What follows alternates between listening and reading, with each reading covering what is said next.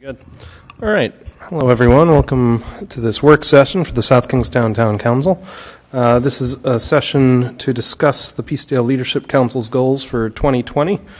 Just for the record, it is Monday, January 13th, and it is 6 o'clock. Rob, did you want to give us a little background, or do we just want to turn it over? Sure.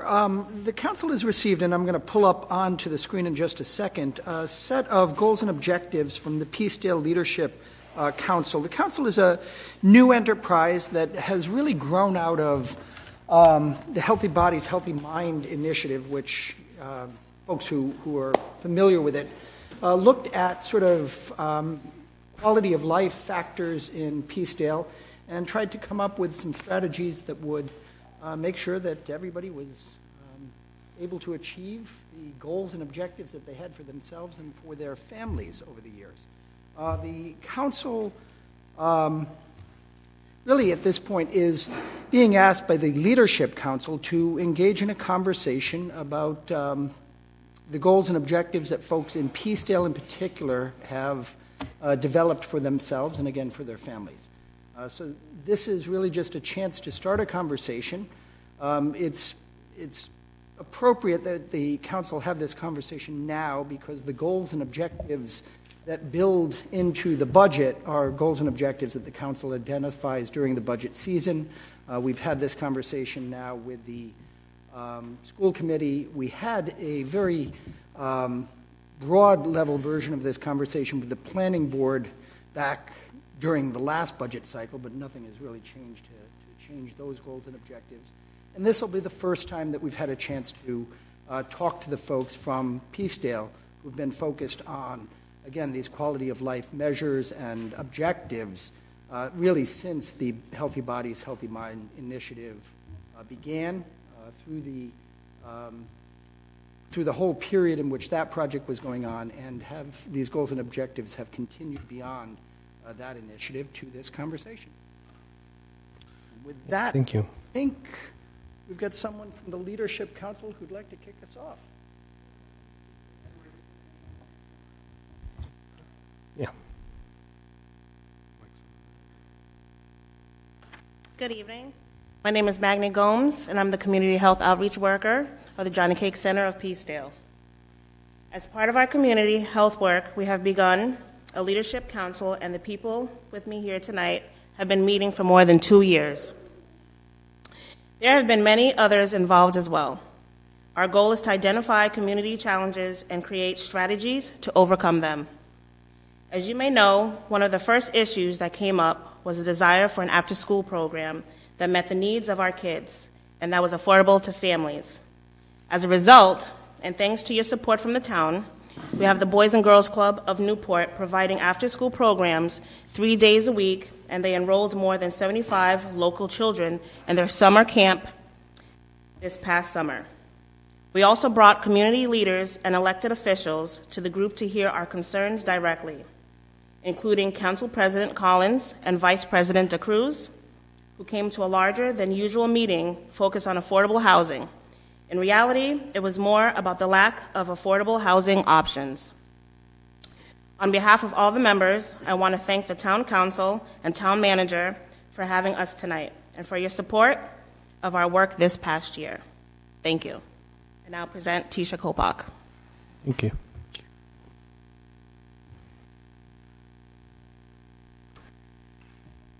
Good evening. My name is Tisha Kopak, and I have been part of the Leadership Council since it begun. It's a great group of mostly women and some men who have come together to improve the quality of life for both our families and our entire community. As you can see from the goals we made for 2020, the issues we are concerned about fall into 4 categories: education, health, housing, and discrimination. We know that some of the items on our wish list are big and require long-term solutions, but there are others we hope we might be able to work on in the short term, and we look forward to doing that with your support. A little bit later, Kate Brewster will fill you in on our work towards improving education outcomes for our community. And up next, Sandra will talk about 2 of our high priorities for this year. Hello, my name's Sandra Page. And I would like especially to thank you for your support for our Boys and Girls Club. Having our after-school program has really been a dream of mine, actually.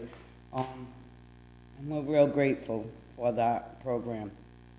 I would like to thank Park and Rec Department for finding a space at the Guild, but it's tough being at the Guild. So we're really looking for a permanent home, something of our own. And we also are very concerned about the lack of housing for our families. We are stacked up on top of each other at these housing developments, which isn't good for anyone. When we get Section 8 vouchers, which sometimes takes years to get, we can't find a house. You know, a lot of people don't want to rent to someone that has a Section 8 voucher. You know, they have this perception. So,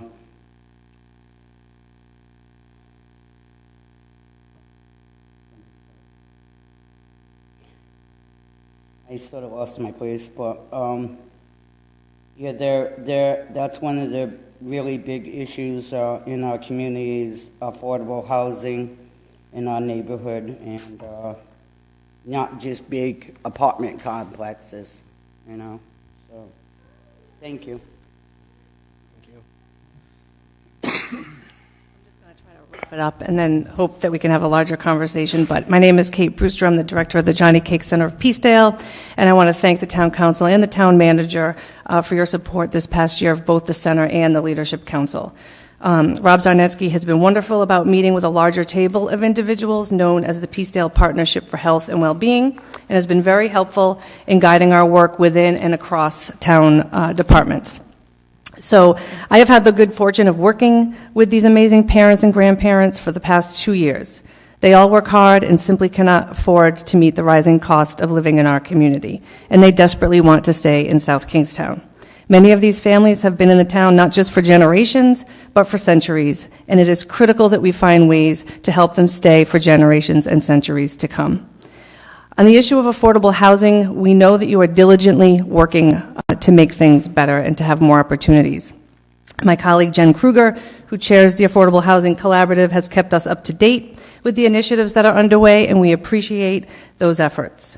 We are counting on all of you to champion this most urgent issue so that many local residents who are finding it more and more difficult to afford to stay here, whether it be local fishermen, waiters and waitresses, home health aides, and tribal members, we trust that you are considering every strategy to get the biggest bang for our buck to keep and create more affordable housing units for our economically and ethnically diverse community members.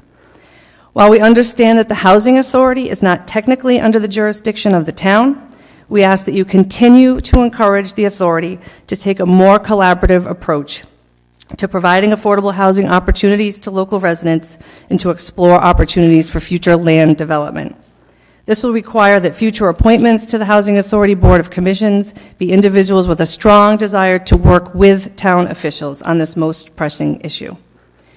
We would also like to have a discussion with the Affordable Housing Collaborative about other pilot projects yet to be fully formalized, such as the possibility of passing a town ordinance that would ban discrimination against individuals with a lawful source of income, such as a Section 8 voucher.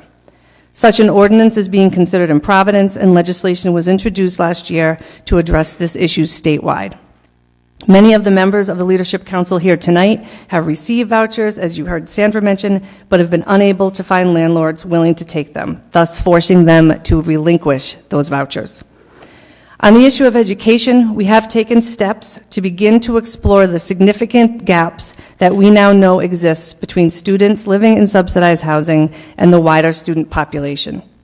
A recent analysis of our student outcome data show, for example, that while 96% of our general student population is on track to graduate, this is true of only 50% of those children living in subsidized and public housing in South Kingstown. It's an alarming number, to say the least.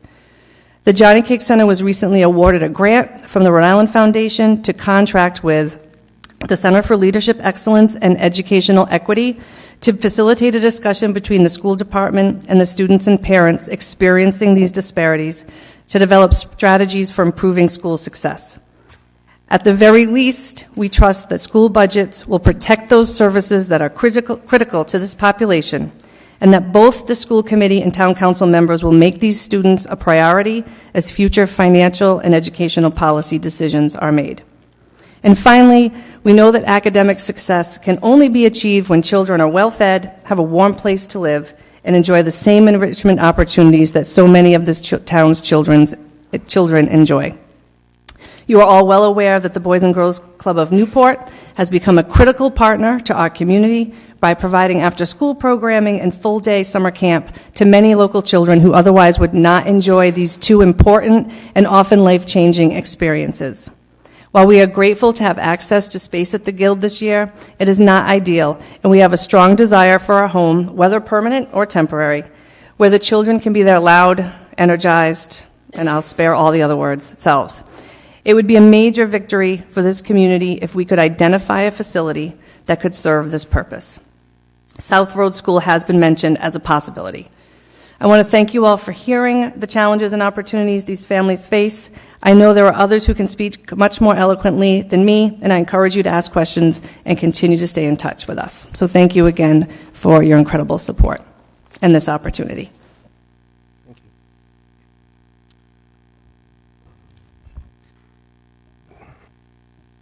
Mr. President, if I might suggest, we have plenty of time on the agenda tonight to actually engage in a conversation about the goals, the objectives that have been outlined here, and strategies we might pursue to get closer to them. I think some of these are more difficult than others, but I do think that it's probably useful for us to walk through the goals that have been outlined here and talk about things that the town already is doing that might be, shifted in focus a little bit, and talk about what we might do to make some of these goals and objectives reality. I think that a good place for us to start is to talk about South Road School and the viability of South Road School as a permanent home for the Boys and Girls Club. As you know, the lease on the South Road School is, in fact, this is coming up as part of the manager's report later in the meeting tonight, the lease is up. It will be up in June or July of this year, and at that point, it is a vacant property. With the school facilities project still sort of in a state of flux, it's hard to know how viable it is for the town to simply dispose of and hope for a commercial development of South Road School. South Road School is a site that, if Curtis Corner was also closing, looks like it would make a lot of sense as some sort of residential development, some sort of mixed-use residential development if Curtis Corner were to close.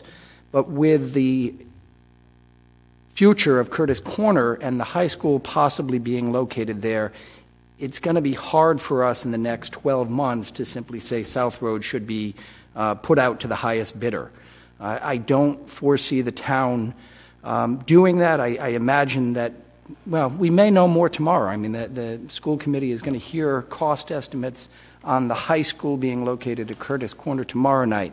But assuming that that project is viable for the moment, I think that getting rid of South Road School through the normal disposal process is not likely to be on the agenda. So whether some portion of that building could be used as a temporary location, obviously that's a question for the council, but it isn't likely that we're going to see any commercial residential redevelopment use likely in the next year.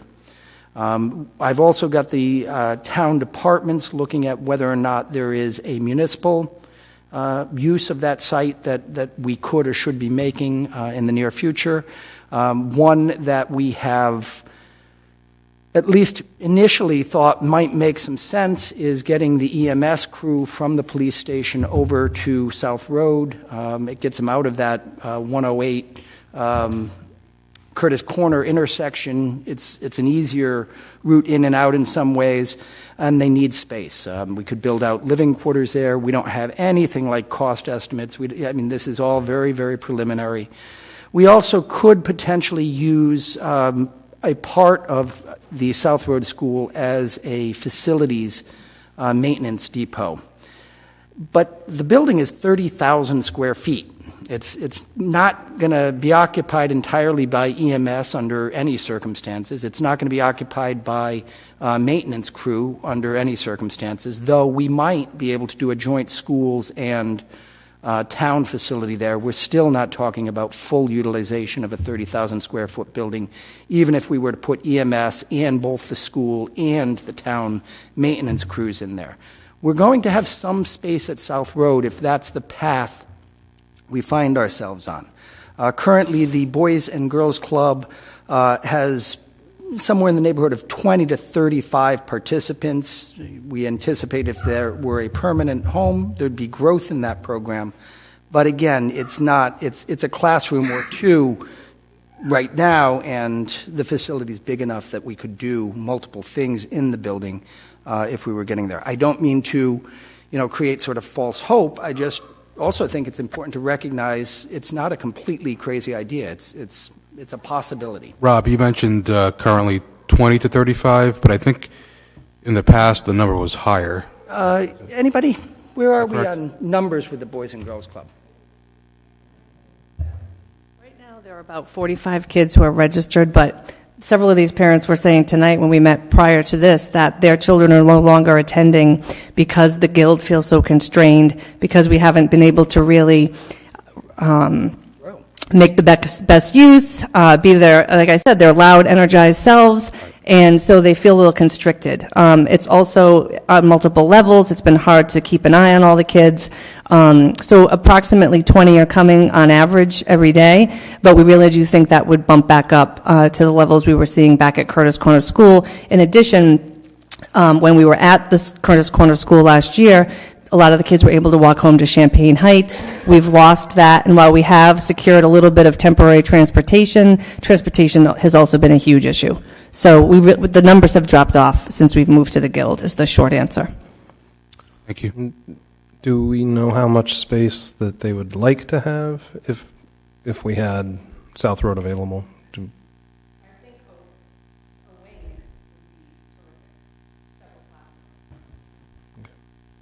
And there's a, right. Oh, yeah, my question. Do you need gym space? Yeah. Yeah. Now, I'll note that the Boys and Girls Club is currently a tenant at the Guild. They are paying rent. It's a low rate. But again, we've got a low rate tenant at the South Road School at this point. We're not anywhere near what you would expect for market rates. We've been trying with the current tenant and the previous tenant, the nursery school that is no longer there. We were trying basically to cover the expense of maintaining the building, and I think that would be our objective. If the town were to move in and occupy some of that, obviously that overhead is a town expense and would be no matter where we're located. But we'd be looking to make sure that we were not having tiles fall on anyone's head. It would be maintenance costs that we were trying to cover. And currently, I think, if I remember correctly, Rob, we're covering our cost at around 100 for the entire building? My recollection is not that good, I'm sorry. I just don't recall. It does not seem to me that 100 is what we're collecting in rents at this point. Amy, do you? Yep, Amy does. Thank you. Sure. I just pulled up the lease. Amy Reiner, Director of Administrative Services. So Meadowbrook is there through August 20th. Last year they had a 12-month tenancy, and this year they have a month-to-month. So they can be there through August 20th, but they can also give us 90 days notice if they want to leave in June or July earlier than August 20th. They are paying $80,000 annually. We were also collecting, I think it was about $20,000 last year in addition to the $80,000 from the Village Co-op. So last year we had about 100. This year we have a little bit less. But that does not include costs such as snow, plow removal. That includes, we had something going on with the boiler. That was additional costs. So that's not the maintenance. That's just use of the facility as well as electricity, that type of thing. Good memory. All right. And is the Waldorf School on track to vacate the premises? They are, yeah. The school's looking really good in Richmond. Walls are up. So the previous nursery school had occupied about one half of one wing, and we were charging them $20,000. The Waldorf School was occupying an entire wing and administration and the cafeteria /gym. Right, and the reason why I brought up the 100 was that I think that it would have to be affordable for the nonprofit to occupy that space, because there are going to be other costs associated with having a presence in the building. So It's definitely a very different organization. The school is a tuition charging institution, and to be sort of candid, they'd also had a catastrophic event. They had a insurance policy. They had some insurance coverage for substitute space, if I remember correctly. This is not an environment where we're going to be tapping into a third-party payer. It's not an environment where we've got tuition being paid. The Boys and Girls Club of Newport is not strapped for cash, but I don't know that they're in the same sort of cash flow situation that the Waldorf was in. Rob, what is the Boys and Girls Club currently paying for rent at the Guild? I don't recall the number off the top of my head. I actually hadn't anticipated having this conversation in this much detail tonight.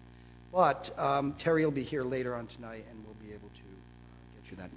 Is anyone? Do you know?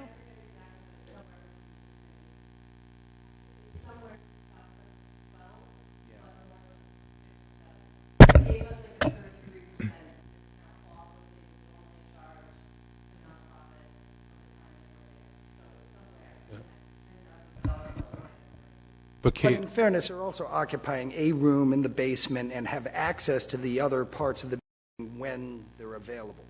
It's not, they've not a chunk of their own space in the Guild that they have complete control over all the time.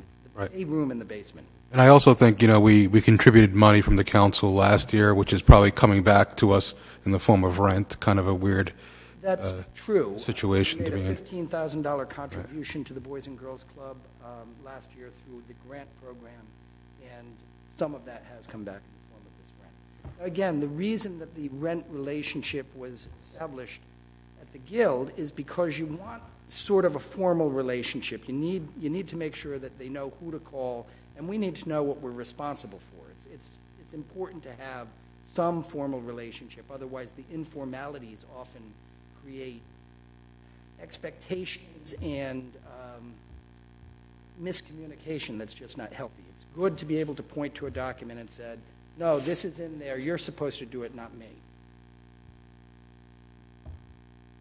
And then just remind me, I don't remember the floor layout, but a wing is how many classrooms?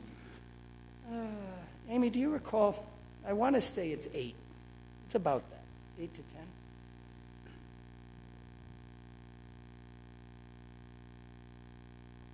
There's one much larger wing. It's set up similar to Wakefield, if any of you are familiar with the Wakefield school layout. So there's one much longer wing, which was the original wing, and then there's a few classrooms and some larger space on a shorter wing.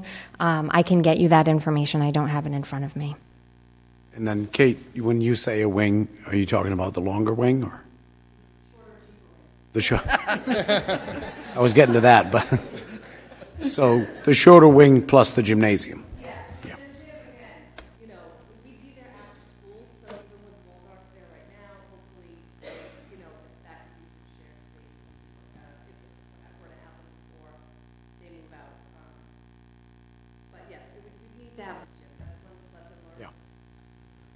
But this is something, if the council, again, we're sort of in limbo for a year anyway. At least a year. Yeah. If it's something the council would like me to pursue, I'm happy to talk to the folks at the Boys and Girls Club about a portion of the building, knowing that we may have short-term and, in fact, may have long-term municipal uses of a big chunk of the building in the future. if EMS can fit in there and if I can get a maintenance facility over there at a reasonable price, it makes sense. I mean, we're not there yet. I mean, I'm sharing with you very preliminary thoughts, But I think at the present time, we have empty space there that we're not getting anything for. that's correct. The nursery school has vacated the space, and to the best of my knowledge, no, they have not. No, yeah, they have occupied. So the terms of the lease, they do have exclusive use during the school day and primary use after the school day. They do run after-school programs there. They have Nursery school does, I'm sorry? No, Waldorf. Oh, Waldorf. They have expanded into. We had shared with them that it would not be shared space through this fiscal year. So if that's something that the council wanted to consider, we would have to go back to them and adjust the terms of the lease, at least through their tenancy. Right now, that's as late as August 20th. It could be earlier. The school year ends June 30th. Well, it sounds like you can certainly start talking to the Boys and Girls Club. We don't need to have a resolution for that, do we? I mean, Not at this point. Let me talk to the Boys and Girls Club. We'll reach out to the folks at Meadowbrook and see how flexible they are when they anticipate vacancy, and we'll go from there. Sounds like a plan on that. Another item that was raised during the sort of introduction here, and one that I think is relatively easy to act on, though difficult to enforce, is the idea of a local ordinance prohibiting discrimination in housing based on income source. These are not uncommon. It's something that we can do.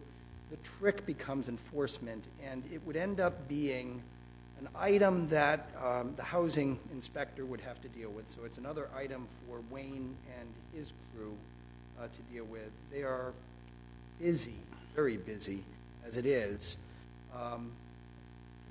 And it's the kind of thing that we'd end up going to Superior Court, or rather District Court, to enforce. So until we've got a housing court, a municipal court in place here, it's going to be very difficult to enforce. That having been said, once we've got a municipal court in place, it becomes relatively easy for us to enforce. We issue the citation, and the landlord who's non-compliant shows up. So I think this is an item that we can put in place.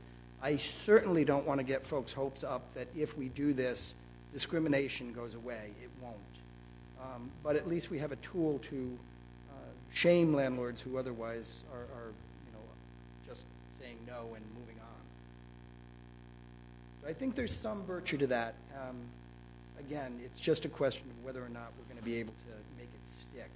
I think that if we're going to the state court system to make it stick, it becomes not only difficult to track down and issue citations to landlords, but it becomes difficult to take somebody off the job, to send them out to court and spend the day waiting to be called to stand before a judge and say, this is what we did in order to determine whether or not this person was discriminating based upon income source. So we're a week into the new legislative session. Has the municipal court No. been introduced? I don't think it has. We're sending a letter to Representative McEntee this week, in fact. Okay. All right. So those are the first two I had. I would say in terms of the ordinance, while I understand that it will be hard to enforce if we enacted it soon, I still think there's a value to having it on the books as a statement to our landlords. And we can get to enforcing it as much as we would like to when we get the municipal court.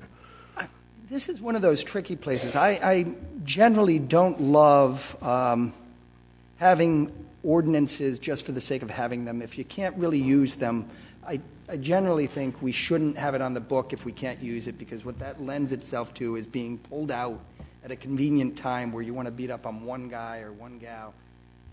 You should have a structure for enforcing the law fairly for everyone. In this case, I think we've got a pathway, the municipal and housing court.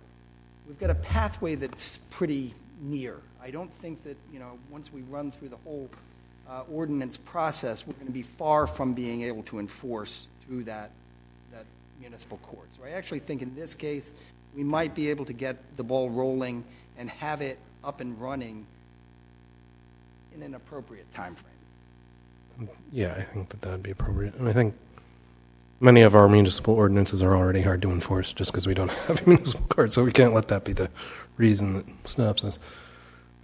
Are there any other items on the list that really we ought to be focusing on first and foremost?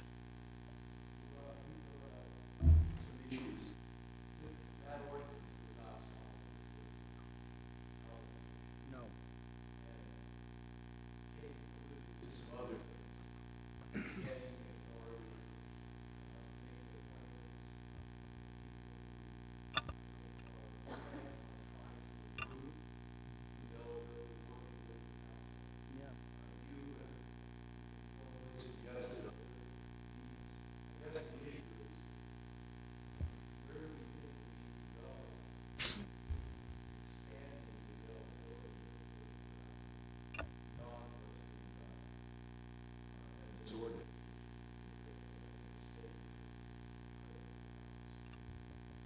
So you're right. This housing is a problem across the country. I heard an article on National Public Radio this morning about California.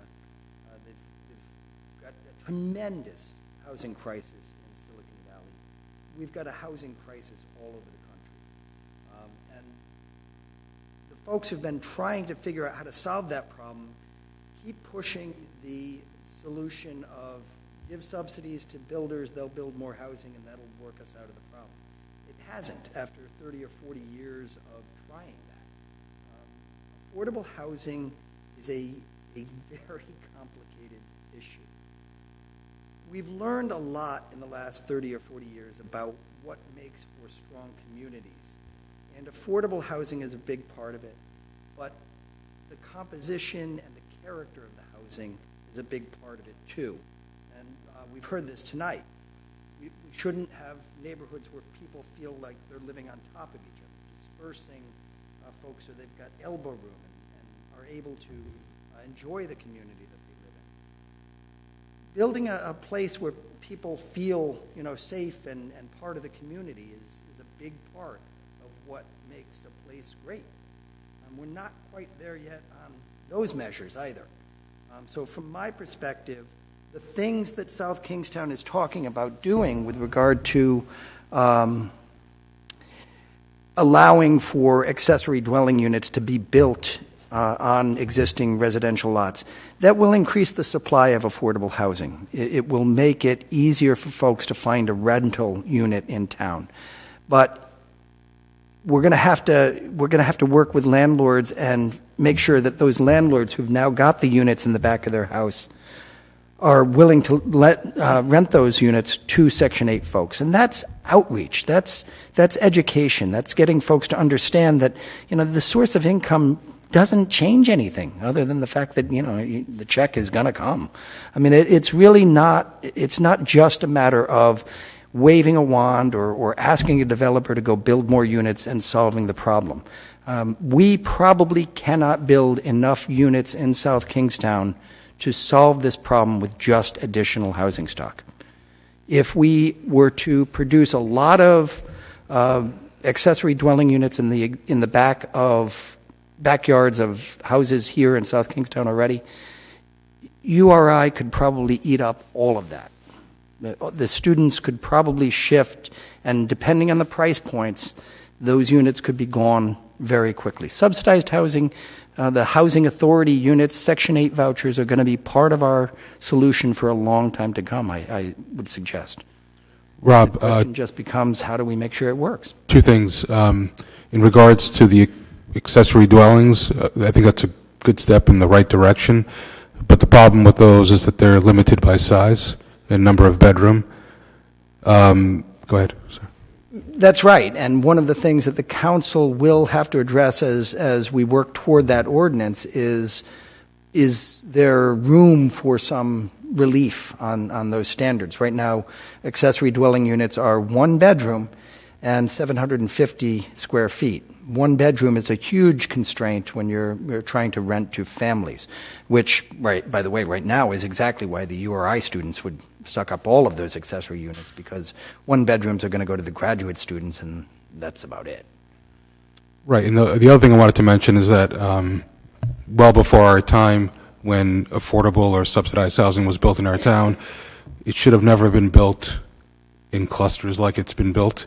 It should have been dispersed. It should have been, you can't tell the difference between an affordable unit and a regular unit. Yeah. So those are some of the challenges that we have. And, you know, I've noticed, and I think it was up there in one of the comments, our schools, you know, sometimes some teachers will look at an address of a child and make assumptions or stereotypes of that child. I even had years ago a child that I was helping. The first question that they asked him is, you know, which housing development do you live in? You know, so I think that it's a multifaceted problem with, we're going to need many different things to help fix this problem. Yes. Absolutely. This is not an easy problem to solve. You were just sending out this morning information on what's happened with the price of single-family homes in Rhode Island. Single-family homes in Rhode Island, remember the number, keep me honest on this, went up by 9% in the last quarter. 9%. The sales prices just keep going up and up and up. Last year, when we put together that map of affordable housing units in Wakefield, the state affordable housing rate was $329,000. If you were making $329,000, you were qualified for an affordable or moderate income housing unit in South Kingstown. That number is now $359 a year later. Affordable housing is a tremendous problem. And, you know, production just hasn't solved the problem, and I'm not sure that production is going to solve the problem. We've got to figure out alternatives. You know, we've got to encourage multi-generational households. We've got to encourage folks to build these accessory dwelling units. We've got to encourage appropriate distribution of Section 8 vouchers. We've got to encourage better management of the Housing Authority properties. The Housing Authority the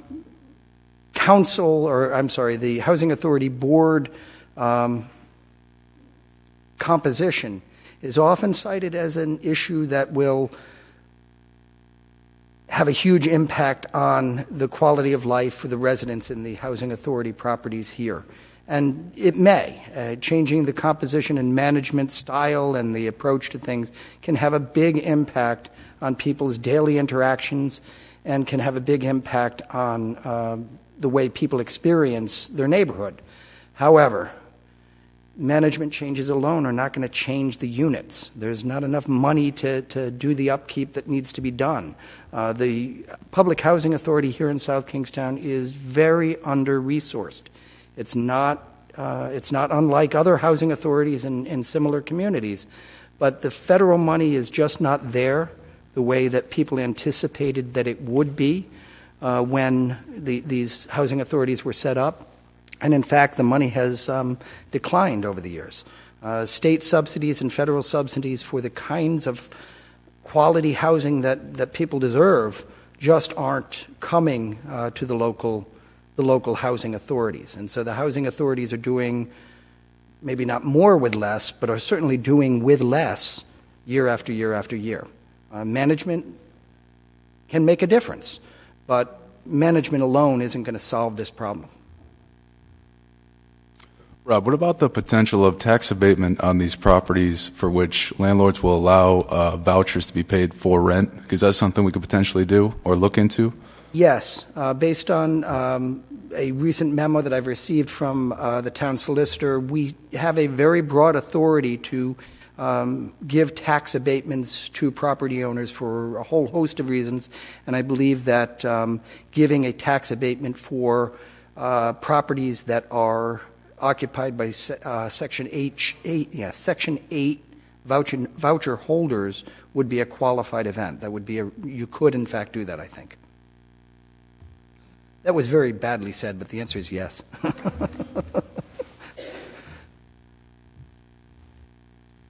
I just have one question, and so looking through your goals, one of them is to bring sports and extracurricular activities to subsidized housing developments.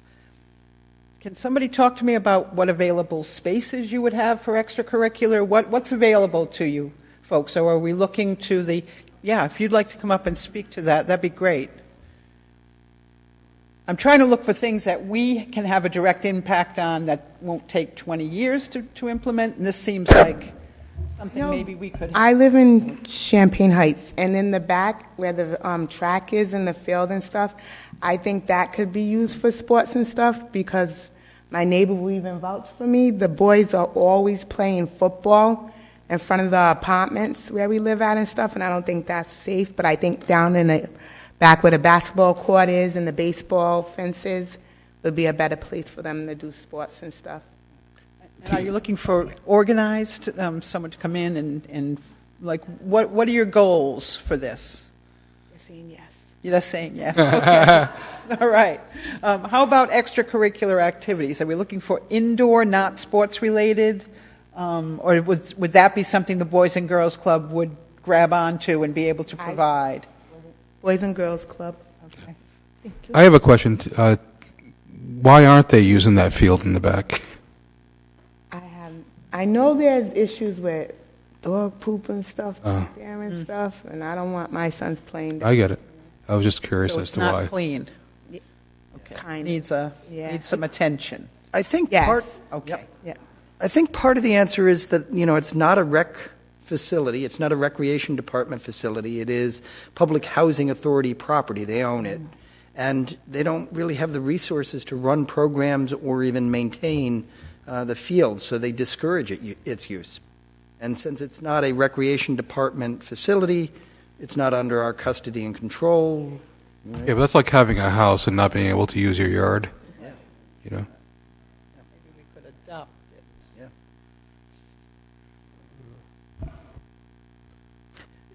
Yeah. By the way, just on that point, you're right. It is like that.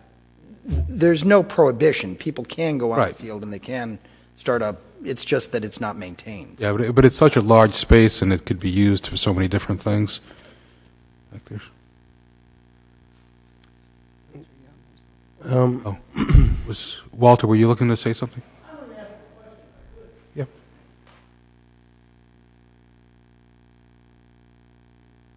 My name's Walter Young. I live in Kingston, and I was reading over the goals at home this afternoon, and I've so enjoyed this conversation about lofty goals of housing and affordable housing and non-discrimination and education improvement. And it just struck me, and maybe I just don't understand what the authority, I guess, of the town council is, that there's one goal here that is it's ensure a laundry facility is created at Medal of Honor winner, recipient, Marine Corporal David B. Champaign Heights, which is the name that ought to be on the sign instead of Housing Authority, Champaign Heights. How do we get a laundry facility there? So I remember the last we knew, the Yes. grant had been secured, but the architect maybe had. Right. So I can't give too much of an update on this because we're still in flux, because we've been, a federal grant was made available for the construction of a new laundry facility. The project has been designed. Unfortunately, the architect passed away. For a while, nobody could find his design. The design has been located, and the project manager is recuperating from his own illness. So we're sort of waiting for the full team to be back on court, and as soon as we've got a full team, we should be able to press through and get the I had no idea. I just thought low-hanging fruit. Boy, easy. Yeah. Thank you. I think the grant was 360, was it? Ish? Yeah. Just throwing a number I out. don't know. I don't recall. But the crazy thing is that it's been a long time, even.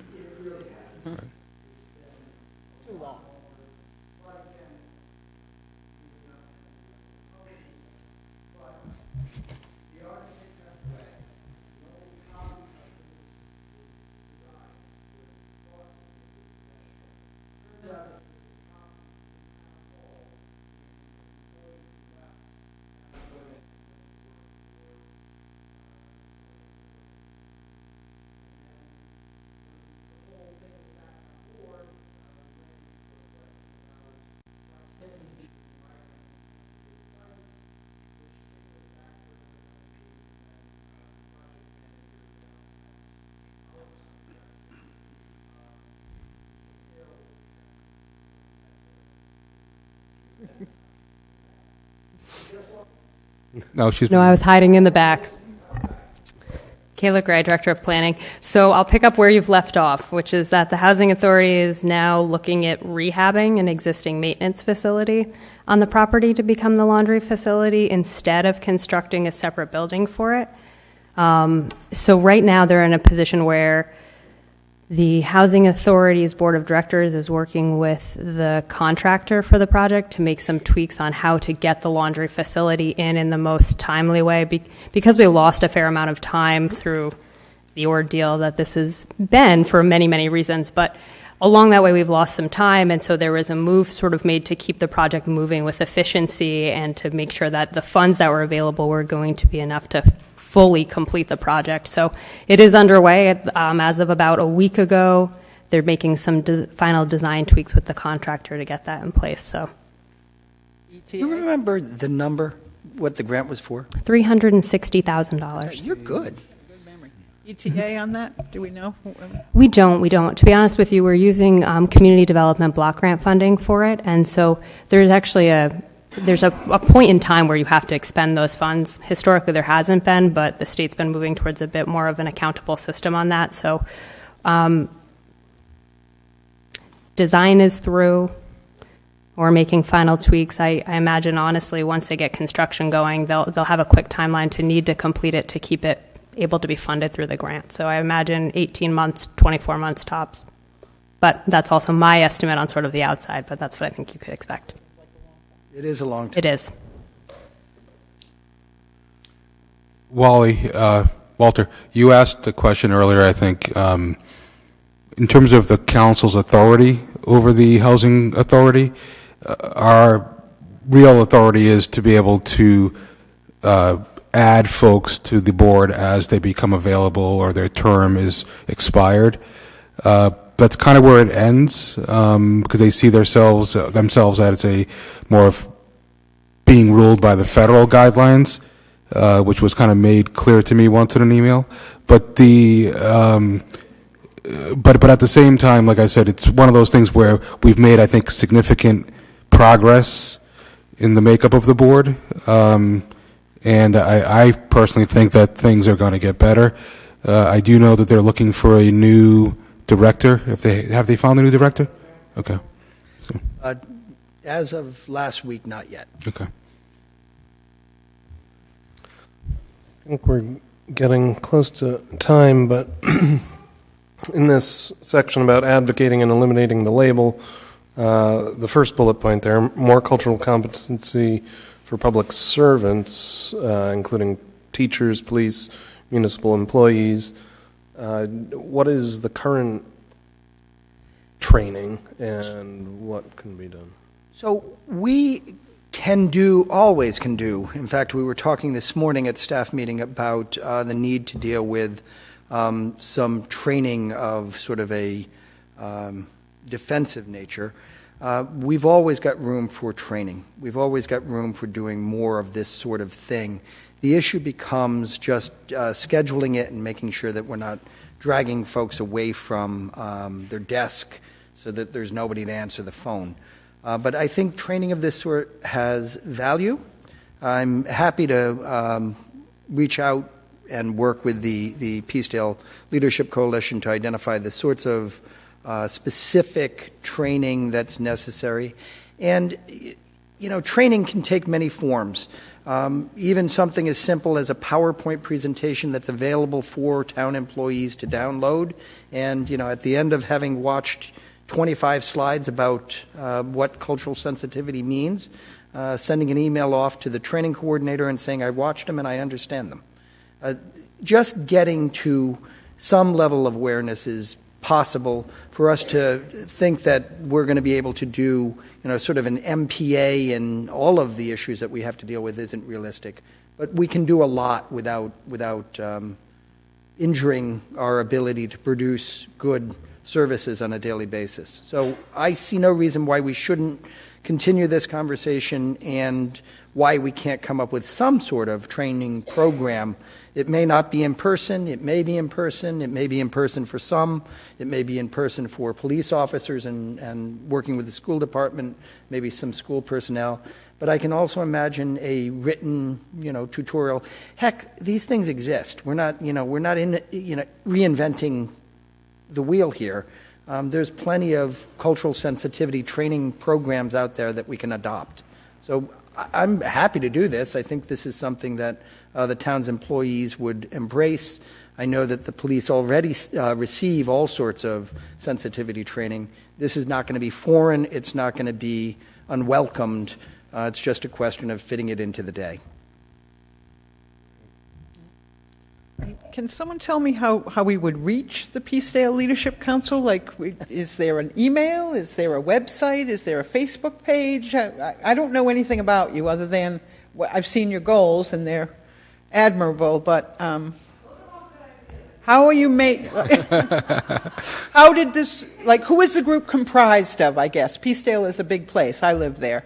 And raise your hand. Right, but... Mm-hmm. And getting the facility, and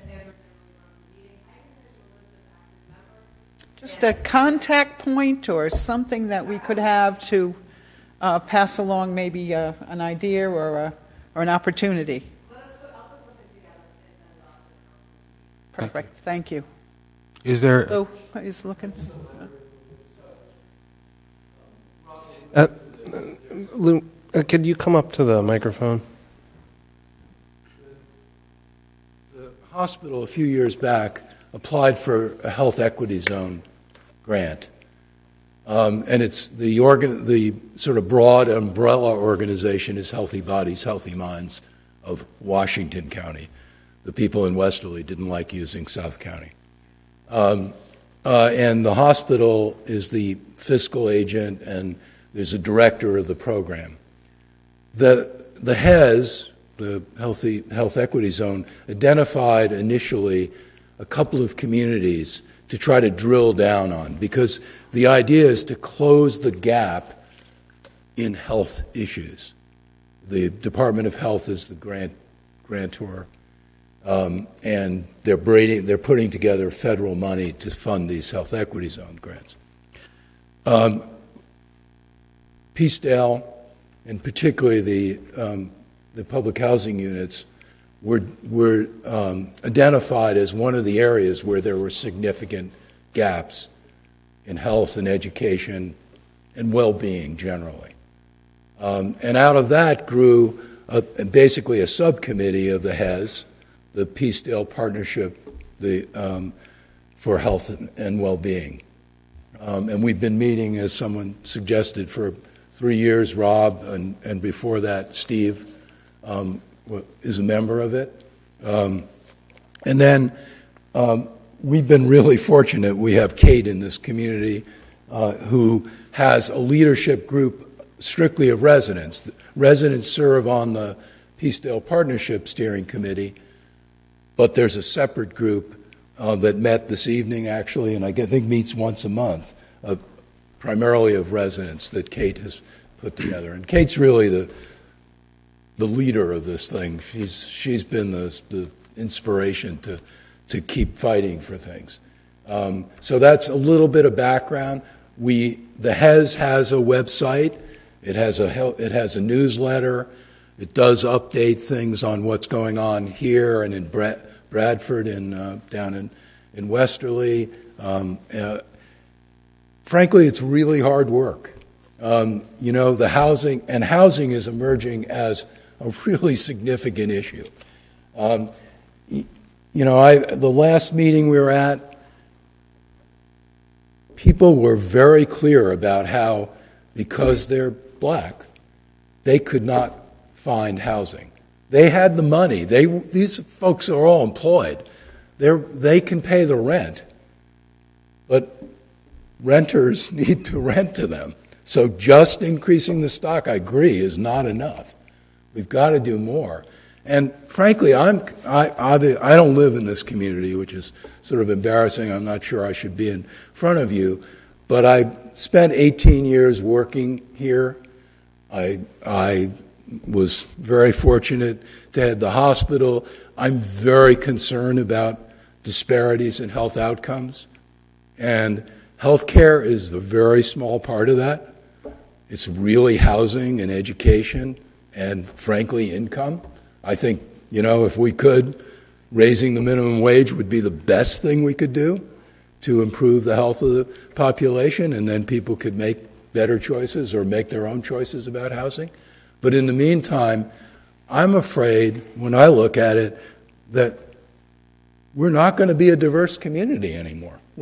People are going to get driven out of this community.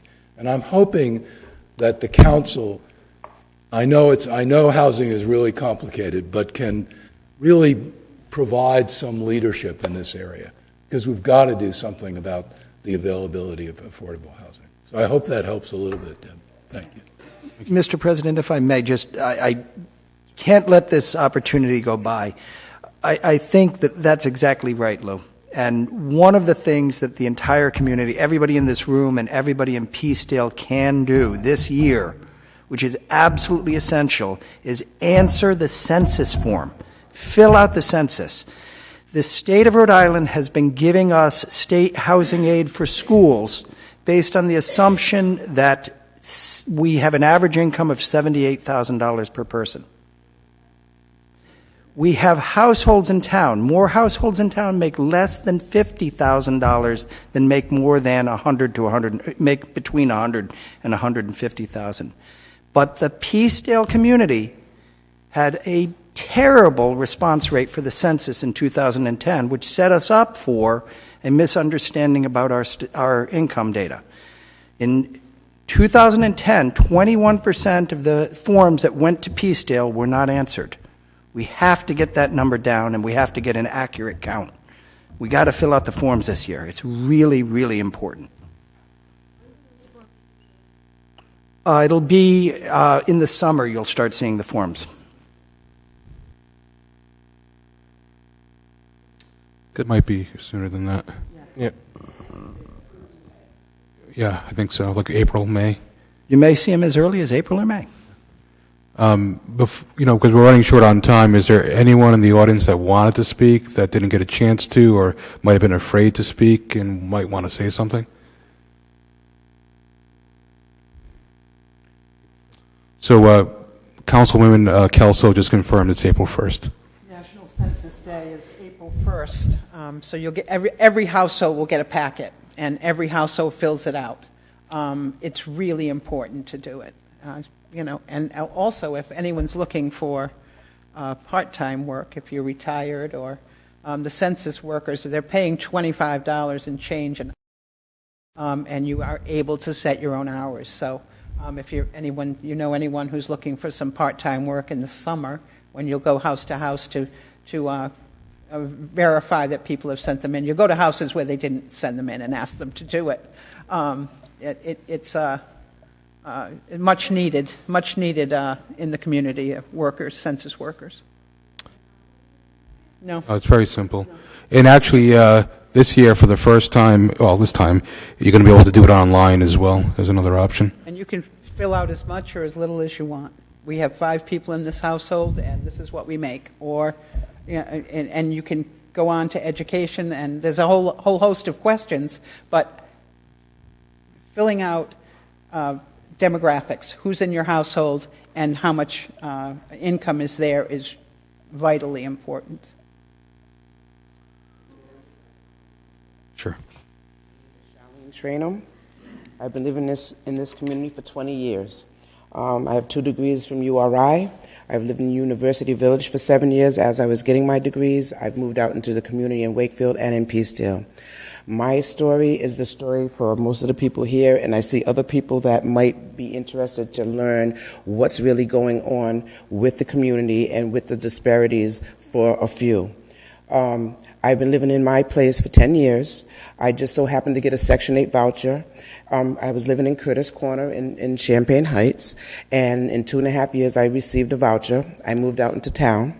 I had my voucher for 3 years, lost it because they was demoing the place that I lived in, and I went back to Curtis Corner for 2 more years. I got another voucher, and I walked out, and a gentleman was on a roof, and I said, "Excuse me, sir." I said, "Would you happen to know the landlord?" Now, this was 10 years ago. He said, "I am the landlord." I said, "Oh, I have a Section 8 voucher, and I'm looking to try to utilize this to stay here in this area." So he got off the ladder, he came down to me, he says, "I've never done Section 8 before, but I'm willing to try it." What happened to me was he actually worked for Community Action as the insulator. He would do insulated windows and doors. That was his job for Community Action. So he was in the community. He knew people. He rented properties to a lot of minorities throughout the years, and he sold all his properties. I had his last property. 7 months ago, he came to me and told me that I needed to move, was going to need to move. I'm a family of 6. It's a 3-bedroom. We made it into a 4. 3-car garage, barn, nice land, nice garden space. 10 years. Never thought that I would ever have to leave there because I was going to try to buy it. He wanted $400,000 for the house. We have decent credit, but we're only eligible for $185,000, which is not going to get us anything right now. So 7 months I've been looking for a place, and the only reason why I am not homeless today is because Kate Brewster knew somebody who lived around the corner from where I lived who was getting ready to rent a property. She went into the back to get me this property, but I still had to go through the process. And just like I said, I had tunnel vision. I've been in my place for 10 years, happy. As soon as I had to find a place, it was horrible. It was the most horrifying experience of my life. I, at 52 years old, almost was homeless. And I've worked with homeless. I've worked with people. I know the struggle. I never thought it was going to be me. And it was me. I ended up getting the place, and there are a few things I want to tell you, 2 things specifically. One, we was told by the realtor, "You know that you are not the best candidate. We have CEOs, police, retired military, a person that used to live here who was that had this property that wants to move back." I had to fight all of these people to get this property. It took me a month to get this property, but I did get it, and we moved in this weekend. Number 2, I was at work on Saturday. I had my goddaughter, some people come in to try to help us move. A neighbor who I have not met yet came to my goddaughter and says, "Hi, we're such and such. We just want to let you know that we are a mellow neighborhood." Glad it was my goddaughter. But my point being that I lived in that neighborhood. I only moved 250 feet up the street and around the corner. We walk my dog every day. So these people have seen somebody in my family, just not the whole family, but they wanted to make us know that we are moving in to a mellow neighborhood. And I literally, from my old house, could walk up 50 feet and look at my new house. They have no clue that I only live in this mellow neighborhood. Thank you. Thank you to the Peacedale Leadership Council, all of you for coming tonight and sharing. I'm sure we'll look forward to talking with you again at some point this year. And, keep talking to us. And you don't have to leave. You could stay for the rest of the meeting if you'd like. Oh, yes. You're welcome.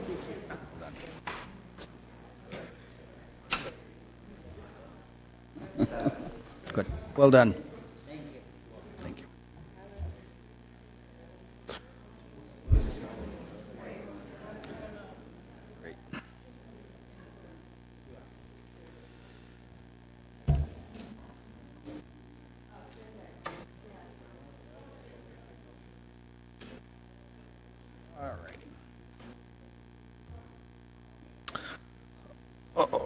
All right, folks, I think we're going to be somewhat pressed for time here, so we'll try to conduct these interviews, a little haste, sorry. Yes, we have a couple interviews. I saw Mark Kravitz get here first, so I'll have you come up to the podium first.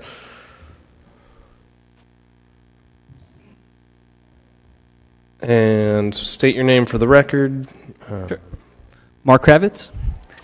Welcome. And you've applied for the Sustainability Committee, if I remember correctly? That's correct.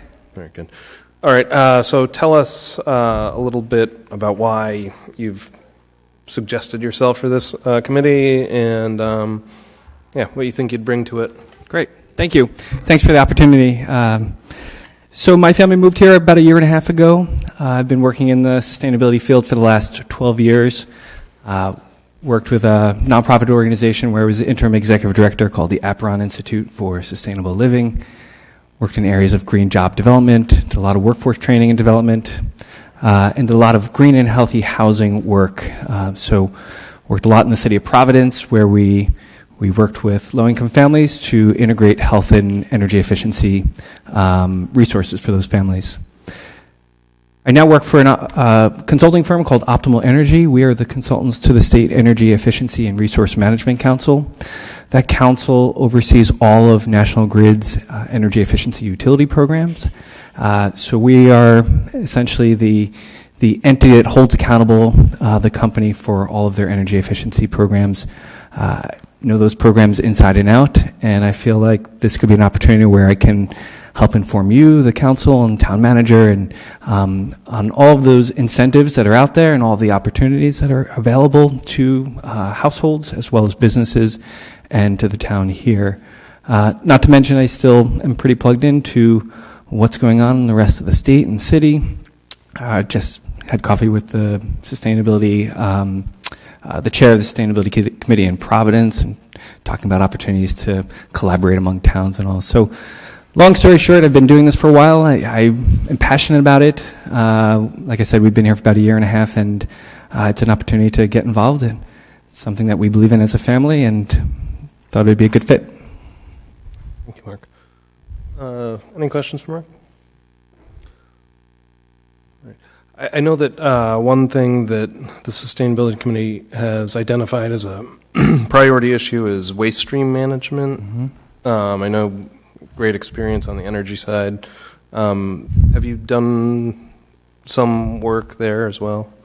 I haven't done any work personally, other than on the Sustainability Committee in Providence. It's a core issue and learned a lot about it. I do know that we as a town, like all the other towns, are facing a 14-year window where our central landfill is going to be closing up. At least that's what it says on their website.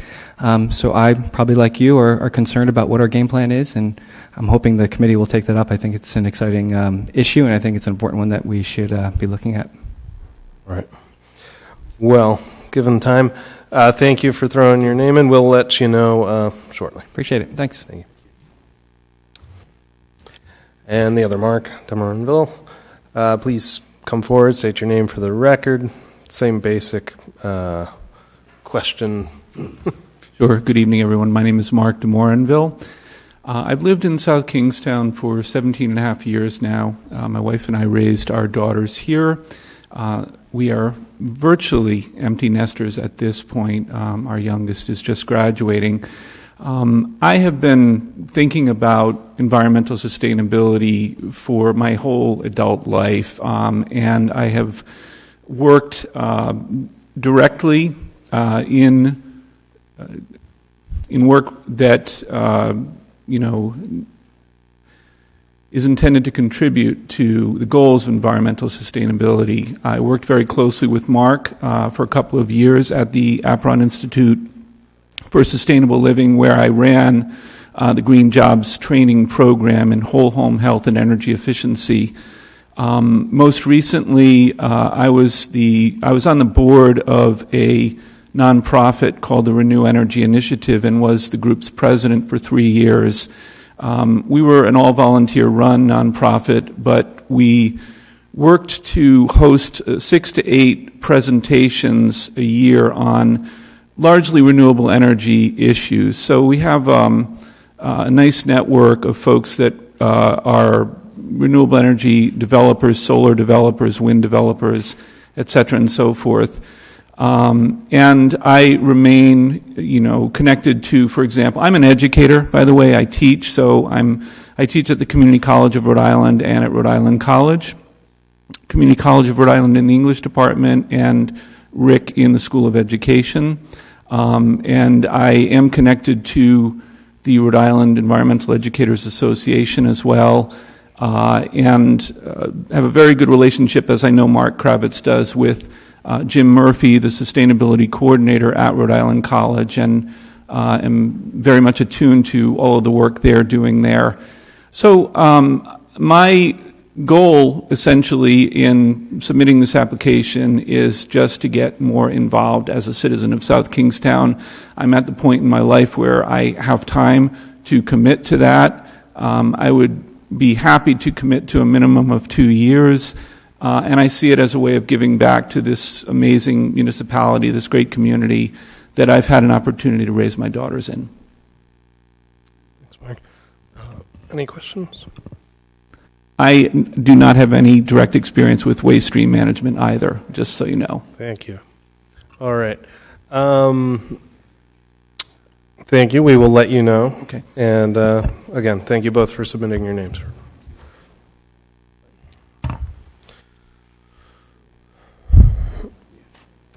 All right. Rob, if we can go through the agenda somewhat. We've got a busy agenda tonight. The biggest item on the agenda is likely to be the public informational hearing around the hospital proposed land swap. The way that I think this will sort of unfold is when the public hearing is opened, I would suggest that I've got a few comments that I'd like to make just to sort of set the tone and give some history. Then Aaron Robinson, the president at the hospital, has got a PowerPoint presentation that he'd like to make, and we have a PowerPoint presentation that the Rec Department and the Rec Commission have put together. And I would suggest that all of that lays the groundwork for the comments that would be solicited from the public. I'm expecting a large number of folks to show up. We've received a large number of written comments. Just so the council knows where this goes afterward, there's a resolution that has been provided to the council that would allow the council to simply say we've got enough information and go ahead, submit the application to DEM and go from there. My recommendation is going to be that if the council does authorize staff to submit the application, that it do so with a caveat, and that caveat being that the comments be summarized and that the comments and recommendations made by the public be incorporated into the application. The application clearly, as it's been presented, is going to have to change to accommodate concerns that the public has identified. The hospital has already changed its proposed swap. It's no longer asking for the town to give all of the property at Town Farm Park to the hospital in exchange for the 35 acres that they're proposing to give the town. They've already sort of come up with a conceptual plan for a linear park and play area to the southeast of, well, basically third base and down. They're talking about retaining as a green space and then a walking trail around the facility. So we're going to have to change the plan, where the application that we make is going to be different than the application you all have seen online, that the public has seen online. And that's actually what the public comment period and the public hearing are really all about. They're to get the good ideas on the table so you know how to make the best possible application. There are two ways for us to handle that. One would be for the council to simply say, go ahead, submit, but make those changes and we go ahead and do it. The other would be for the council to table the item and come back to it after we've provided the summary of comments and the revised application for council's review, which could happen as soon as the next council meeting on the 27th? The 27th. We've been working on this. This isn't something we'd be picking up cold. Depending on what happens tonight, we're prepared to work late into the night to make sure that we've got an application for you and for the public as soon as the next meeting. Beyond that item, which is going to be a big item tonight, we have a number of issues that we have to address in the agenda. Item 12G and F are going to have to be tabled until the next council meeting. This is a solicitation for a telephone system, and we have been advised that the bidder with a low bid may or may not be qualified through licensure to do this work in Rhode Island. We've got the solicitor providing a memo on that, and we're doing some investigation to ensure that they are in fact duly licensed. We cannot enter into a contract with them until we've resolved that. We're hoping it works out because they are $40,000 worth of savings for us, and they seem to have the best product as well. But if they're not licensed in Rhode Island, we're not doing business with them. So that issue has to be resolved. We've not been able to resolve it since Friday when we were first made aware about the question related to their licensure. What else we got in here? We've got an executive session tonight to talk about ongoing litigation and a machinator over at the wastewater treatment facility. This is a machine that grinds up baby wipes. $15,000 bid request for your approval on that item on the agenda. And then we have in communications an email from Vice President DeCruz asking the council to consider whether or not we ought to modify our zoning ordinance to prohibit the keeping of free-range chickens. This is not a question that is one of first impression. It comes up, I understand, periodically. We have a prohibition on the keeping of roosters that make noise. We don't have a prohibition on the keeping of chickens that wander the neighborhoods, and this has become an issue.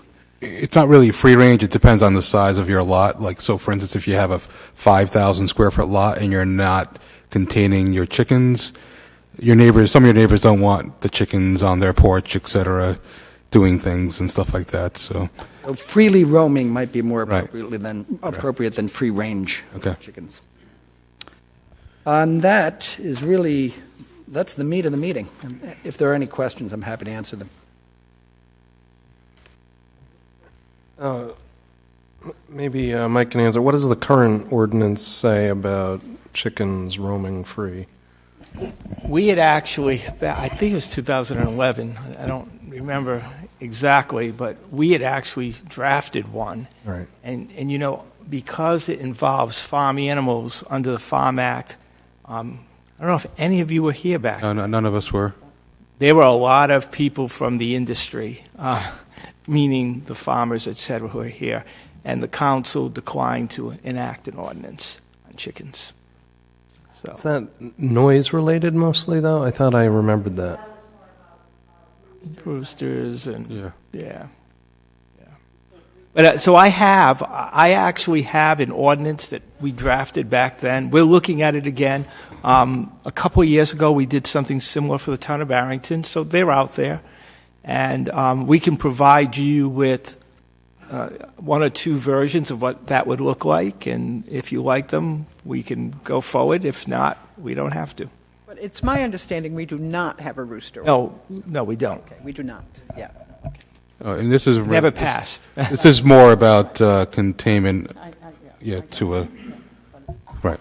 So we've had a similar question come up recently. You'll remember with regard to bees, and you know. You can't let your animals trespass and cause damage on someone else's property, but when we have an ordinance in place, the issue becomes who does the enforcement. Currently, with chickens and or bees or any animal that you own, if it gets onto somebody else's property, causes mischief, causes damage, the property owner whose property has been damaged or whose children suffer an injury or what have you, has a cause of action against the keeper of the animal. So the chicken that does damage causes liability to attach to the owner of that chicken. So that ordinance already exists. That's just general trespass law.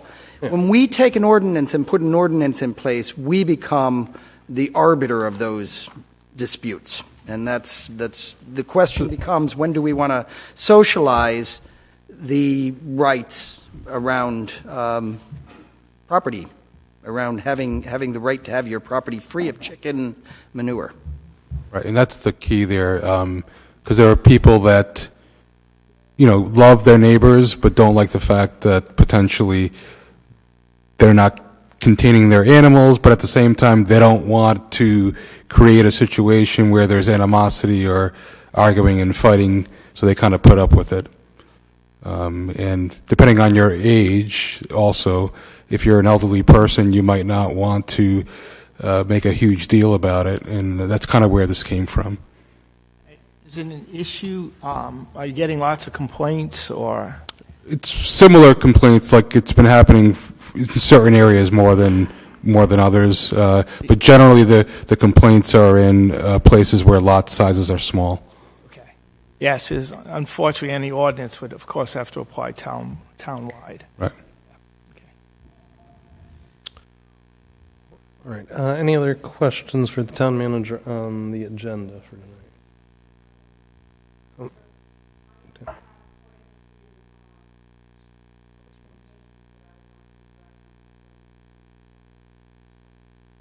That sounds good. I'll try to remember to ask you for those. All right, then we actually managed to do that very speedily. So we have about 5 minutes here. We'll have a brief recess, and then we'll convene in regular session.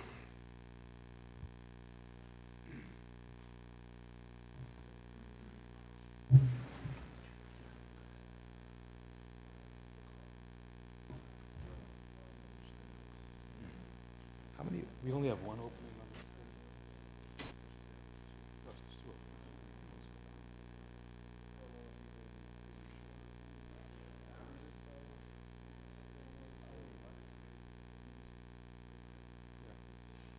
Look, the older guy that's retired, and the other one seems to be all versed in it. There's two. We don't have Mr. Retired. And then there's some reappointments. We'll get there.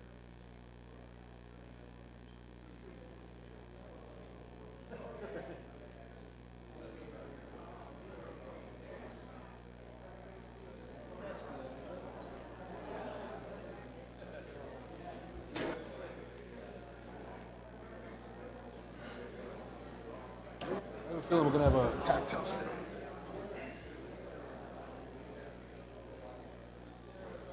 So I got a call yesterday. What can the town come up with? Because in Warwick,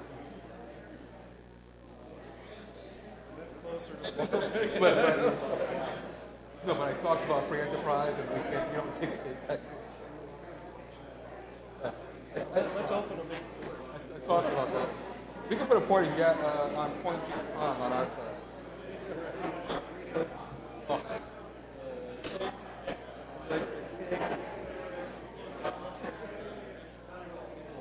I honestly thought that was.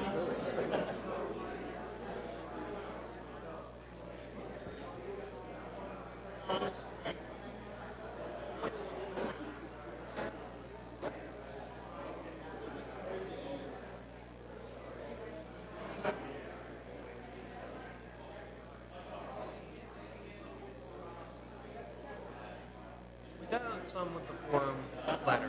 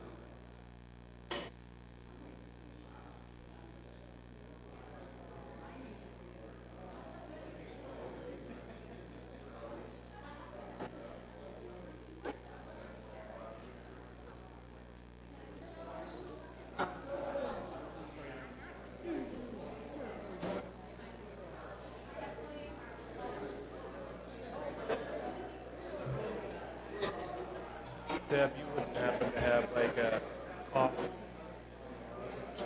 I got some. All right. I got hand cream. Don't make me too groggy. You got candy? No, I don't have cough drops. I have Do you have those? lifesavers. Oh, that's good. That kind of stuff. You don't have those meme mints? I don't have any meme mints. No. My grandmother used to have those. I used to just eat them. Like today, I was at I'm out of meme mints. I just have lifesavers. I was at my friend's law office closing on something myself. Yeah. And I reached into the certs, the round ones. Yeah. And I'm like, you don't want to. You're supposed to like not chew it, but I can't help it. It happens automatically. Okay.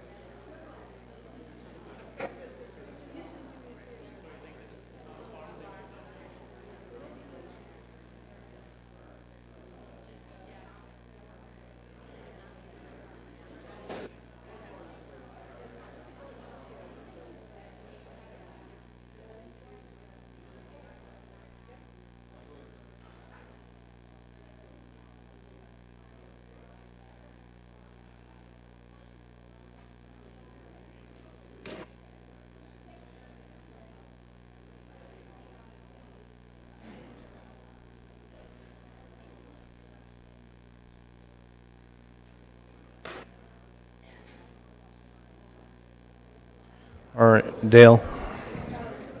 Dale, up here. Hi. Huh? Oh, so we're live like right now? Very good. All right, everybody's microphone on? Right.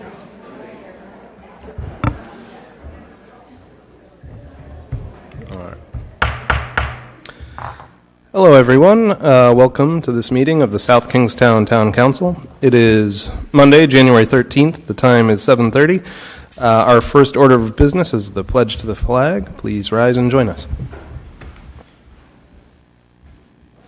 I pledge allegiance to the flag of the United States of America, and to the republic for which it stands, one nation, under God, indivisible, with liberty and justice for all.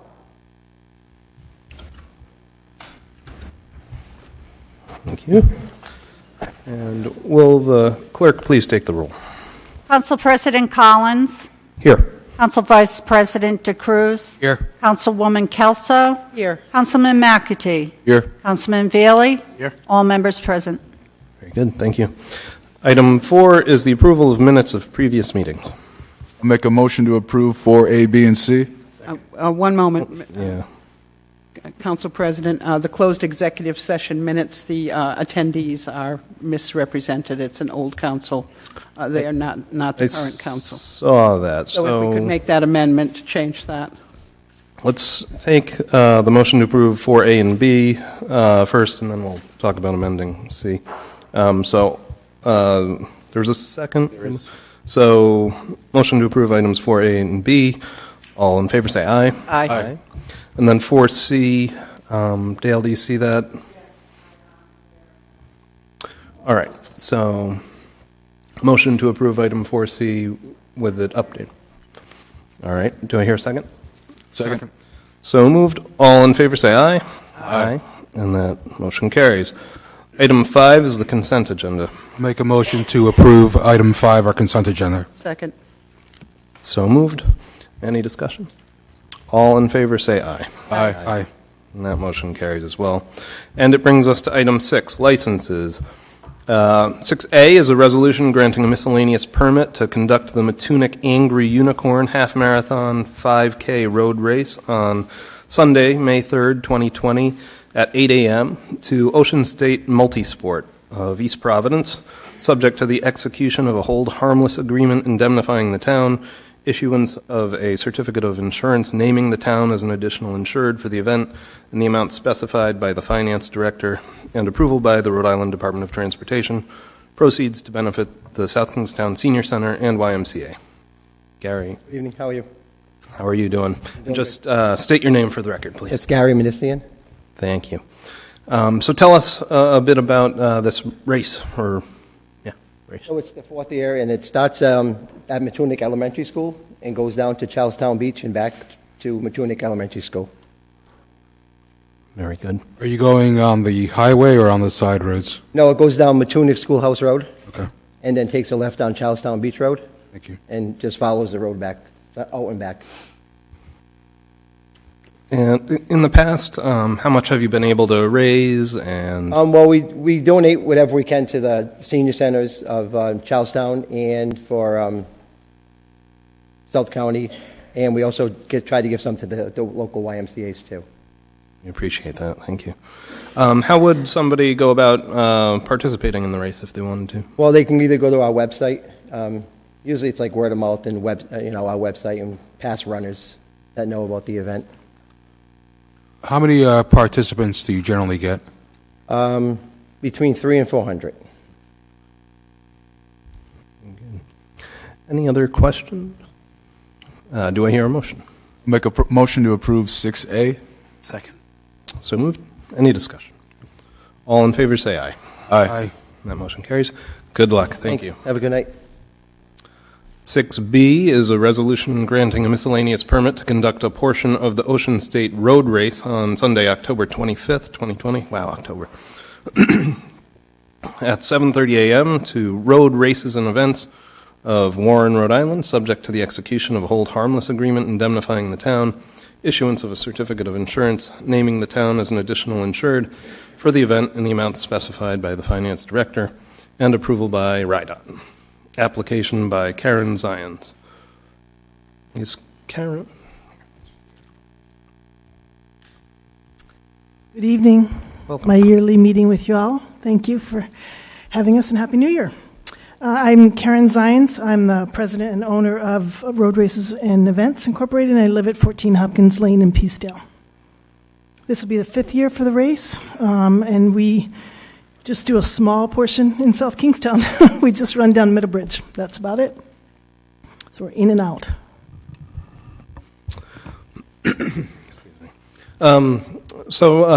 Similarly, tell us how people might get involved if they'd like to. Sure. We have a website, of course, and it's runri.us. People can sign up through our website. We do a lot of social media. We're at Race the Road, and road is spelled like Rhode Island. So they can sign up in various ways. We donate With the race has been going on, this will be the 5th year, and we've donated about $30,000 to local groups in and around South Kingstown and Narragansett. How long is this race in terms of the length? We have a marathon, a half marathon, and a 5K. So we start at Narragansett Town Beach and we end there. And the marathon runs out to North Kingstown, then back to Narragansett, down Middlebridge, and then back to the beach. And the half marathon pretty much just runs through Bonnet Shores and then back down Middlebridge and back to the beach. Do they all start at the same time or different times? No, we stagger them. So the marathon starts at 7:30, the half marathon at 8, and the 5K at 8:15. Thank you. A motion to approve 6B. Second. So moved. Any further discussion? All in favor say aye. Aye. That motion carries. Thank you. Good luck. Thank you.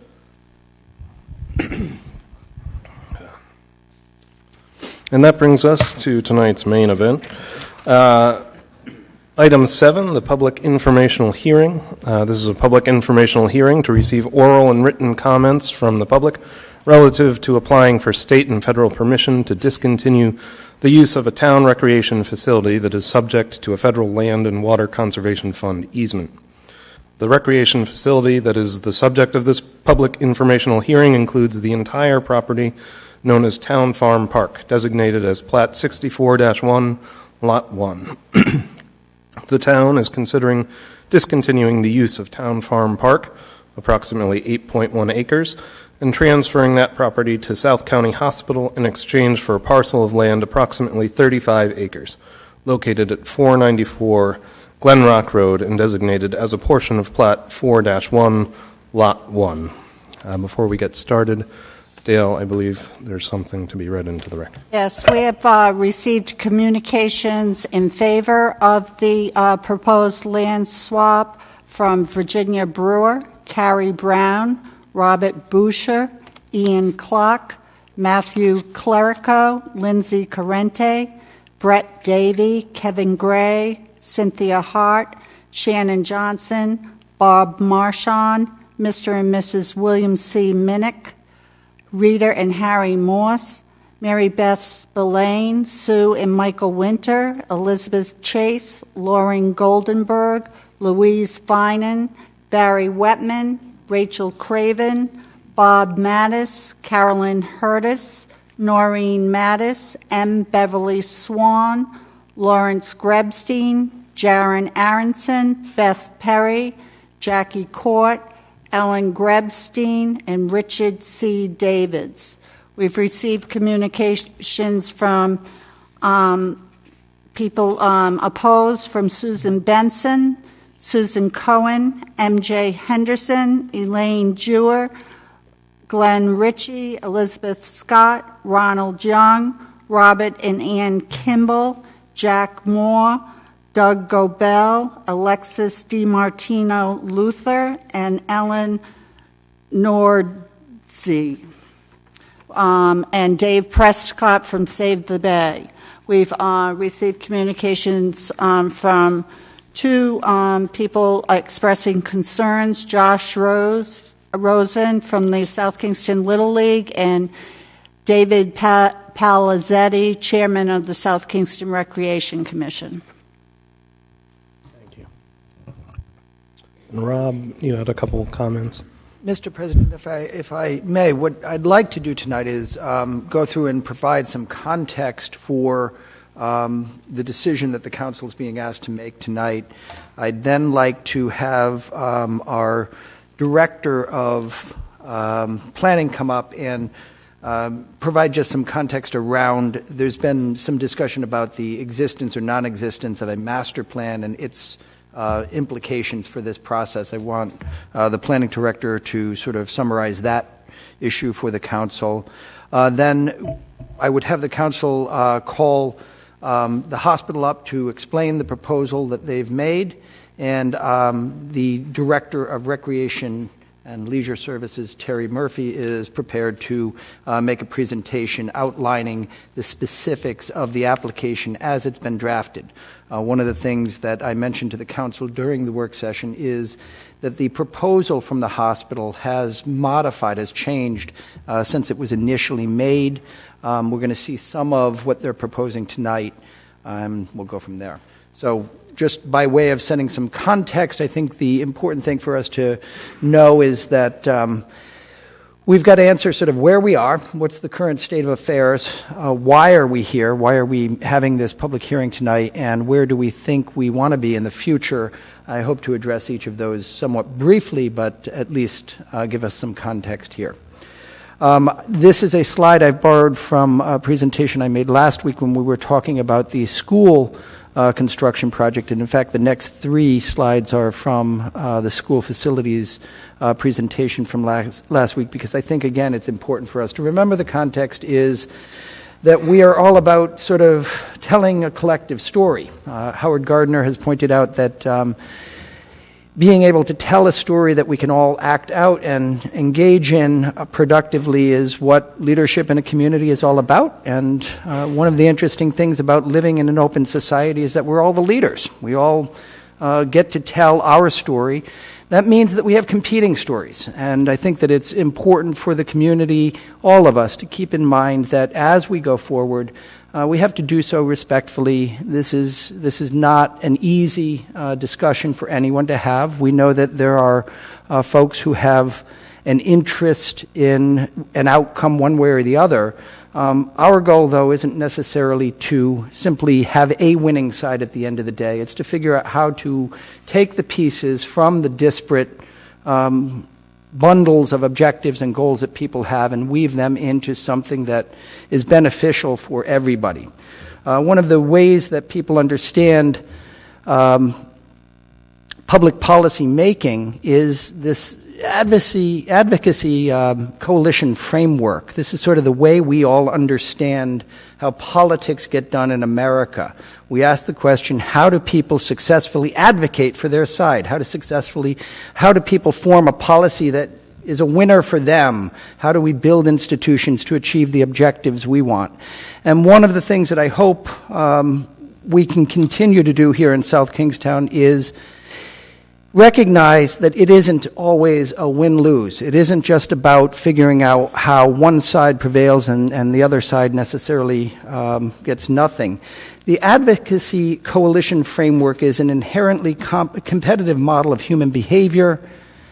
It is an adversarial advocacy model, but there's a built-in recognition that cooperation, that collaboration can and does happen. People form coalitions so that they can prevail in the larger competitive context.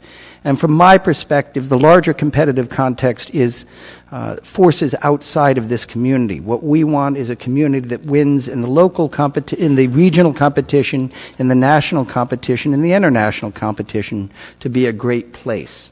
And I think we can do that with this issue. We just have to be clever, and I think that tonight we'll begin to see some of the ways that we can resolve what appears to be an intractable disagreement. Why are we here? We are considering asking the Department of Environmental Management at the Rhode Island State Government to ask the National Park Service to grant us permission to discontinue the use of some or all of Town Farm Park as an active recreation facility.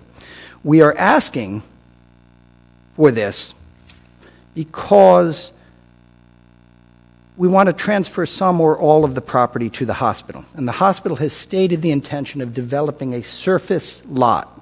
They have stated an intention not to build a structure, not to build a building, not to build a parking garage. They've stated their intention to build a surface level lot that would be subject to all of the requirements for that sort of development project. It's important to know, here only to find out whether we should ask the DEM and the National Park Service to consider an application to discontinue the use as a recreation facility. That's what the conversion process in the National Park Service regulations does. We would be going through this same process regardless of the use that the alternative use. Even if we were retaining the property, we'd have to describe to the National Park Service why we want to discontinue using the park or some part of the park and put it to a different use. The use is the gravamen. We could, in fact, give title to the hospital tomorrow without offending the federal regulation. The issue is the use, not the title. If we gave title with the restrictive covenant that we've got, the hospital could only continue its use as a park.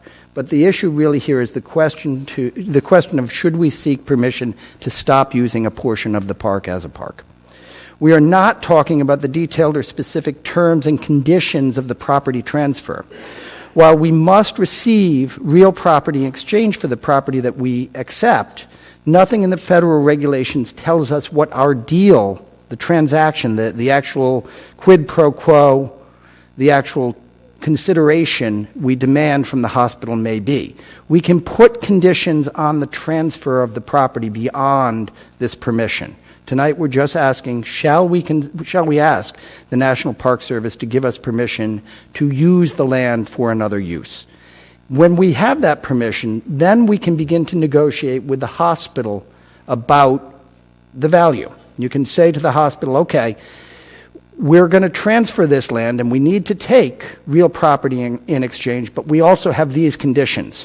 Should you become a for-profit enterprise, we want to claw back some of the benefit that you realize through the transfer.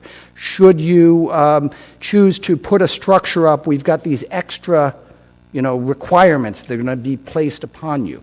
The actual deal around the transfer isn't what we're talking about tonight. It's very complicated and beyond what we have the time or ability to do at this point. The first question is the question, can we cease the use?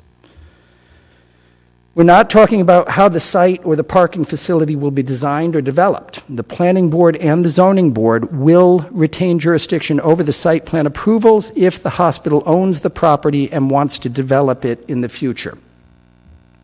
We are not talking about the future development of the property in West Kingston that the hospital is proposing to give the town in exchange for Town Farm Park. If the land swap occurs, we would then conduct a detailed study and plan for the long-term use and management of the site. This includes an evaluation of both active and potentially, it includes passive and potentially active recreational uses. Why are we here?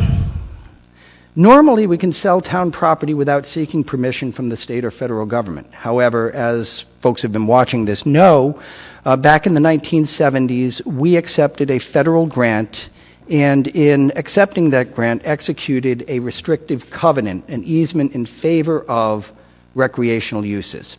It's because that restriction in 1973 or 76 was put in place that we have to ask for permission to stop using the park for park purposes, or any portion of the park for park purposes. It's also worth noting that the original land that we had that restrictive covenant on was more than 8 acres. Most of that land has already ceased to be used as park. In 1983, there was an attempted conversion. The town of South Kingstown began the process to ask the federal government for permission to stop using a portion of the land as a park. That was done with the full awareness of the National Park Service. DEM was involved in 1983.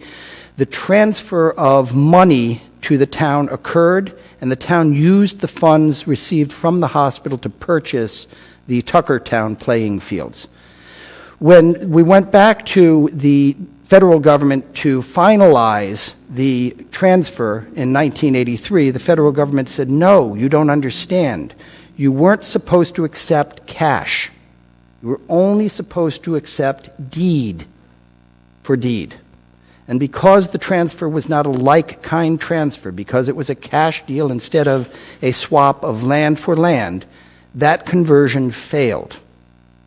And so we've got 4 acres of the original 8-acre parcel that are currently under pavement that we need to get permission from the federal government, finally, to stop using as park. It is still covered by that restrictive covenant, though title has changed. So this is a joint in regard to that portion of the property. It is a hospital and town problem. It is also important to note that active recreation at this site has declined, and passive recreation is probably the predominant use, that and the playground, the play set there, which is technically active use. But it's mostly passive recreation up there at this point. So where do we want to go from here? The needs of the community are, in fact, changing. The needs of the hospital and the benefits that accrue to the community because of the hospital's success are great. So we need to weigh that.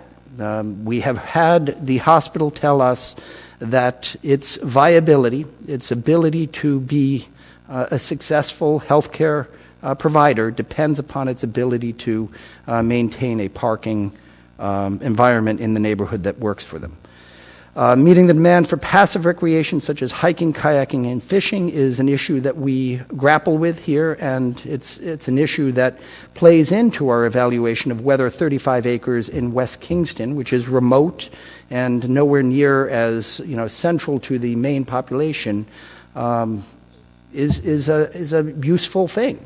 I'll be perfectly honest with you. If we could find 35 acres in Peacedale or Wakefield, it would be a nice thing for us to have. There aren't 35 acres, there aren't 8 acres available for a recreational use in the immediate vicinity. So we have a need for passive recreation. The demand is growing if we take the aging of the population as evidence for a change in the nature of recreational uses. And the 35 acres have been offered. We believe that we can make good use of a 35-acre parcel in West Kingston. The ball field at Town Farm Park is no longer extensively used as a ball field. The park has effectively become a neighborhood park with a playground and passive recreation as its principal use again. The park was never designed for passive recreation. That's an important point, and as we go through the presentation tonight, it's a point to keep in mind. It is, in fact, a ball field with bleachers where folks go to eat lunch. If it were a passive recreation facility, it wouldn't be bleachers where folks are looking at the diamond to eat lunch or turning, to the south in order to see the vista. It's a active recreation field that is now being put to passive uses because of changing needs in the community. If we were to design the site as a passive recreation facility, it would be designed much differently than it is today. And that is, in fact, one of the things that we're contemplating as we go forward. The current Town Farm Park space can be improved by adding walking surfaces, establishing dedicated pedestrian connections to Pleasant Street, Hillcrest Road, and Kenyon Avenue, installing benches and tables, moving but retaining the play set, installing natural screening, and planning for a future that connects this side of the highway to Marina Park.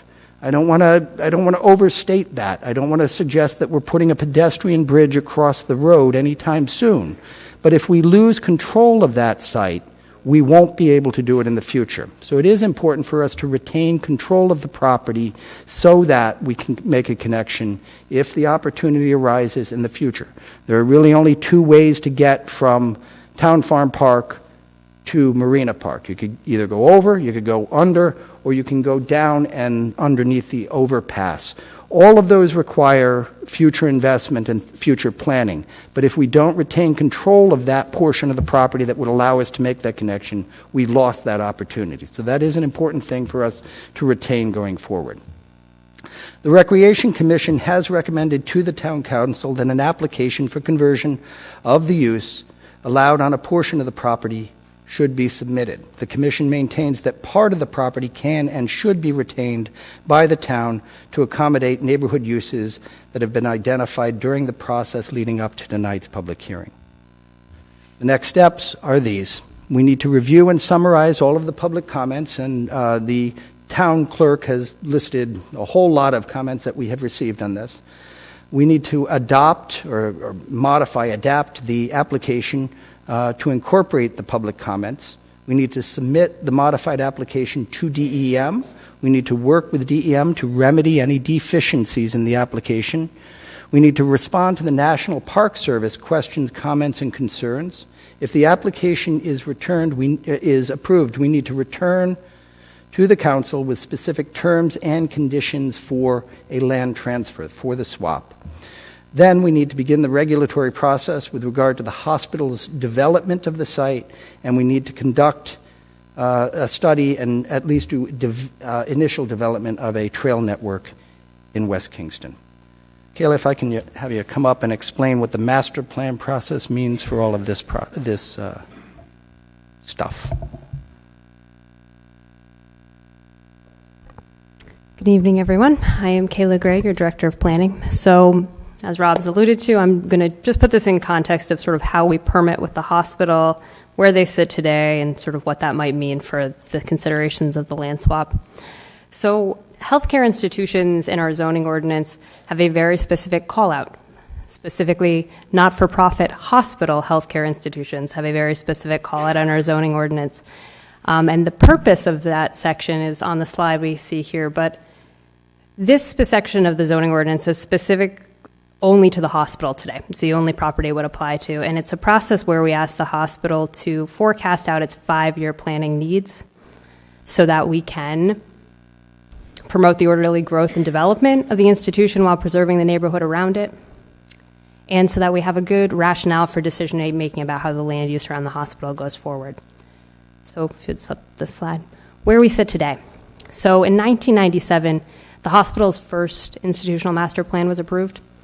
This actually came out of arose out of a need that I found in my research on this today, which is that the hospital previously had been a non-conforming use within a residential zone. And so anytime they needed any changes, they were subject to that, which can be a rather exhaustive and difficult process to be something we say doesn't quite fit within where you are. And so in 1997, the then council made the action to create a zone or to create an area where we would have a government and institutional, or a public zone as it was called at the time, with specific requirements about future permitting and considerations for hospital planning. So 1997, we see that first master plan. The planning horizon on that, I've said a couple of times, is 5 years, but so we see that again in 2001. And in 2006, we see an amendment to that plan. A lot of the notes at that time, staff comments to board members, talk about how they've completed what they had intended in the master plan up to then. They're looking for a little bit of a change, and so at that time, they get permitting for one minor tweak, one additional addition to the building, and the planning board makes a decision to say for an interim period of time, undefined, but interim period of time, we will let the hospital continue under their expired master plan. We will extend it until they can develop a new 5-year plan. Then we get into a period of time where, to be honest with you, it's a little unclear to see on sort of a research point of view what was happening, but there's a lot of conversation back and forth about minor changes to that plan to keep the hospital moving forward. And there's a bit of back and forth where we sort of step out of the 5-year cycle on those master plans in formality. There seems to be a constant dialogue that seems to be present between the town and the hospital along the way, though. And so that puts us to where we sit today. So today, 2019, well, I suppose yesterday or yesteryear, in 2019, the hospital's come back to us and we're back trying to get to this idea of having an approved institutional master plan for the hospital. So what does all of this mean?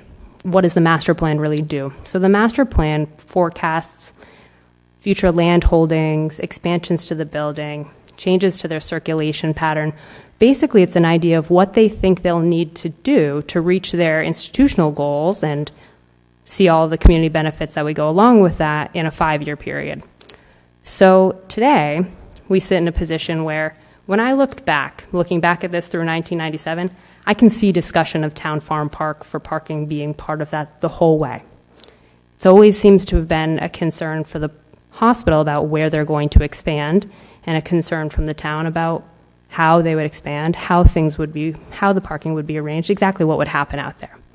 But where we sit today, we do not have currently an approved master plan with the hospital. Did we have an approved master plan with the hospital? it would roughly speak to about the same place we are today from everything I can tell. We would still be in this position about discussing how Town Farm Park performs for us, what it could mean for the hospital, and what those balancing competing interests and needs are. What the master plan wouldn't do is that it wouldn't give approval of this land swap, right? It would actually just be a plan for the hospital in concept alone on how they're going to reach their goals in 5 years that we consider. So we'd still be here tonight having this conversation about what it is to do a land swap.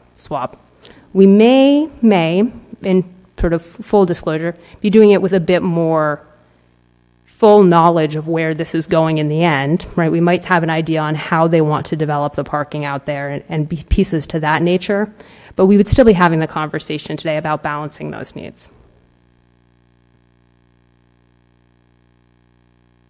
So the question begs, and I think it's worth saying just as a context setting, were we in a position where we had an approved master plan, we would still be having this issue, right? But we would be in a position where the hospital would be able to pull building permits to expand their building, where they'd be able to be making moves and clear actions to expand their parking and change that. Because they don't, today we're in a position where we don't issue building permits on expansions to the building, right? We will not issue any permits for the construction of a parking lot until the time that we do have a master plan in place. And so all of this is kind of to say there are two pieces at play. There are two different kind of parallel considerations. There's the recreational land swap consideration before you all tonight, but overall there's this idea of how we're master plan permitting the hospital. And it's worth knowing that this tonight, this consideration, doesn't honestly even put us in a position where we know that the way the hospital intends to develop that land is, one, defined, or two, is approvable as it is, right? We'll actually need to work through all of that again. And so the purpose of this slide up here for everyone's information is to just make it clear that this is not the night we're signing off on the development of that parking area or on the expansions of the hospital in general, right? The master planning process is where we do that, and until we're in a position where we have an approved master plan in place, we won't be making any of those changes. So there will be more to come, and this is mostly for, really honestly for everyone, for the counselors, but also for members of the public to know that there's more topic on this and how the hospital expands to be a good neighbor that will come forward when we do that master planning. Right now we're in a position where the hospital has submitted a master plan. We've given them some comments on what we need for more information on it. And as of this fall, the hospital is hoping to develop a master plan that has a little bit more meaning to them. They weren't quite comfortable with the 2019 plan, want to make some changes to it. So we envision that happening in the future, and beyond envisioning and hoping for it, we'll actually require it because they won't be able to expand or go forward until we actually have a clear understanding and those permits are in place. A thing to think about that in sort of marrying these two together is, tonight we're almost here to say, if we, or if you all choose to submit an application to the national parks to consider this, it puts us in a position where we can then decide with the master plan of the hospital whether or not this is a viable option for them. One thing I think when I look back through the information and I see how much it's been discussed, parking of the hospital, the physical constraint of its location, Town Farm Park, is that this has been a point of contention for a very long time. It has been something that it appears maybe we've hit impasses on in the past, or it's certainly been a point of topic that has never been resolved in the past. The ability to put a little bit of knowledge to this, to know whether or not we could or could not seek such a conversion, may put us in a place where we can try and step forward in the master planning in a way that's a little bit more known, a little bit more tangible. But that'll happen separately, and it's also a big part of what I believe people in the audience are here thinking about, what it's going to mean for them, for the hospital to expand, for the shape of that park to change. And so that's just a little bit on where we are today.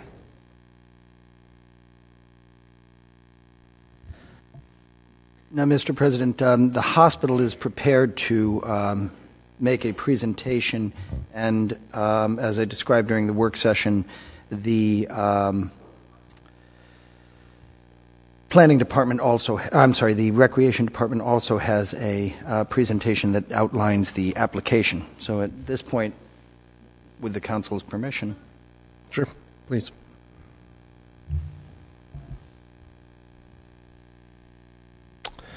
Thank you, Rob. Mr. President and council members, thank you all for the opportunity to come speak with you all tonight. And it was a great framing of the situation, how we got here, and the ongoing partnership that has existed to develop what is being brought before the council tonight. So really just wanted to give a high level of the health system, how that impacts the community, because really we are here to talk about sustainability, how the hospital continues to grow and remain sustainable and a high-performing independent health system for this community. So, Rob, if we can go on. Really want to talk about the history. We've celebrated our 100-year anniversary this last year. And so we've had 100 years of quality, innovation, and community impact and want to have that moving forward. But the community is changing, and it's driving changes in our health system. And that most of those changes are growth related, and that growth drives parking demand. So what's our vision moving forward? And based on ongoing interactions in our studies, how would we see recommended uses of that land swap moving forward? And this would all be a part of our master facility plan that we would bring back, as was mentioned earlier. So you'll see component parts of that tonight. Go ahead. So South County Health was born of community need. There was no health system in southern Rhode Island 100 years ago when Caroline Hazard worked with the community to raise $5,000 and buy a house. So was born South County Hospital. A few years later, the community raised almost $300,000 to meet ongoing community needs as the growth and demand for those health services changed.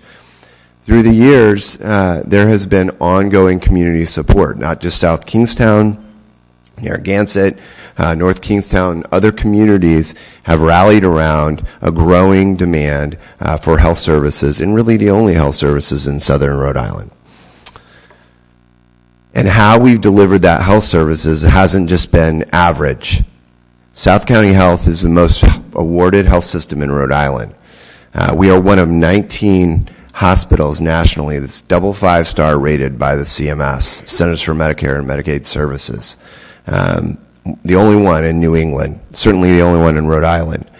Many other accolades, straight A's for safety and quality, highest quality and safety grades in Rhode Island and southern New England. The awards go on and on. So how we've done this has not been average. Go ahead.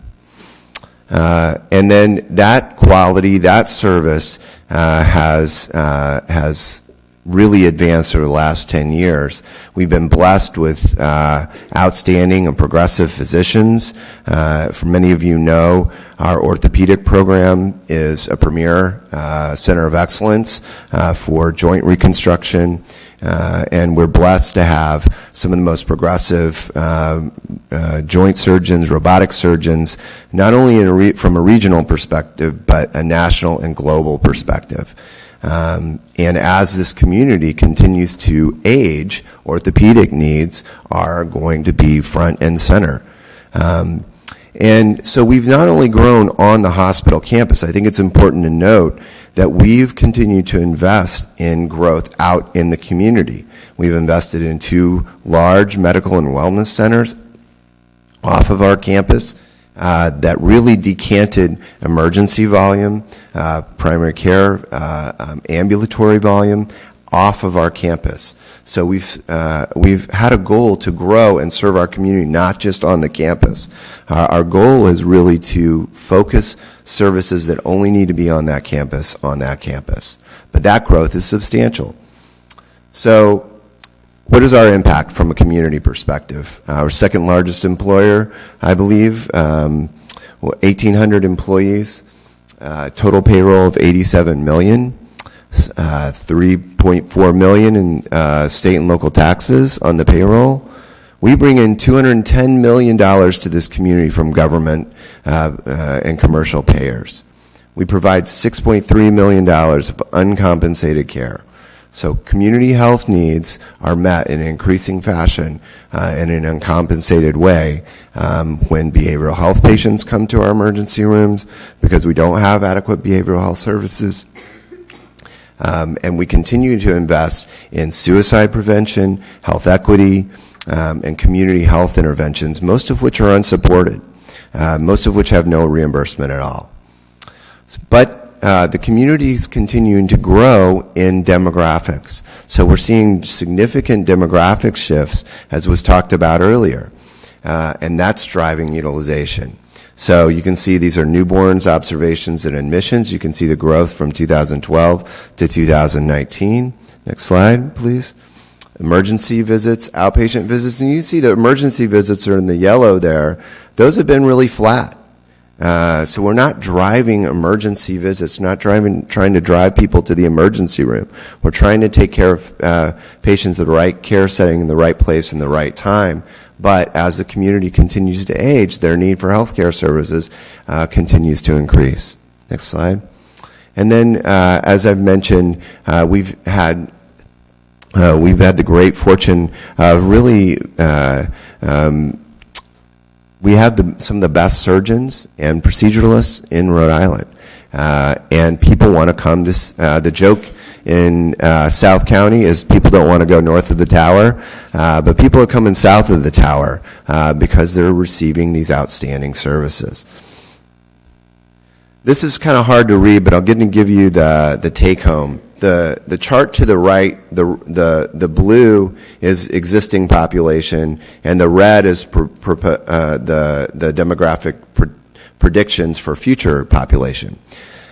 Far left is less than 18, and you can see that population is shrinking pretty significantly over the next 10 years, with 26% growth predicted in the 65-plus populace over the next 10 years. So those are the demographic shifts we're talking about. Next slide. So what is our vision? We are Rhode Island's only independent health system, and we believe that's a benefit to this community. And it is our vision to remain a high-performing independent health system. And we believe that the best decisions are made with a board of local governors that have the interest of the community at heart. And we, with our board, have created a 5-year plan that contemplates a roadmap to doing that. But growth and the ability to adequately, sustainably manage that growth, which includes parking growth, is critical. And then, sorry, Rob, go back. We continue to see investment in centers of excellence for service lines. As I mentioned, orthopedics, urology, cardiovascular services, cancer center we just built. We are the only birthing center in southern Rhode Island. And so we serve many, many critical community needs. So what have we done so far? We've heard a lot from our neighbors. We've read through the comments that were submitted. Well, the hospital should do this. They should do that. And we thought it would be important to say what we have done. We have been working on this parking issue for many years.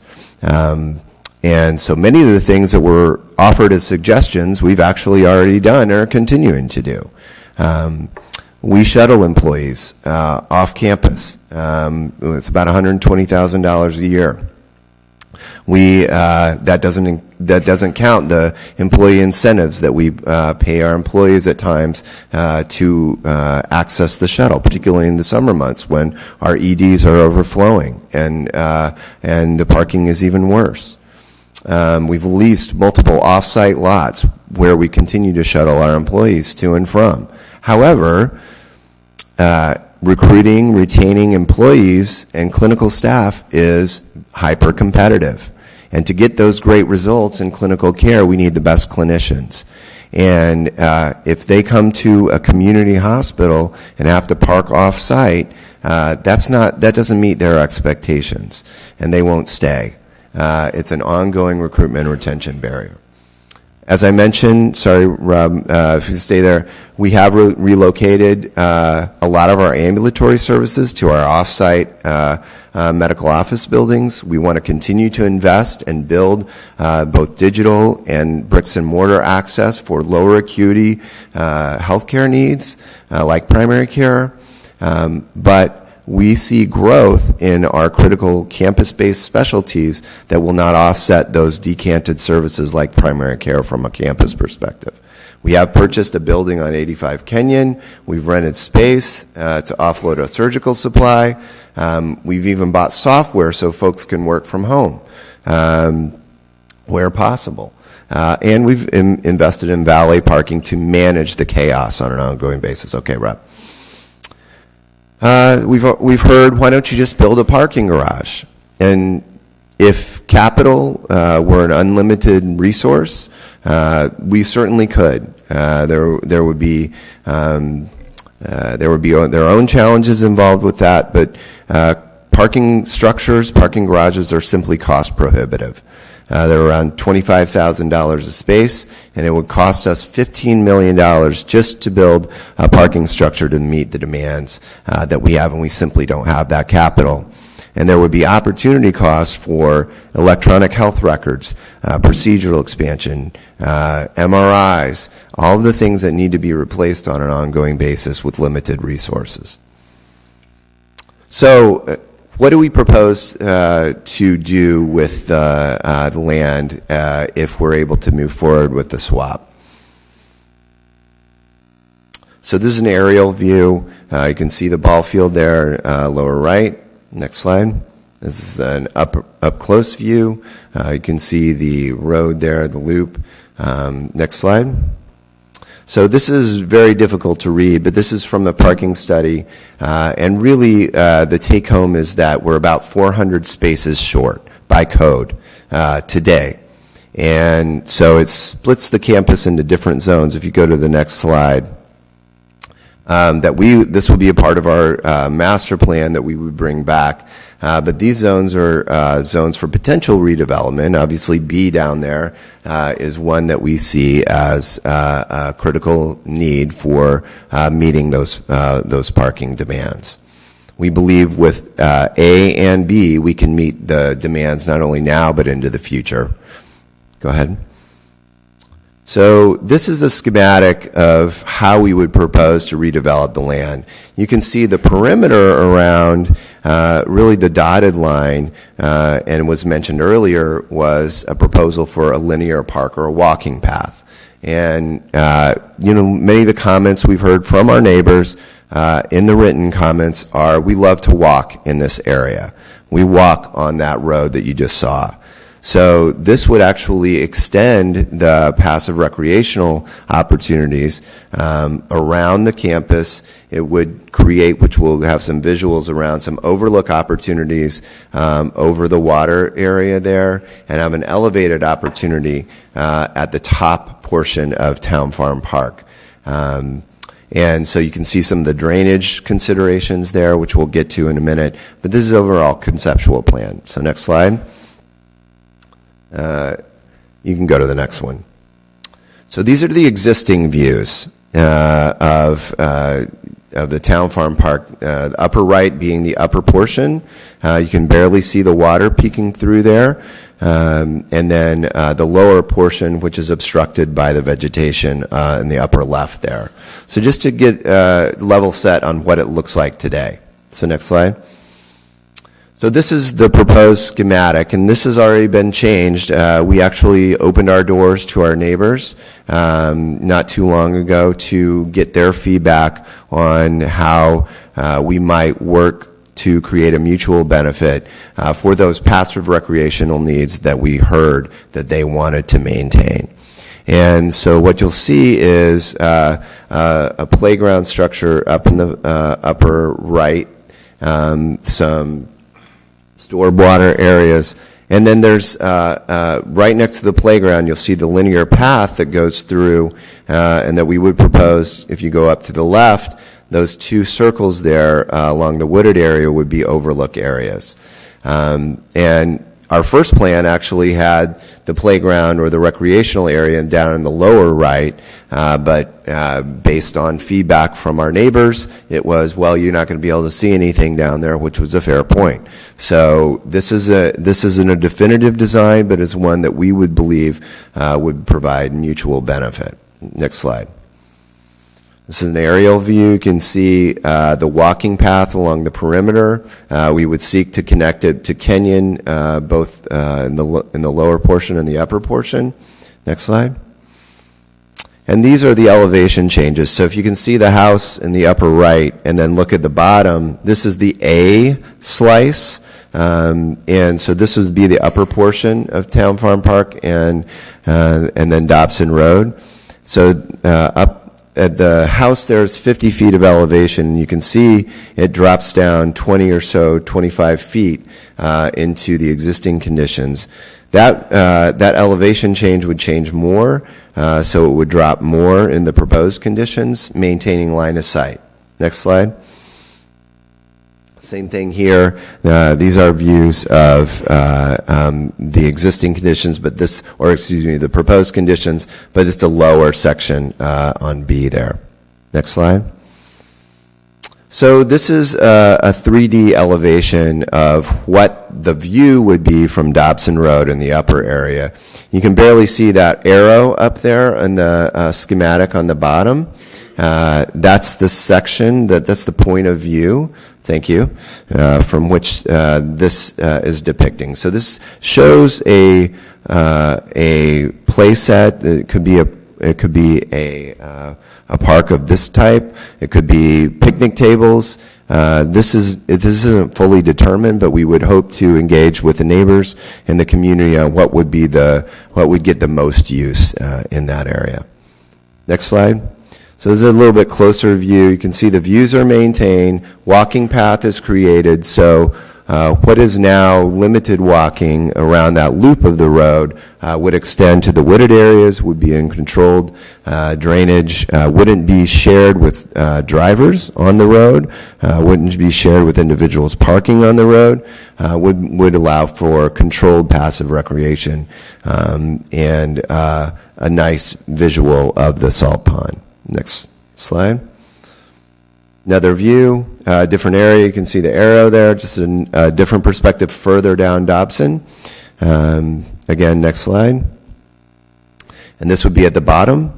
And as you can see, there's plenty of vegetation. If you can see down along the bottom there would be a line of vegetation that would obstruct the visual clutter of the highway, but not obstruct the salt pond, and create a natural barrier. Next slide.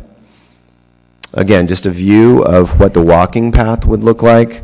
I would argue that this would be a much more controlled and improved recreational use. Next slide. Again, another view of what that walking path might look like. Next slide. So these would be the drainage features. So stormwater has been, again, a topic of frequent and vigorous conversation, and so we want to be good neighbors.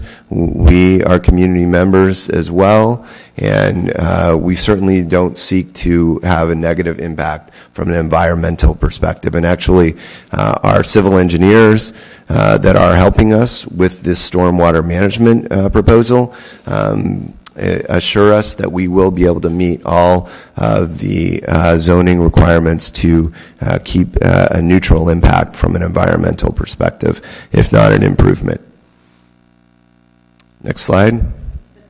So, stormwater be maintained and managed with low impact management techniques, rain gardens, bioretention areas, water quality swales, sand and tree filters, natural filtration system, underground filtration systems, and so all of these would comply with DEM and CRMC regulations. Next slide. These would be visuals. If you remember the linear park going around to the water area there would be overlook opportunities in that area, which would enhance the view of the water that was oft cited as a recreational use of Town Farm Park, but this would be an improvement in that opportunity. Next slide. Lighting. Lighting has been a concern, and an understandable concern from our neighbors.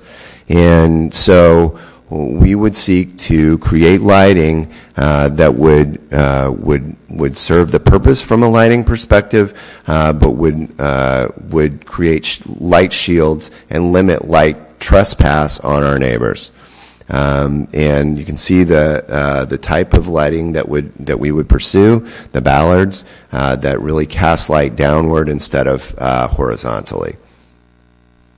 Next slide. So really from a highlights and summary perspective, a lot of what you're seeing has been a product of an engagement with the neighbors, what we've heard as opportunities to improve and to create a mutual benefit here. We understand that not all will agree with that, but we do want to be good neighbors. We do want to fashion and strike compromises that do create win-wins. We believe that creating a visual of what we just described, increasing the recreational use, which has been stated by many that oppose this, is what they primarily use it for and want to continue to use it for, in addition to 35 acres of beautiful property that you'll see here in the next presentation, is a net win-win for this community. And it will allow the hospital to meet those growing demands in the way we have, with great quality and great service to our community moving forward. So I appreciate the opportunity to come speak to you about this, and happy to answer any questions that you all have. Questions for... I have a quick question. There was something about restriping in one of your presentation slides. Is that something that is a possibility, or it's already been done? We've already done some of it, and so we've looked at restriping the rest of the parking lot, and honestly, it would get us about 20 to 25 more spaces, and it comes with its own challenges in that if you cramp the spaces too much, you end up getting damage and other complaints from folks. But certainly, if all we needed was 20 spaces, it would be done deal. Would the hospital retain control of the entire property? I think the town would not have control with this presentation of the park or the walking path or any of that. Well, I think that's something that we would need to continue to work with the town on. You know, what does that look like? What does the conversion of the property look like in specificity? So, to answer that question, it's important for the council to know that this proposal, the pictures we've seen tonight, have not been before the Recreation Commission. They've not been reviewed by the Recreation Department. I saw them for the first time this afternoon. We would want to maintain as much control over parkland as possible. We would not want to be in a position where the town is dependent upon a third party for the maintenance of the facility. We want, if we're going to do this deal the way it's been described here tonight, I think we'd want to retain parkland. And in fact, that I think improves the outcome for the community. I think it improves the application to the National Park Service. Remember, the National Park Service, as is our rec department, are all about maintaining parks, making them viable, and having facilities that work for the community. This isn't just about, abandoning a park and giving it to the hospital because the hospital needs it. We've been trying to figure out how to make it work. The hospital tonight has made one proposal on how that can be done. I think some of what we've seen tonight is very helpful. It's not exactly as I design it, and I'm not sure that it's exactly as the rec department. However, those concepts were made after ongoing interaction with the rec commission, I will say. Don't get me wrong. I think what you've presented tonight is really a major step toward addressing many of the concerns we've heard.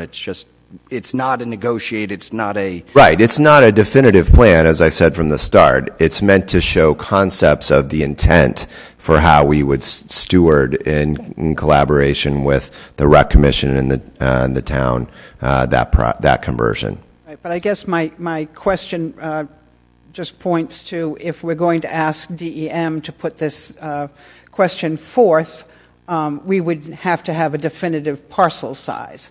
And right now, this is in its entirety, and that's, I think, something that needs to be further explored. Right. Yeah. Yes. So I have a question about access to the new parking area. Is that access gained through the hospital entrance, or is it gained through Town Farm Road? Yes, it's gained through the hospital. Right. So no access from Town Farm Road to the new parking spaces. Correct. Thank you. Did it look like it was almost a circular, like there's an entrance and an exit? Like there's a whole Yes. loop around the... And as we bring forward the master plan, we would seek to create a better circulation within the campus that would allow for better control and management of the flow of traffic. In regards to your, you mentioned shuttle services. Mm-hmm. How many employees utilize that now? It vacillates. So in the summers, it swells to the hundreds, and then in the winters, it can be down in the 30s, 20s, 30s. So it changes with the demands of the seasonality. Is it a shuttle bus, or is it? Yeah, it's a shuttle bus. And honestly, are we offering incentives? And, it vacillates depending on many different variables. It was hard to see from the schematics, but I know Rob mentioned sort of the desire maybe in the future sometime to connect the linear path maybe underneath the overpass to Marina Park. Is that possible with that plan? I would imagine it's possible. I think we would be certainly interested in, that would certainly improve the recreational utility for the residents of the area. So to the extent that it could, I think it would be great.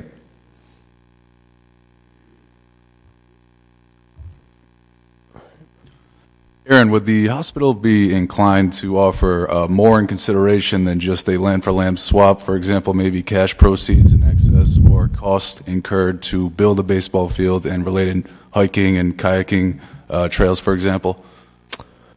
We haven't contemplated that to date. I think we have limited capital, as I mentioned earlier, and so there would be a lot involved here.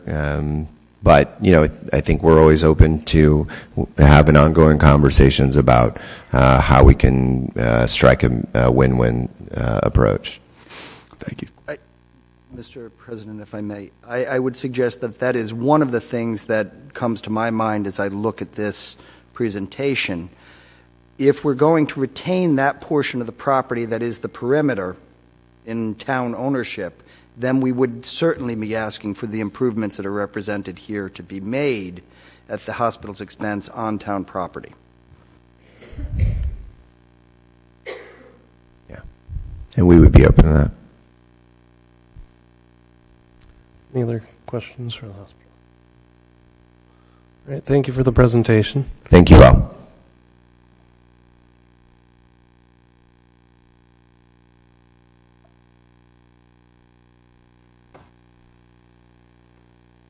Good evening. Terry Murphy, Director of Leisure Services. I know everyone's anxious to have their time to speak, so I will be as brief as possible. What I'd like to do is review the PowerPoint presentation that was given at the December 4th special meeting of the Recreation Commission with some modifications towards the end. There was a subsequent Town Council meeting on December 9th, and then there was a Recreation Commission meeting on December 16th. So what I'll do is go over a brief history on Town Farm Park, South County Hospital's proposal for the land swap, and regulatory requirements associated with the conversion of recreational land. You've heard some of that already. In 1953, Town Farm Park was developed as a neighborhood park, also known as Kenyon Avenue Playground. 1976, as you heard already, the town received a Land and Water Conservation Fund grant in order to improve the park with the construction of a restroom and storage facility. In 1983, the upper ball field area was sold to South County Hospital to address parking needs. The original park had, as you can see here in this slide, 2 ball fields, a basketball court, and the play area. The red hashed area now is the current land of Town Farm Park, minus the upper ball field, which is now hospital parking. Just a little more background on the parking situation and how the town and hospital have worked together to try to ease some of the parking challenges. In 2001 and 2006, the hospital leased, in addition to the 4 acres that they purchased, 0.7 acres of park property for expanded parking, and that is currently in effect now. South County Hospital in 2018 came to the Recreation Commission for consideration of relocating the playground for an additional 64 spaces. This was presented to the Rec Commission in February of 2019, prior to, in looking back at the park records, that there was a federal grant attached to this park, which restricted us from moving forward with that. Although the Rec Commission was receptive and wanted to support the hospital in their need for parking. This aerial view does show the current parking situation with the 2 areas that are being leased at the time by the hospital. If I may, it is worth noting, folks who are watching and paying attention will note that this too is a challenge under the current regulation. These leased areas should not have been taken out of recreational use. Again, simple unawareness of the restriction at the time that the leases were entered into. As Rob has already described, the only legal way for the town to transfer ownership of all or part of the town farm would be through a conversion process, whereby the property is swapped for another property of equal or greater recreational value and market value. The conversion process, per the Land and Water Conservation Act guidelines, they apply to each area or facility for which an assistance was obtained, federal assistance was obtained, regardless of the extent of participation of the program in the assisted area or facility, and consistent with contractual agreement between National Park Service and the state. In other words, as you see in the second point here, the property acquired or developed shall be retained and used for public outdoor recreation. That's where we are at right now. Some of the prerequisites to National Park Service consideration of conversions are noted here. We have to go through the Rhode Island Department of Environmental Management as the sponsor agency, the state sponsor agency. The state must apply for the land conversion. All practical alternatives to the conversion have to be evaluated and rejected on a sound basis. Fair market value of the property to be converted must be established, and the property proposed for substitution is of at least equal fair market value as established by a state-approved appraisal, excluding the value of structures or facilities that won't directly enhance its outdoor recreational utility. And the property proposed for replacement is of reasonable equivalent usefulness and location as that being converted. Depending on the situation and at the discretion of the National Park Service, the replacement property need not provide identical recreation experiences or be located at the same site, provided it's a reasonably equivalent location. The property being proposed by the hospital for the swap is located at 494B Glen Rock Road. It's 34 acres of a 50-acre parcel. This is the aerial view of that. Here's just a separate view of the same piece of property. The green area is the 34 acres that is being proposed. Gardner Road is to the west, James Trail to the south, and James Trail to the south, Glen Rock Road to the south and east. Just for the council's awareness, the parcel to the southwest, that little chunk carved out just above the parcel labeled 150, is currently owned by the town. Next slide. Terry, is that a pond or something on the property? Yes, that is. We refer to it as Glen Lake, I think it was referred to as. Yes. I'm sorry. Thank you. Queens River? Queens River. My bad. But it is on the property. This shows an aerial of the relative location to Routes 2 and 138 and URI, so you get a general idea that it's in the northwest corner of town. Just as a point of information, I have listed here the existing town parks and parkland that is under the current purview of the South Kingstown Recreation Commission. You'll see a variety of active and passive recreational locations. We most recently have Noise Farm, which is in the planning stages for passive recreation, and Riverwalk Park in Wakefield, which has been added within the last couple of years as well.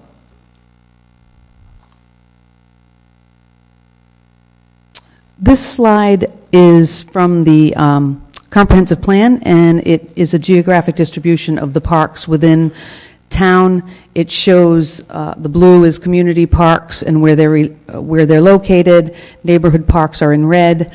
You can see that the Glen Rock property is in the northwest corner, and the location as it relates to Town Farm Park along Route 1.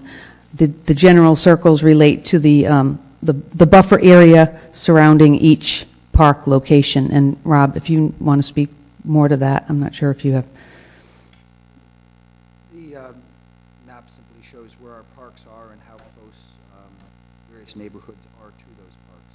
The green circles, the darker green, are the outermost buffer of 2 miles from an existing park facility. This is an area of town where... Rob, I'm not sure your microphone is on. Sorry. The darker green areas are just the 2-mile buffer. The circles represent how close residents in those buffers are to a park owned by the town of South Kingstown. And this particular site is one that is outside of a 2-mile buffer. We have that situation in the north and in the south west. And in terms of the Glen Rock property site features, clearly it's a beautiful piece of property with clear water ponds and waterfalls and streams and opportunity for walking and hiking trails. There is wetlands there, lots of plant life and fish and wildlife in the area for, again, passive recreational opportunity. It's quite beautiful. Some of the more obvious property comparisons, clearly these are two different types of opportunities, recreationally speaking. The Town Farm Park obviously is an active play area, was developed as an active play area in terms of ball fields, a playground, basketball court. It's a neighborhood park in the Kenyon Avenue area. It supports the town comprehensive plan vision, has enhanced, the activity has declined in some regard, both because of the shrinking of the park, but also because of the demographic shift. While there is still activity, it has evolved over time, but it is still a utilized recreational resource at this point. And the Glen Rock property, obviously, quite larger, again, is focused more on what could be passive recreation use within that area in a part of town that as of this point, does not have a town-operated park facility. It supports passive recreation for all ages. Abbey Perry Park is the closest municipal park. It's about 3 miles from Glen Rock. So again, both recreational opportunities, but different park spaces.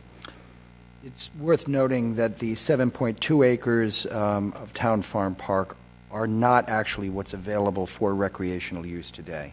That's have correct. That number? Do you know what the acreage is? I have it in a slide coming up on the what's actually being used for acreage in Town Farm. About probably 3 acres at this point. But important to know that the requirement for the application to DEM and the National Park Service requires an appraisal of both properties. The town did seek appraisal services for the Town Farm property.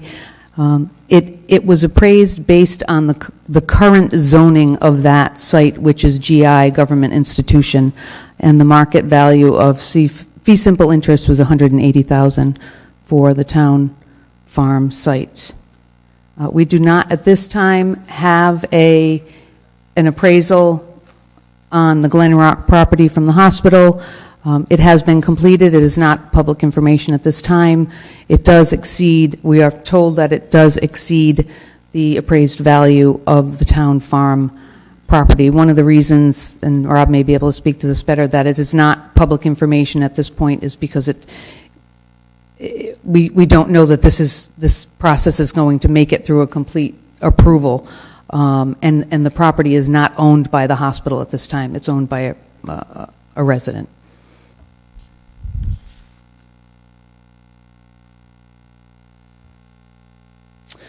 So, as I mentioned earlier, there is strict requirements in terms of what the Rhode Island Department of Environmental Management needs from the town. That is a proposal description and an environmental screening form that goes to the National Park Service. They also require appraisals of both properties and a 30-day public comment and review period. That was advertised, I believe, on December 13th was the start of a 30-day public comment period, and we are here for the public informational hearing this evening. And to follow up, that was essentially the presentation that was delivered to the Rec Commission on December 4th at the special meeting that was held. In terms of subsequent to that meeting, they voted to recommend that the council consider submitting an application to DEM. The motion did pass, but it was, again, with the caveat that the items discussed about retaining a park at Town Farm, along with additional financial support from the hospital for park improvements at Town Farm and Glen Rock properties, be incorporated into any agreement. The Recreation Commission also held a monthly meeting on December 16th. There was further discussion regarding Town Farm and the need to retain green space as a neighborhood park.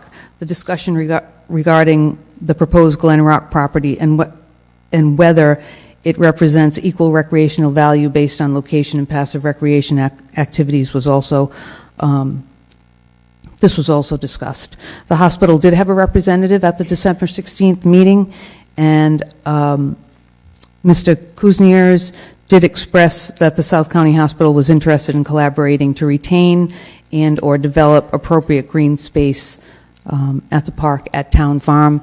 There was no conceptual design presented at that meeting or at that time, but there was the discussion that they would welcome the Recreation Commission's input going forward should there be the opportunity to discuss development of that site. This slide represents the original property, the 6F, it's referred to as a 6F property from the federal application standpoint. This was the original property for Town Farm. Within the blue, that is hospital property at this point. The brown represents the leased property by the hospital. The yellow is what's part of Town Farm Park now, along with the green space. At the December 16th meeting of the Rec Commission, a concept design was presented that would consider retaining that green space, which is essentially the ball field, about 1.19 acres, 1.1 acres, to develop as retaining as a park. And what was presented was the idea that we would consider retaining a playground with a picnic shelter and or gazebo type structure with picnic tables. If you can forward the slide, Rob, please. And the potential for stationary fitness equipment for adult wellness activity. Again, this slide isn't quite as nice as the conceptual pictures that the hospital provided, but you get the general idea that the commission is looking to retain part of the property in order to help the hospital, but also understanding that their responsibility as stewards of recreational lands within the town of South Kingstown, and their priority is just that. And this proposed concept would allow for a green buffer. It would allow for continuation of active recreation in the form of a playground, a picnic area, and potential fitness equipment for adult activity as well. And that is essentially the information that I have for you this evening. A little bit of background. So Terry, the first part of your presentation, was that something that the hospital presented? Is that the first half? No, this is history of the Town Farm Park property. Okay. This was presented to the Rec Commission on December 4th by the town, myself, so that they understood the background on Town Farm Park and the evolution of land being either purchased and or leased to the hospital in an effort to assist the hospital with their parking challenges. I only have one quick question. There was some conditions, or I think you talked about all practical alternatives have been looked at for prior to a conversion. Mm-hmm. Has that happened, or? So that is essentially, that would be the hospital's task, because they are seeking the land swap. And essentially what Aaron has conveyed is that their options in terms of constructing a parking garage are not practical. They've exhausted the idea of any further valet or shuttle activity, that type of thing, that they're in need of further space. Thank you. When is the next Rec Commission meeting? The Recreation Commission will meet again next Tuesday evening, which is the 21st, I think, the day after the holiday. Normally they meet on a Monday, but because of the holiday. So they might have an opportunity to look at the same presentation that the hospital gave us today and offer. We would expect that, yes, that would be under review again at the Rec Commission meeting. We would certainly invite the hospital to come and present to the commission if they choose for their concept. If we chose to, say, postpone the vote tonight. Any other questions for Terry up here? All right, thank you, Terry.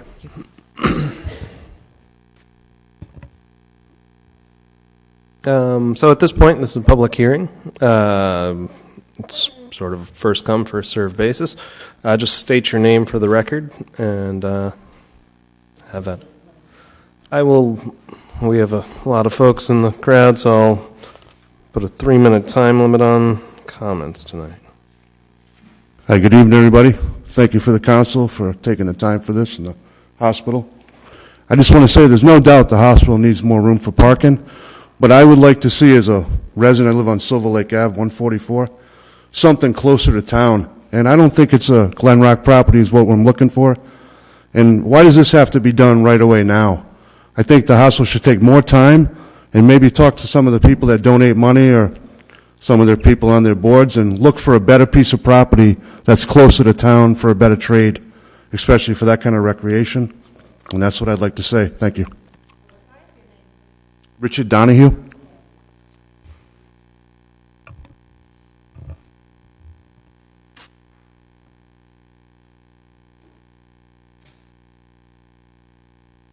Good evening.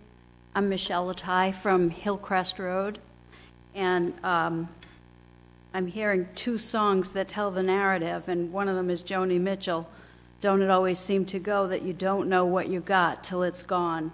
And I think in a highly developed town that we have now, any green space that's devoted for public use is incredibly valuable.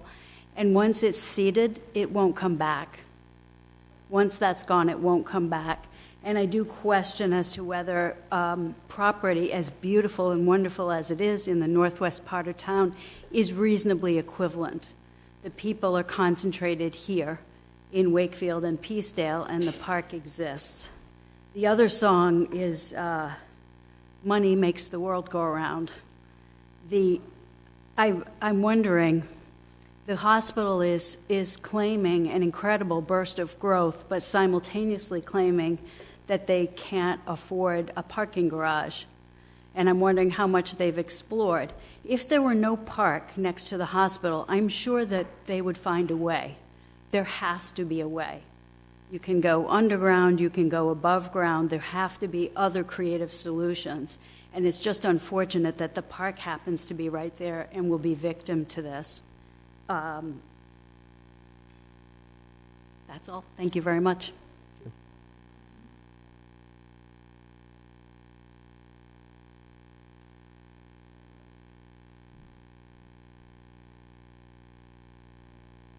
Good evening. I'm Noreen Mattis. I appreciate the chance to be here this evening. I feel like you've done a wonderful job of explaining a very complex question. I feel like I'm far better informed as a community member after sitting here this evening. But I'm going to present to you just the side of my feelings about the hospital and its value to the community as a community member and also as a professional. I'll talk about that just a little bit. I'm a native Rhode Islander. I've lived for about 28 years in Wakefield. I've been a nurse for 54 years. The majority of those years I commuted up to Providence to an academic medical center. I experienced firsthand what happens when an independent hospital is taken over or joins with a large healthcare system. These systems promise member hospitals that they'll retain their identity and culture, but this is an empty promise. All of a sudden, boards of directors are dissolved, physicians and staff relations are challenged, and the patient experience is sacrificed at the impersonal altar of a corporate culture that values cost savings and false efficiencies above all else. According to the American Hospital Association, there are 6,146 hospitals in the United States today in 2020.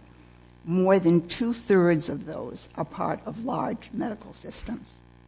South County Health is committed to maintaining its status as an independent healthcare organization. This requires South County Health to strategically expand its services and facilities to meet ever-changing healthcare needs and evolving technologies. In the competitive healthcare environment in which we live, a healthcare organization that stagnates will wither and likely die. Organizational growth and change requires dedication and effort and sometimes sacrifice on the part of the hospital leadership, staff, physicians, strategic partners, and those of us in the community. South County Health is asking our community to collaborate on building a future for South County Health by accepting the proposed land swap. And I understand that's a complicated process. But I do want to say as a community member that to me, and I think many of you would agree, South County Health is a treasure in our community and beyond. People envy that the residents of Washington County, South County, and this part of Rhode Island have this resource for us. As citizens, we have a responsibility to support our community hospital system and to help it to grow and flourish. Voting to move this proposal to the next step is a tangible way of ensuring that South County Health will be providing the highest quality health care for us, for our children, for our grandchildren, and for generations to come. Thank you very much. Thank you.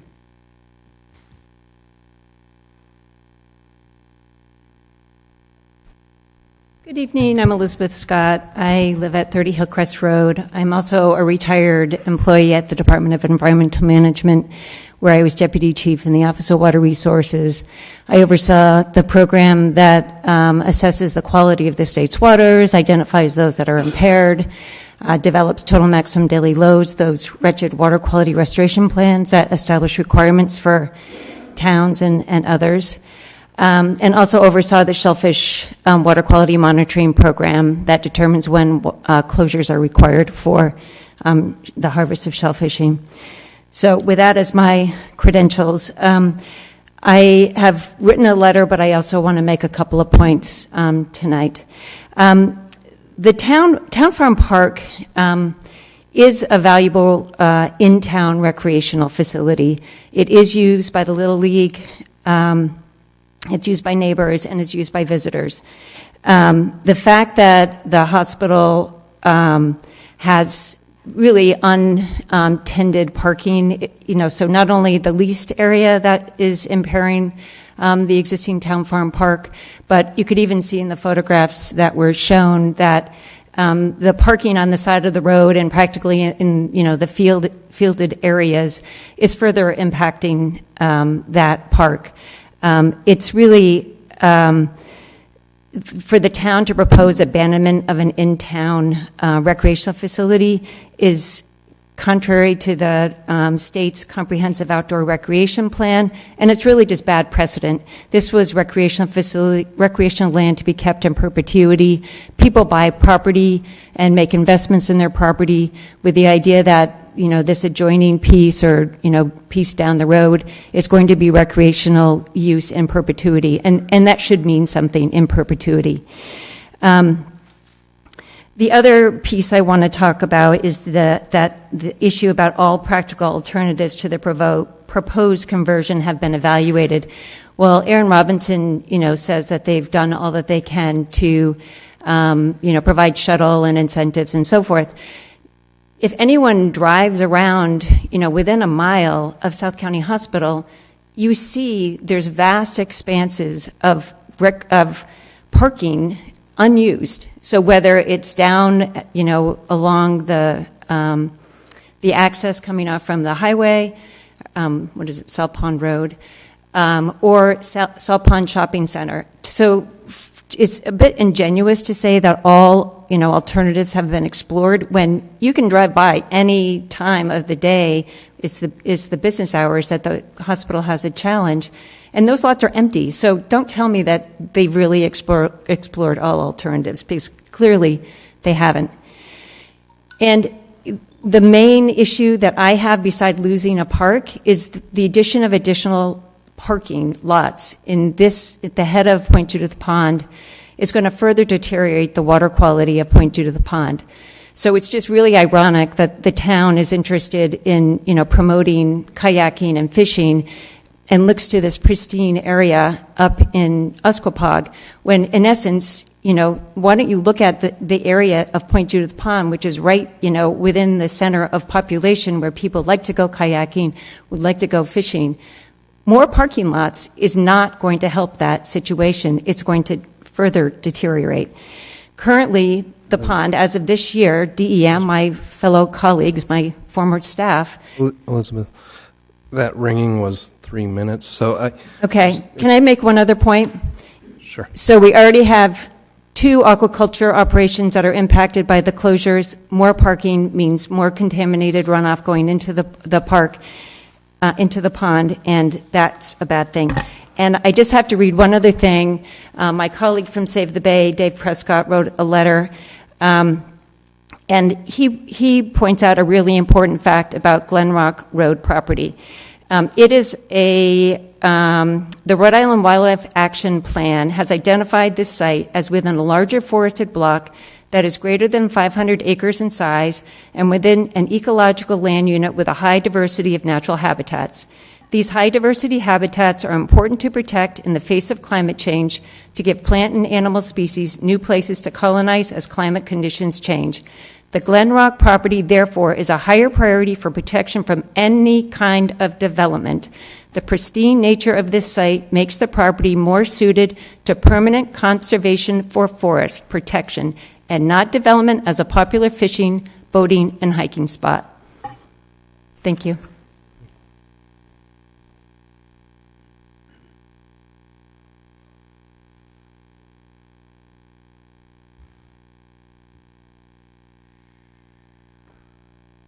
Good evening. My name is Dennis Lynch. I'm chairman of the Board of Trustees of South County Health. You folks in front tonight have a difficult decision to make. There's competing interests here.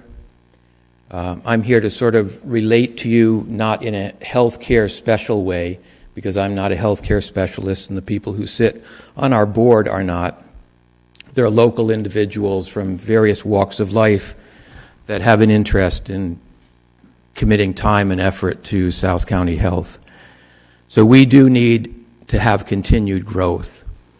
And we are a retail location that demands convenience for the customers or the patients that arrive. It's really difficult if you're going to a store to be shuttled somewhere to buy your goods and services.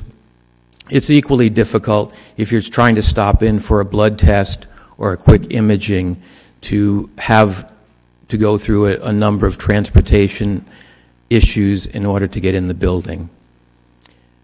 We have to grow because we have to serve more customers and perform more units of service now because we get paid less each and every year.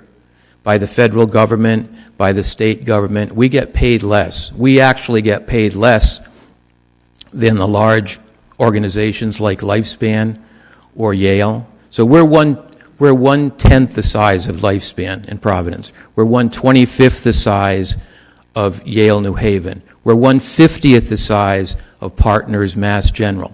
And we are fighting for our very existence to stay a community-based independent organization.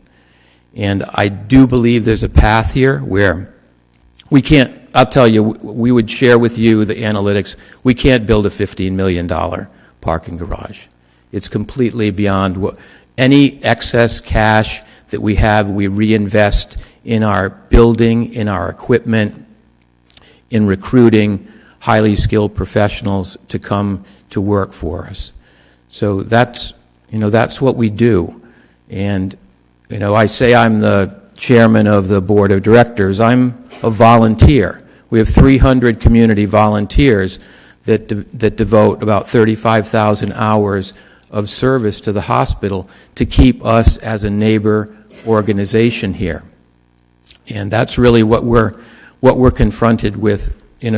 Aaron talked about, we have 25,000 people that come through our emergency department each year. We do thousands of procedures and surgeries. We have tens of thousands of office visits. And whenever we look at any of the analysis for that, when we look by zip code, the number one group of zip codes that we serve by percentage is South Kingston. So we are indeed a local organization, and we have always been that and will always be that. I'm advocating tonight for us sort of meeting in the middle. I went back to the town council goals and objectives that's listed on the website. And you guys and gals are working to be focused on long-term interests in the community. That's what we do as well. And in the goals and objectives, I'm honored because there's only two entities other than the town that are mentioned here: the University of Rhode Island and South County Health. Thank you, Mr. Lynch. If I could just state, the first goal under South County Hospital by the town is to work in cooperation with South County Health Administration to ensure the long-term viability of South County Health. We want to be here. We're in a fiercely competitive environment, and we hope we can find a compromise. And my understanding, the decision tonight is not exactly what this is going to look like or what the deal is going to be, but just take the first step. Take the first step so that we can have thorough and detailed conversations about how we find the win-win that I think the town manager was referring to earlier. So thank you very much for your time on that. Thank you.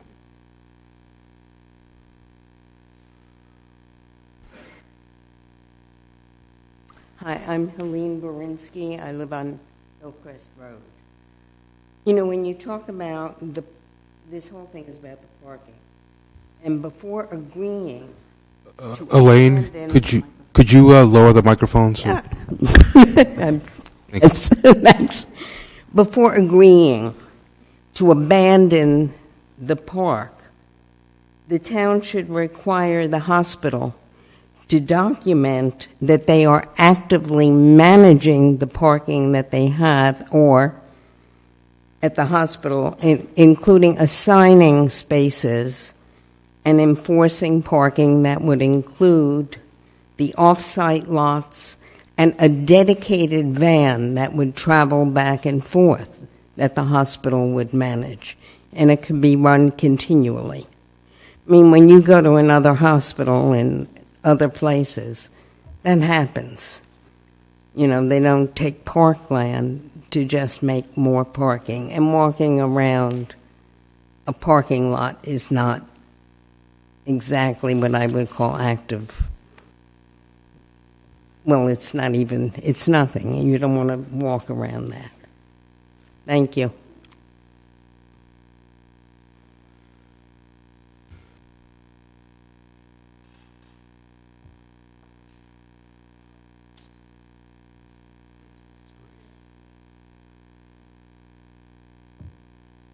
My name is Mary Crook. I can remember as a young child, I grew up in Westerly, and lived out in the country, and my mother was bringing a lady to South County Health, which was South County Hospital in those days. And we used to come, and we had to wait out in the parking lot. And my mother wouldn't let us stay home alone. There were 5 of us. It was one parking lot in front of the beautiful old building, the Dutch Colonial, that's been there for many, many years. And now, in retirement, my husband and I have returned to South County. And recently, I was very ill. And the parking trying to come to the cancer center to get your infusions or radiation treatments.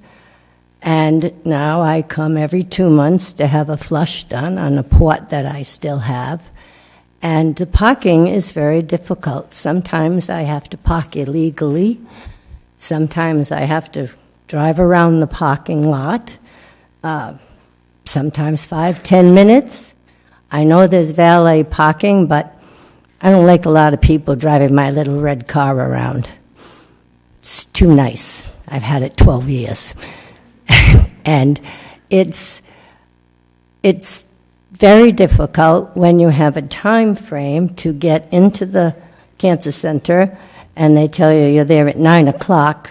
If you're there I would be there for 8 o'clock for all of my cancer or chemotherapy treatments, and you can't find parking. And I was there for 7 hours, so I wanted to be close by because by the time I'd finished, I was very tired.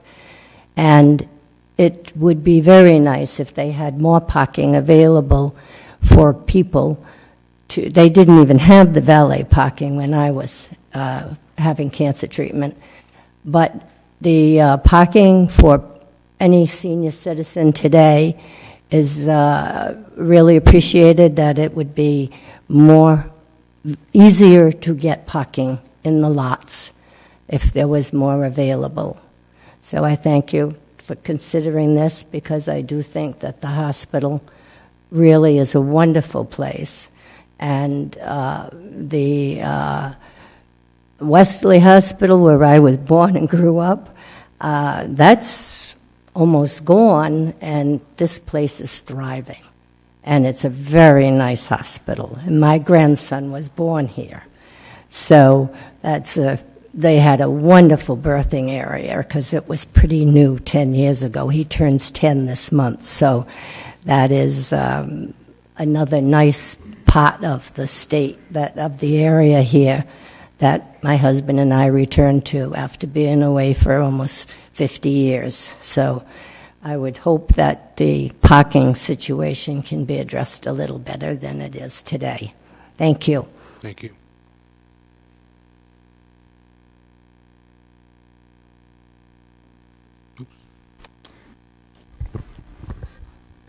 Hi, my name is Lyle Mook. I'm like to offer my story to the mix in favor of this proposal. My role is currently as chaplain for South County Health, and trying to help meet the spiritual needs of not only patients and families but staff. My entire adult life has been in South County. Our 4 kids are here. Have all used the rec facilities.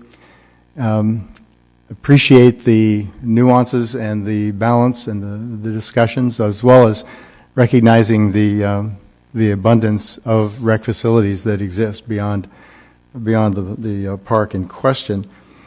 I've served for 30 years as a pastor, 8 years in healthcare, including a hospice director, campus ministry, and I'm part-time faculty at URI teaching healthcare ethics. I mention that because in 45 years of serving the community, I've had literally hundreds of interactions and conversations with people in need. And most recently in the healthcare context, it could be whether it's a person who is going through an emergency, or someone attending to them, or someone who's just going for an operation or a routine visit. It's vitally important, obviously, that they are able to be accessible.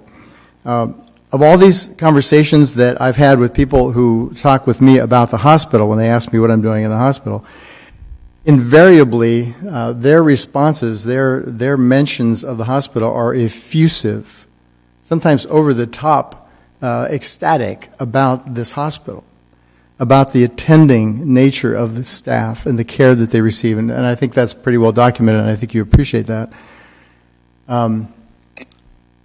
But if that's the thread, the positive thread that I've gotten hundreds and hundreds of times, the one existing negative thread, the only thing that is a deterrent to that effusive accolade is parking.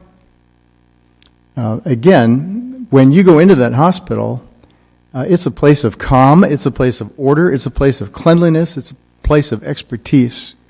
It's a welcoming place. That's what a hospitality is.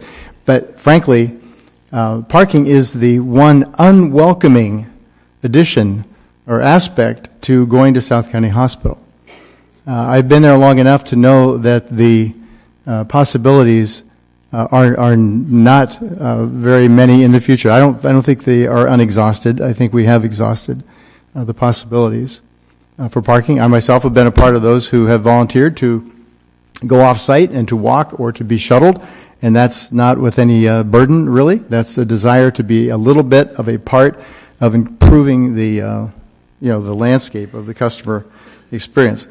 I mention URI because when you think about efficiency, URI has an expansion of blueprints, of footprints, of buildings, and of relative increase in students. They have hundreds of acres to expand their parking and wouldn't think about not doing that. Mr. Mook, could you wrap it up? Yes. I just think we are incredibly efficient in trying to use the hospital site, and therefore I just encourage and appreciate the collaborative spirit, because I think we both have the goal of creating a flourishing community. Thank you.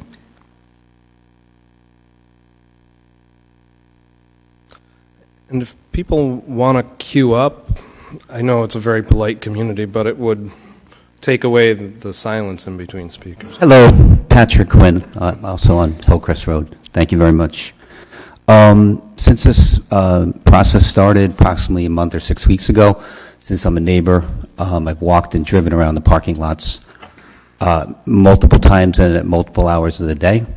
I would just reframe the entire question, because I think the question is, does the hospital have any other alternatives or something? The question is, does the town?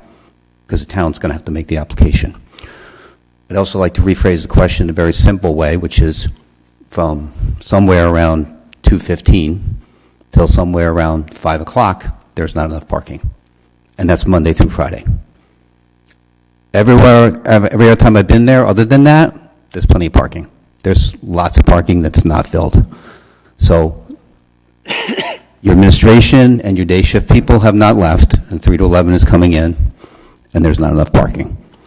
The patient parking, I have a little bit of, if we do actually go out the way the diagram was, and you went all the way out to the end of Dobson Road, you'd have to have a shuttle for people in inclement weather. You'd have to have a shuttle for people who are not 100% fit, which is sometimes the case with people that go to a hospital. So the capital piece that's been mentioned a number of times, I don't think it's a wise use of $15 million, because it doesn't improve care. And whatever we do in terms of the scarce resources that we have, whether it's, Medicare, Medicaid, private insurance, we should direct that to the bedside. We should not be spending money on essentially more parking. We don't know what's going to happen in 20 years. Are we going to have multiple types of vehicles? Are we going to have electric vehicles? Are we going to have places where people can plug their vehicles in? There's a whole set of questions there, but the simple question is, for a very short period in the time of day, approximately 2.5 hours, we don't have enough parking. So this is crying out for an organizational solution, not a build-out solution, not a capital improvement solution, but an organizational solution. And I mean by that valet, double parking, blocking people, figuring out all those things. Those are all, in my opinion, things that should be completely and totally exhausted before we start spending money on parking. Single use, people driving themselves to work, and we're all victims of it. We all love the convenience of it, and we're addicted to it, but we got to start moving away from that in some way, shape, or form, because it's contrary really to a lot of different things, not to mention the environmental things, the health things. It's really a simple question. Monday through Friday, from about 2:15 till about 5 o'clock, the hospital doesn't have enough parking. So just, if you could think about that question, as opposed to, because the hospital is exemplary, the hospital delivers great care. Orthopedics, it's probably one of the best in the state. It has nothing to do with the hospital's care or attacking the hospital or saying anything negative about the hospital or imputing their reputation. It really has to do with what is an organizational solution to this problem, which is basically a 3-hour-a-day problem. Thank you, Patrick. Hi, my name's MJ Anderson. I live on Hillcrest. I'm a retired gerontological nurse practitioner, and I've worked in 5 different states in this country. And the quality of the parking situation does not equate to the quality of care in any of the institutions that I've worked in. Parking is always a problem, and certainly in urban areas and suburban areas, it can be a problem, but it does not affect the care. I think the care is probably fine here at the hospital, but whether there's parking or there's not parking does not make that a bad hospital to go to. So I think that's a fallacy, that parking is going to impede excellent care that their patients are getting. And I agree with Patrick, between 2 and 5 are the hours of the day when parking is the most problematic for hospitals all over this country, all over the world. It's the change of shift. So if that period of time you can find a solution to that period of time, then we don't have to build all these big structures and destroy the park or make new structures that are overlooking the pond and not looking over the ocean. The site that we have now, there's nothing else in our South County that can look at the ocean, at the salt pond. We can look at the river from the outlook perspective, but we can't see the actual pond, which is lovely. It's beautiful at all times of the year. So I don't want to get too involved in the emotions of these arguments. We're not arguing that the hospital's good or bad. It's not a black and white issue. It's just parking between 2 and 5. That's what I see it as. So, can we move forward on this? Yes. Can we work as a community together? Yes.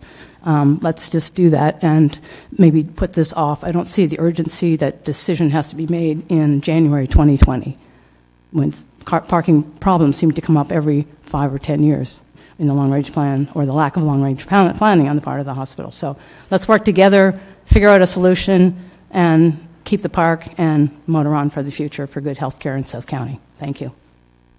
Thank you. Hi, good evening. Anne-Marie McGarty. I am a nurse at South County Health. I'm very proud to be.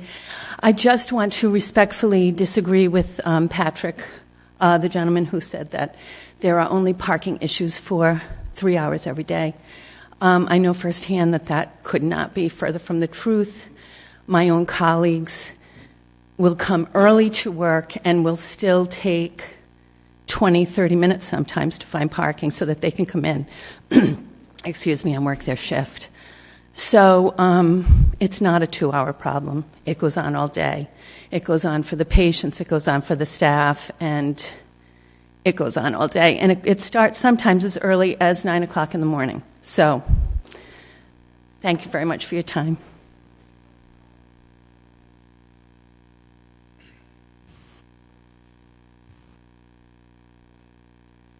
My name is Jessica Bradley. I don't really have anything written prepared, but I am a community member. I am a taxpayer. I'm a huge supporter of open space. I volunteer for a nonprofit in the area that supports open space. That being said, we are not looking to expand a mall here. They are not looking to expand a movie theater. This is about our future. This is about our elderly being cared for properly. This is about our babies that come into the world. This is a hospital that has saved lives in our community. It has enhanced lives, and it brings lives into our community. I have had appointments there at 9:30 in the morning. It has taken me 15 to 20 minutes to find a parking spot. I know that it's an issue. I go early, but I absolutely am speaking in support of South County Health Systems expanding their parking. I do challenge those people. I think it's a very difficult topic. I hope people have a very good understanding of the pace that healthcare is moving at. There are innovations that if you do not keep up with them as a hospital or as a healthcare system, you will be eaten up by the big guys. And trust me, they will change our hospital, they will change our community if they come in. Innovation, both from a facilities and a diagnostics and healthcare perspective, are so important. So thank you to the council. Please do consider their proposal.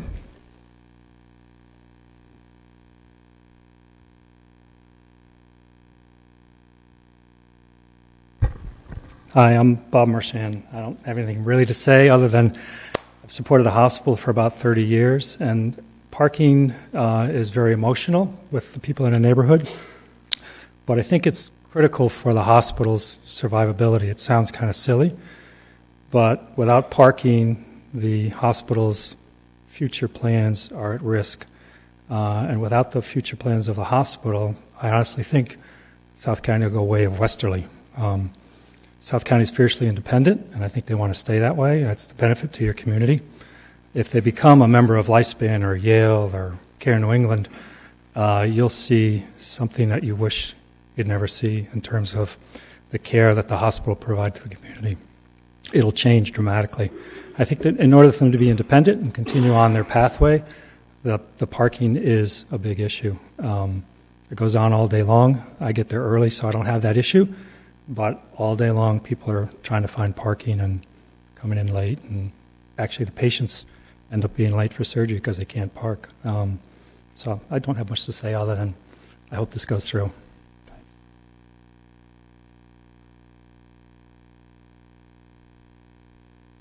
Hi, my name is Jamie Palter, and I'm a resident of Hillcrest Avenue. And I came here with a totally open mind in the sense that I'm a community member that would like to see recreational space preserved, and also an oceanographer and very much concerned about runoff and the impact on nutrient loading and that kind of thing, and with detriment to the salt pond. But also someone who has used a hospital and taken her sick mother to Mass General Hospital, one of the best in the world, with a hellish parking situation, and know what it's like to deal with that, and so sympathetic to both sides. And I actually am after hearing all this, have more questions than like directives. But I hope that the council will be really mindful going forward of the environmental impact and really listening and paying attention to the DEM assessment if it goes to that. Two, if we've heard that they can't reline for more than 20 spaces and the need is 400. 400 seems possibly, I don't know where that number, I would like to know where all the numbers come from as just a quantitative person. But what if it sounds like we had an 8-acre park that has been nibbled down to 3.5 acres of use? Under whose watch? I don't understand that. What can those parcels, that 4.5 acres of the public land that's already been nibbled away by parking, be somehow maintained in a way that's better, that can create more spaces? Is it only the relining of the local parking lot that's been assessed? If those 4.5 acres are gone to us recreationally, as they already have, can they be improved it's kind of, you want to say fool me once, shame on me, fool me twice, whatever it is. But that they've created 4.5 acres of this town land's already gone, and they haven't done anything now to do rainwater collection and all of those improvements. So what if we're going to lose those acres just passively by historical accident, then all of those improvements should be made to make that more viable anyway. I think one answer for you is that it wasn't just sort of lost, it was just inappropriately transferred in the past. So we took money for that land and we used it to buy Tuckertown Park. So we've actually probably come out far ahead in terms of recreational opportunities from past dealings, but that land has been ceded over time. Okay, it just seemed okay. So I guess my question is, can we use the 4.5 acres in a better way to give everyone? Is there a real win-win, like where we started, where those, if we've already lost those, can those be used in a way to make the parking and all those beautiful improvements from this architectural firm has put forward in a way that's not just walking around a parking lot? I mean, I just hope that moving forward, the council is mindful of all of the interim steps that might alleviate the problem without with more gains than losses. And that's.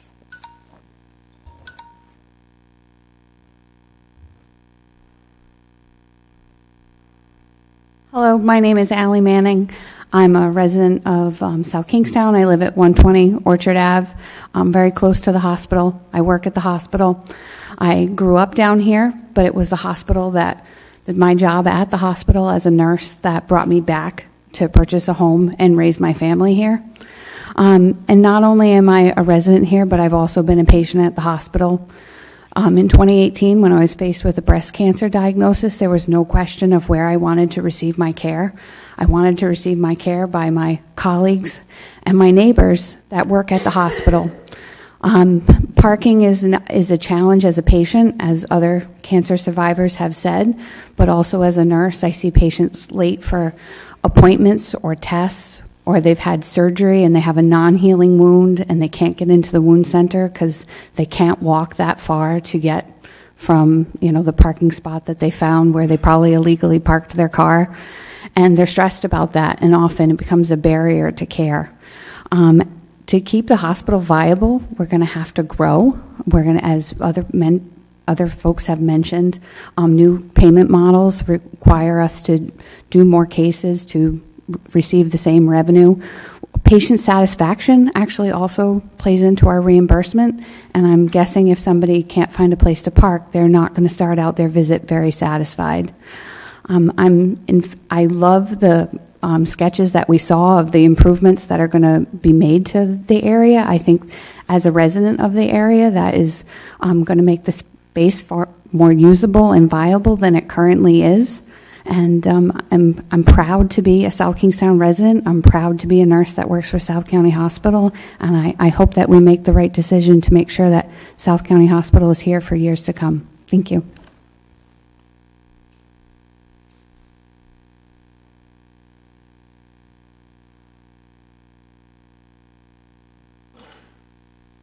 Good evening, I'm John Smith. I live on Kenyon. I wasn't going to speak tonight, but almost every morning at 5:30 in the morning, I walk down to that circle on Town Farm Road, and I do some stretches at the guardrail. I'm not looking at an unobstructed view of the pond. I'm looking across Java Madness, a yacht club,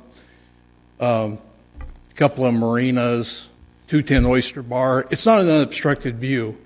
And if you've been down there, it's not looking that good right now. The asphalt is all torn up. There's already cars parking on that circle at 5:30. And there's graffiti on that guardrail that's been there for 6 months. So if any of the renditions from the hospital come to half of what that is, it'll be an improvement. So I'm in favor of the parking lot. Thank you.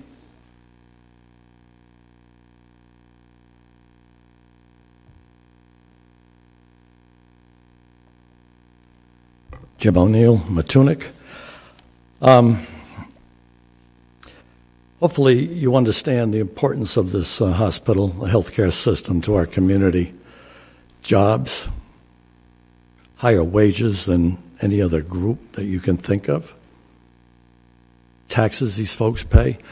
All you have to think about is take a look in Providence, women and infants, Rhode Island Hospital, Merriam. Yes, they've had to grow, they've had to buy and expand. But our state is growing with our senior population. It is growing our economy on the backs of what is important with healthcare, education, the environment. But right now, healthcare is at the top of the list. Everyone else is expanding, and I don't understand the arguments against this this evening. Your neighbors have put in tens of millions of dollars, your neighbors, South Kingstown neighbors, as well as Narragansett, into this hospital's growth. We have kept the height down. I was on this council. We kept the height down of that building to appease the neighbors. I pass that ball field on Route 1 probably a dozen times a day. And except for a few times of the Little League games in the springtime, there's nothing there. This hospital is offering more than we could ever hope for with just walking trails on the perimeter of this. It's beyond my imagination here. This isn't even fair anymore what the hospital is going. Someone mentioned tonight, let's put that money into the beds, in the health care. That's where the money should be going. This town is growing. Our manager, your council, how do we get more people to come to South Kingstown? Well, it's not going to be to deny this land swap, which you must approve, and you must approve it tonight. You can't worry about the neighbors. I'm in the real estate business. People get their views blocked all the time. Nothing is perfect in the world of real estate. And you drive down Farmtown Road there, the last two homes, all they can see are the lights of the evening traffic and few bushes and quagmire of other, brush. They can't see anything of the pond. They just see, the sky. 4 homes do have a nice angle view. But, to stop the growth of the most important business facility in this community, just some of these arguments tonight. And you heard, my apologies if he's not a reverend, but you heard what he said tonight. I'd rather have that 5-minute trip to the emergency room at South County Hospital before a 45-minute trip up to Rhode Island Hospital when I fall off a ladder or the heart stops beating. So please, would you pass this tonight and stop all this emotional routine and realize where the state is growing for their growth and where this town needs to match. Thank you.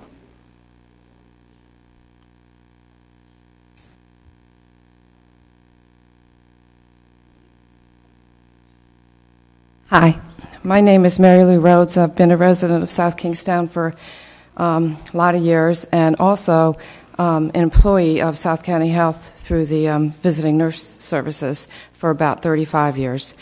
As a member of that organization, I sat through hundreds of leadership meetings discussing how to make parking better. So I'm sure the details are available for anybody that wants them, for everything that we've discussed and brainstormed over.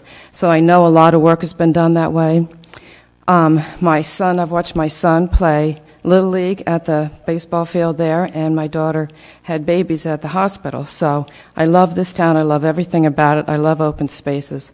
I feel that we cannot lose by going forward with the proposal, the next step. And I think that ultimately we'll find that it will benefit far more people than not. So I urge you to move forward with the next step with this.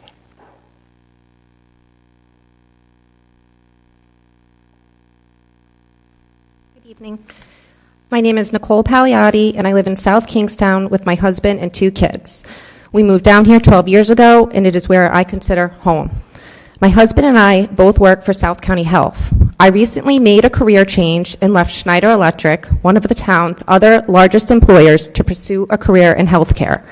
I was looking for a fulfilling career where I could serve the community and have found that at South County Health. South County Hospital is one of the town's best attributes. I am proud to say that I work there. More than a quarter of the employees live in town. As someone who recently graduated with a master's degree in healthcare administration, I can tell you that the healthcare landscape is rapidly changing, and it is by some miracle that we have not been swallowed up by a larger organization where personalized care is lost in the shuffle. Our community has fought hard to keep South County a thriving, independent, award-winning healthcare system, and growth is necessary to attain stability and continued independence. I started working at the hospital last year, and I've experienced the parking situation both as a patient and as an employee. Hospital administration has worked for years to try and come up with creative solutions. I sit on the employee council where we talk about it on a monthly basis. I know people tonight have mentioned offering incentives to park off-site. You mentioned, I think, Brian, you mentioned striping. Well, I can tell you that the parking there is so tight that my car was hit in October by another employee trying to get into a space. My husband, who is a nurse on the second shift, has to arrive 30 minutes early. He goes in for noon each day, and he gets there 30 minutes early to start driving around to look for a spot, even though we live 5 minutes away. So I know someone mentioned that the parking problem is from 2 to 5, and that's just not the case. Our demographics are changing, particularly in South County, where the baby boomer generation is outpacing all other age categories. We've seen the drop in school enrollment. Little League is down 50% since 2010. Like the gentleman at the last meeting stated, there's another field on South Road that is barely used.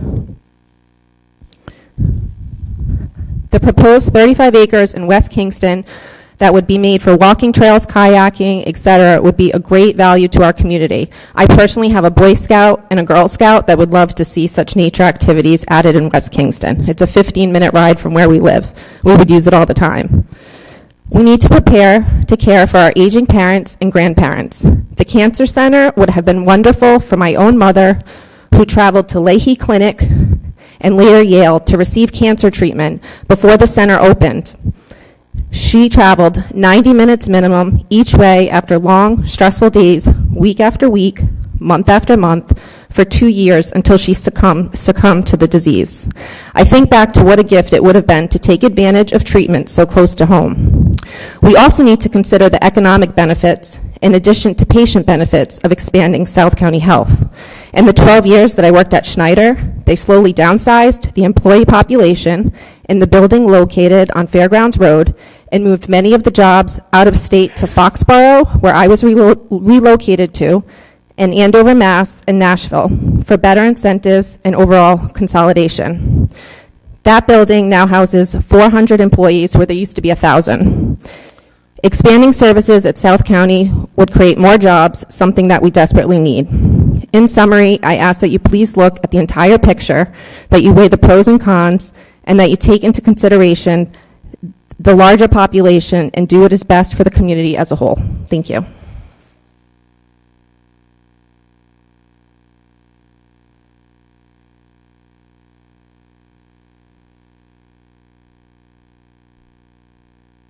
El Nordsey, 8 Broadmoor Road, South Kingstown. Thank you for hearing public comment tonight and having a public informational hearing. I think it's important that we get a lot of the information out, and I think civic engagement is very important, and I'm glad to see that there are a lot of residents interested in this topic. I know that the chambers are not always this full, and I think local government is probably the most important when it comes to being engaged, because, you know, it's great, you can vote for Senate and President and whatever you want, but this is where the action happens, and I appreciate the checks and balances that the town council provides.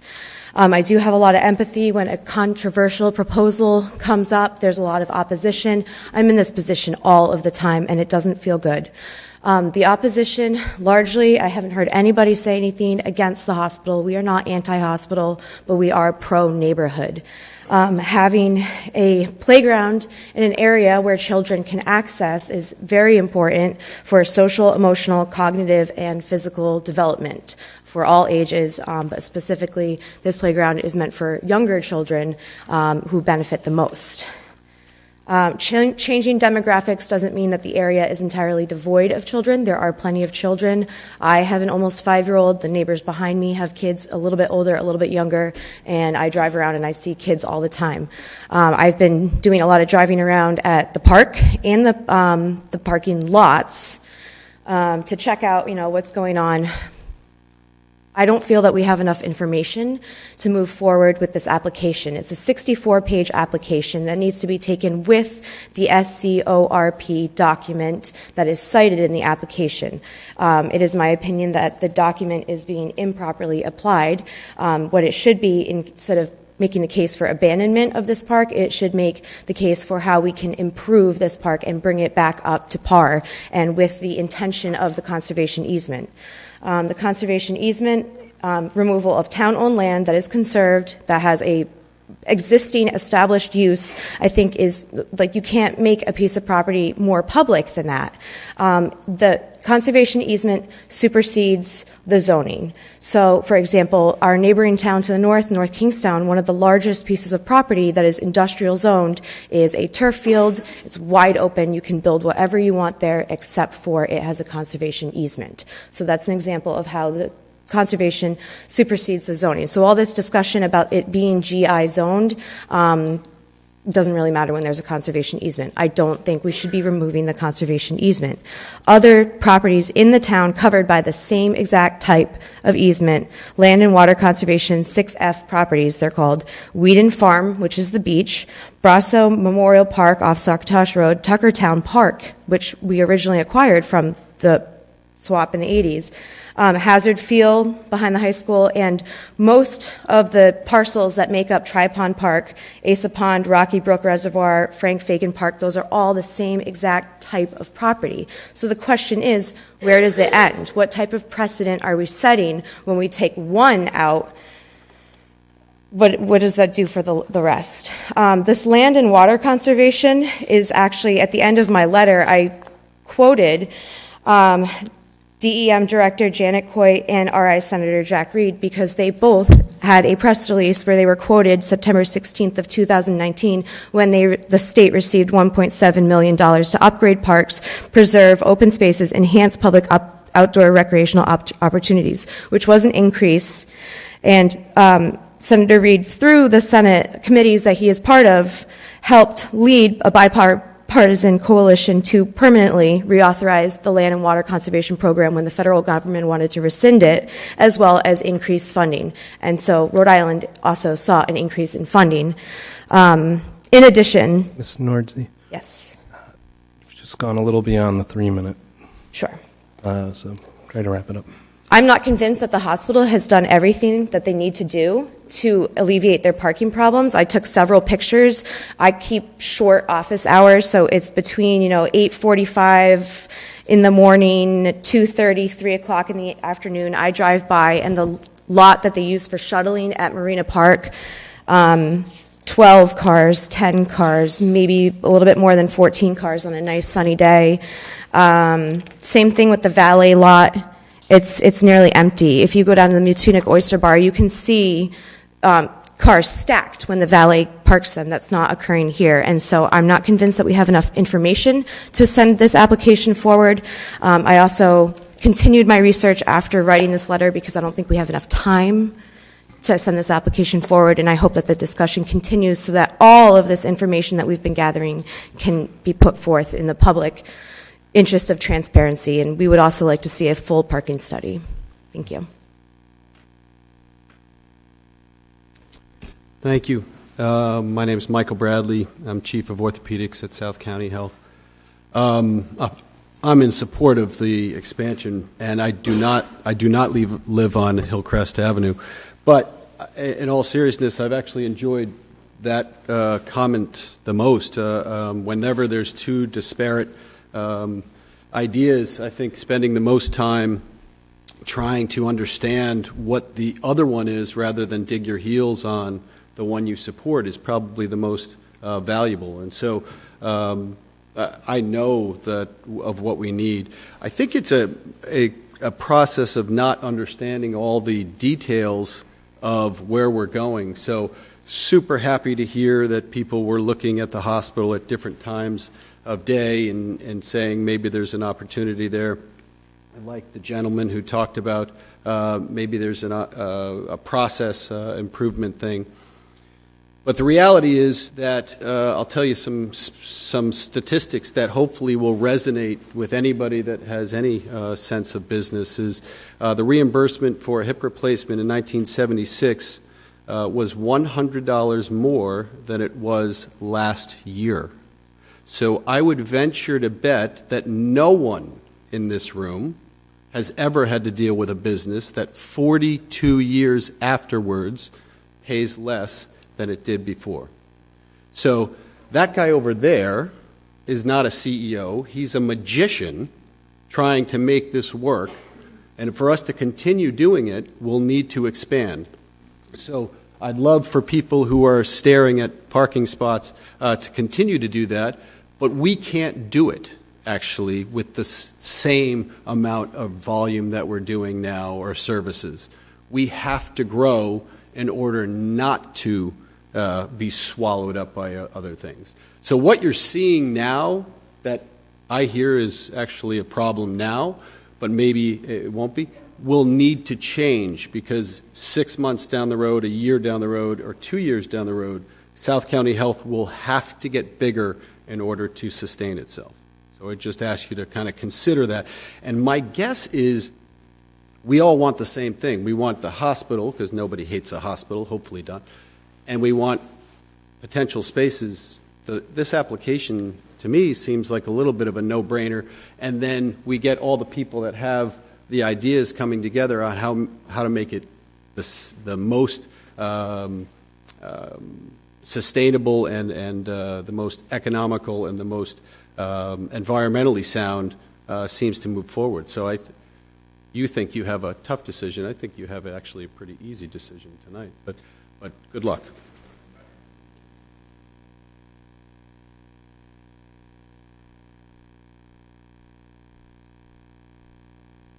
Good evening. My name is Brett Davey. I joined South County Health as an employee last year. And in a short period of time, I've witnessed the incredible connection that the community has with our hospital.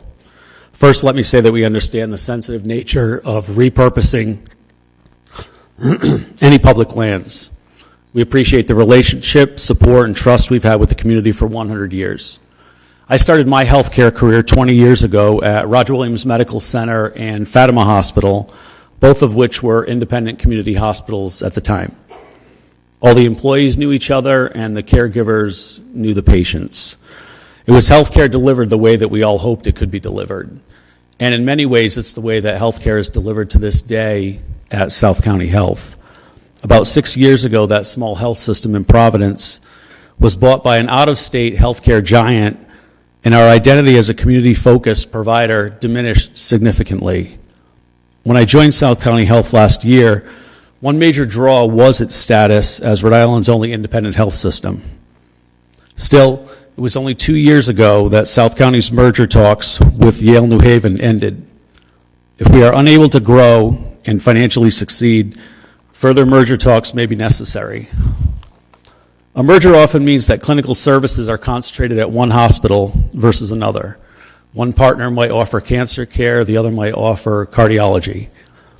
We know that patients are thankful for the breadth of services available at South County Health in the same way that we're thankful to the community for their 100 years of support. Our administration and board recently completed a 5-year strategic plan. And one of our goals, as has been mentioned, is to remain a high-performing independent health system.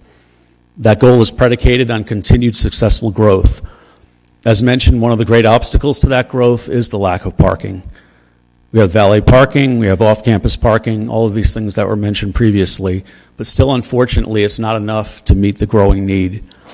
Our collective hope is that South County Health can continue to grow and maintain our connection with the community by remaining independent.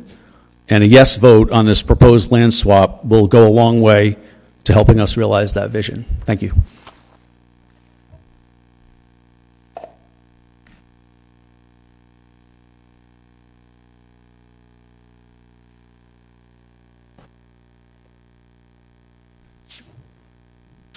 Good evening.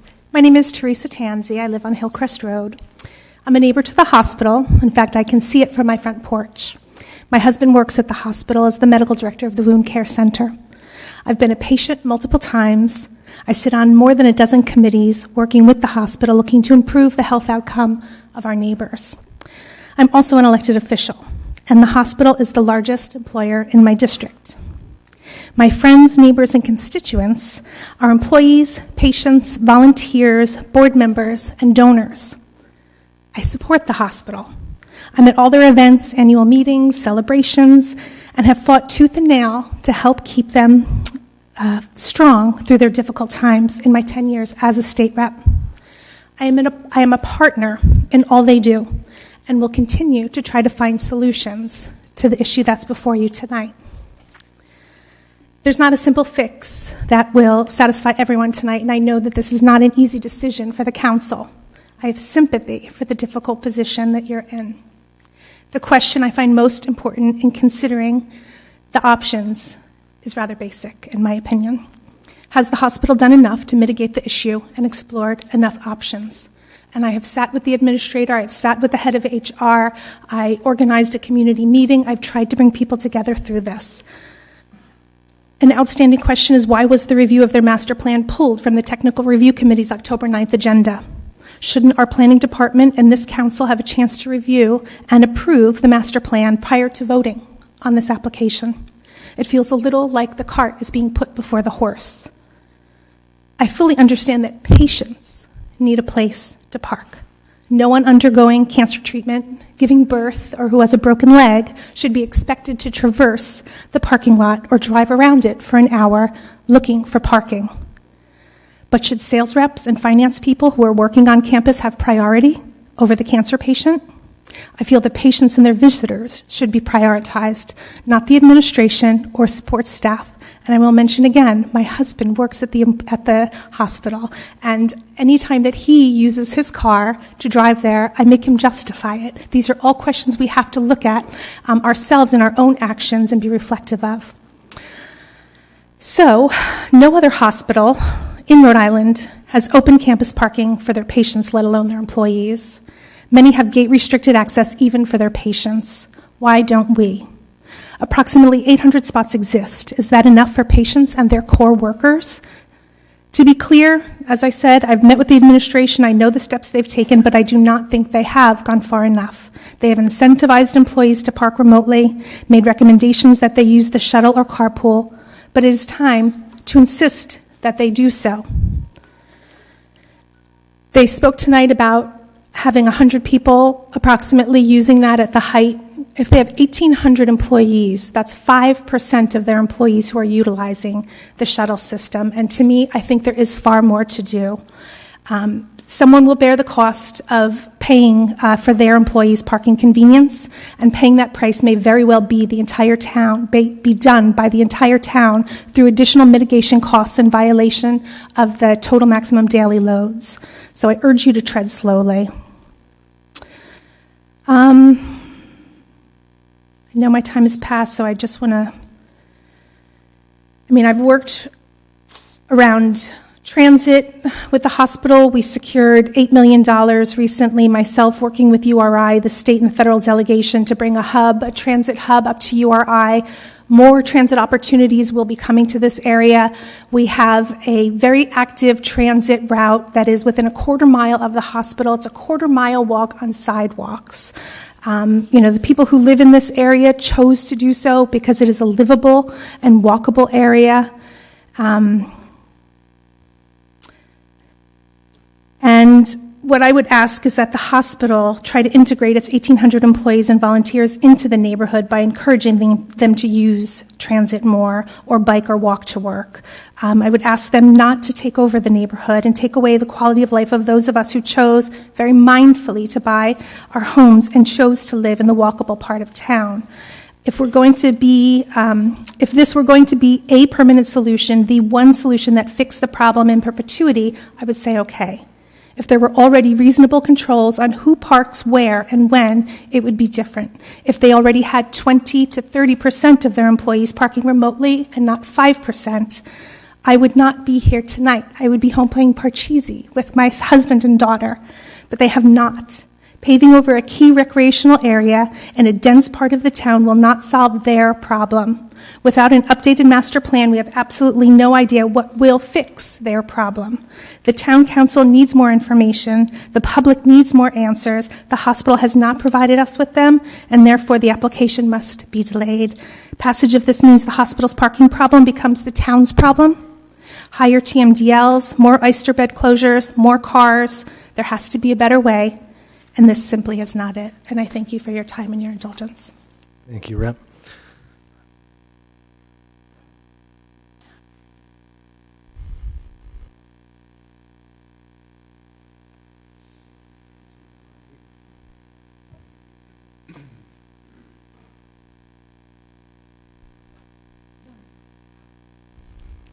Hello, good evening. My name is Nadine McCauley, and I live at 195 Kenyon Avenue.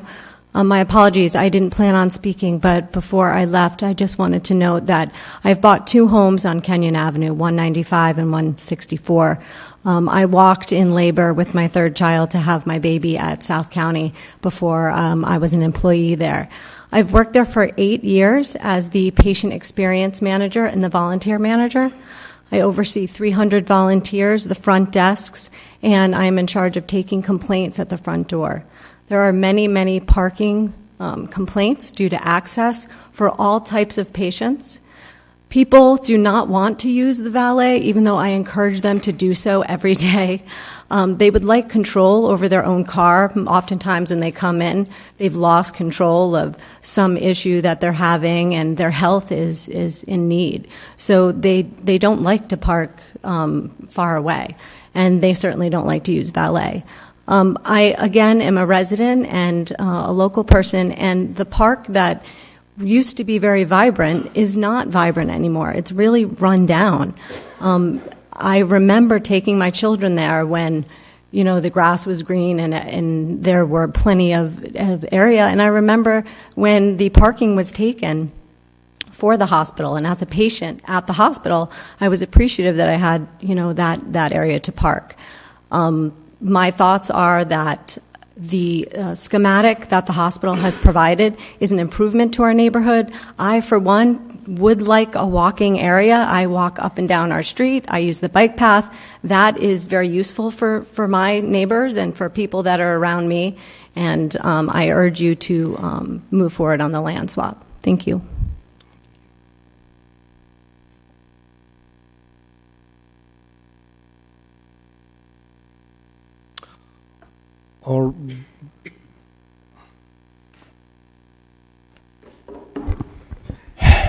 My name is Doug Gobay. I'm a resident over at Glen Rock Road. I thought we would minimally have 5 minutes tonight, and so I have to be very short and very terse. First, I'd request that if we do move this forward, which I do not believe that we should, and I'll give my reasons along with the 11-page letter I've delivered to all of you as quickly as I humanly can, we should not summarize the letters, just like we shouldn't be moving the goal line at the last minute, as we've done at 2 separate meetings now. We're told that we'll work late into the night to make these proposals happen. I ask, what is the particular rush? Why are we moving so quickly? In the sciences, we have a saying, just because you can, humanities because maybe you shouldn't.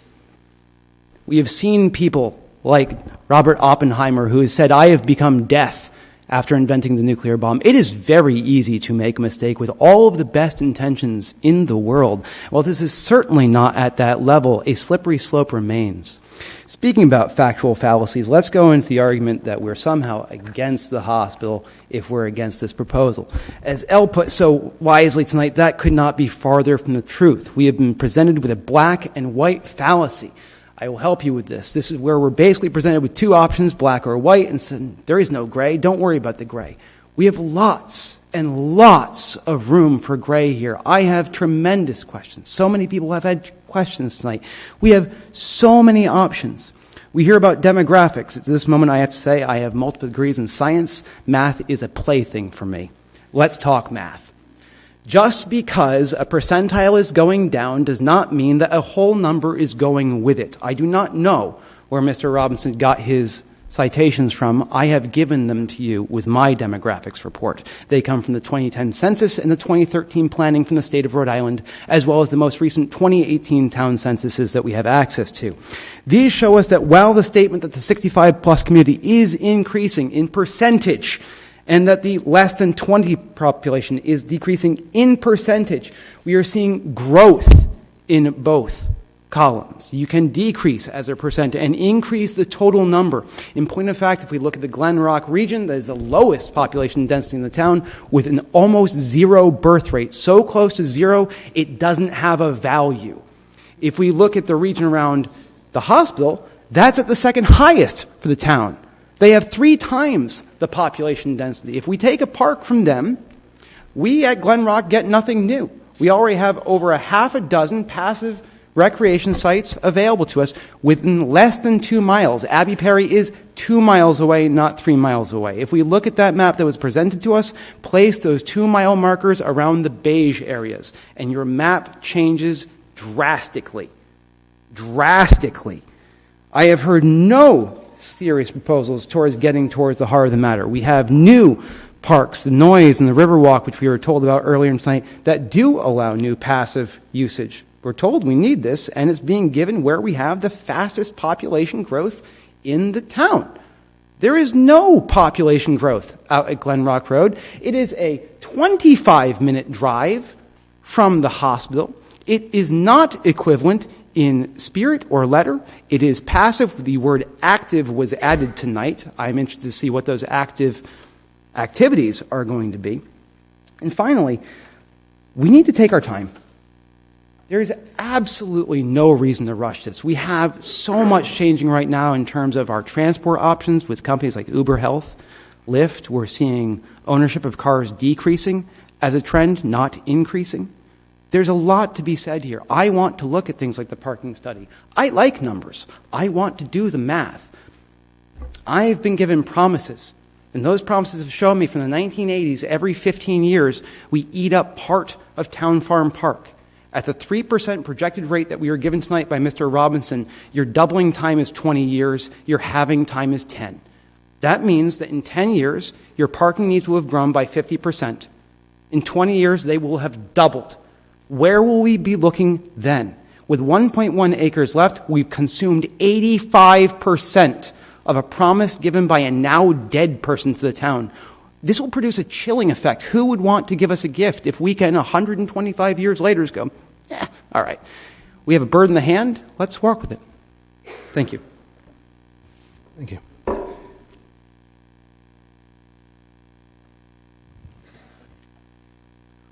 Right. Any last comments? Thank you all for coming and sharing your opinions with us. I heard a number of people express skepticism about the hospital's parking study, shall we say, or the efforts that have been made so far. I would invite somebody from the hospital to come and address those concerns, because, I mean, I know that you spoke about it a little bit in your presentation, but if you could. And then that last question that I heard, like, what's the plan 5 years down the line when you're expanding again? Is there going to be money for a parking structure at that point? Those questions occur to me. If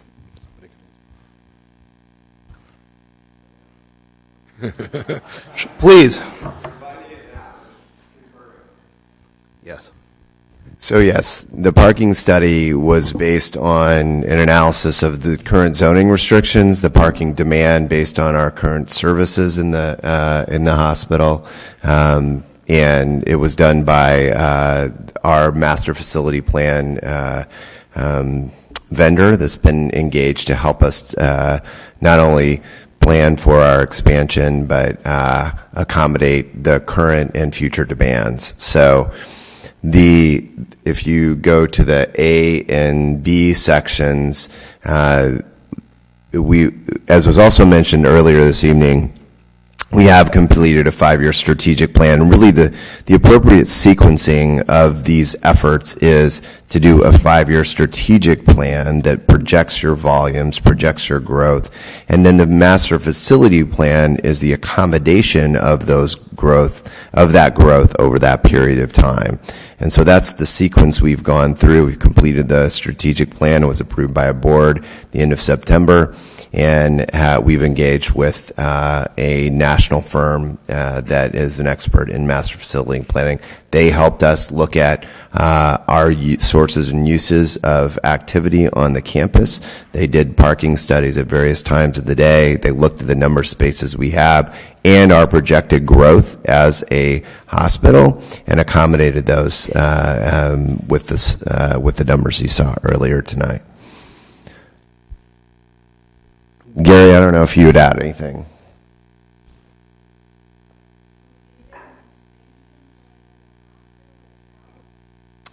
Just for the record, for people watching, somebody from the audience asked if there's a plan for expansion of the hospital. Please carry on. It's not. I wouldn't call it an expansion in the traditional sense. So, as was mentioned earlier, healthcare is changing very rapidly. What used to be an inpatient is now an outpatient observation case. It still takes a bed, but it's a different kind of bed. So, our master facility plan accommodates the growth in different ways than have been historically accommodated. So, that's the best way I could describe it. But for the record, there is no master facility plan that's on file with the town. So, again, it's been brought up here tonight that we would not allow anything to go forward without a master facility plan per the town's ordinance. We're expecting that. We've seen some preliminary drafts of such a plan, but there is no effective facility plan that's on file with the town. So the stated need of 400 spaces comes from existing conditions at the hospital, not 5 years out? Existing and future, yes. Future, 5 years, 10 years? 5 years. 5 years. Yes. So the existing need right now is what? Immediate. What do you anticipate? I would anticipate it's in the 200 space range, 200, 250. And part of the answer to that question is that this is actually where this exercise began last year. The hospital initially came to the town and said, we're in desperate need right now for 150 plus, maybe 200 spaces immediately. Can we lease more of this area? And the town was willing to entertain that request, but discovered at the time that there was this restricted covenant and that we couldn't do so without violating the easement in favor of the use that we had made to the federal government. We scrambled and started digging through the historic documents and discovered that the only way to really deal with this, to clean up the old violation of that covenant and any further, would be to deal with it through this process. Ask the federal government for relief under the regulation that grants relief from the use restrictions. That's how we get to where we are.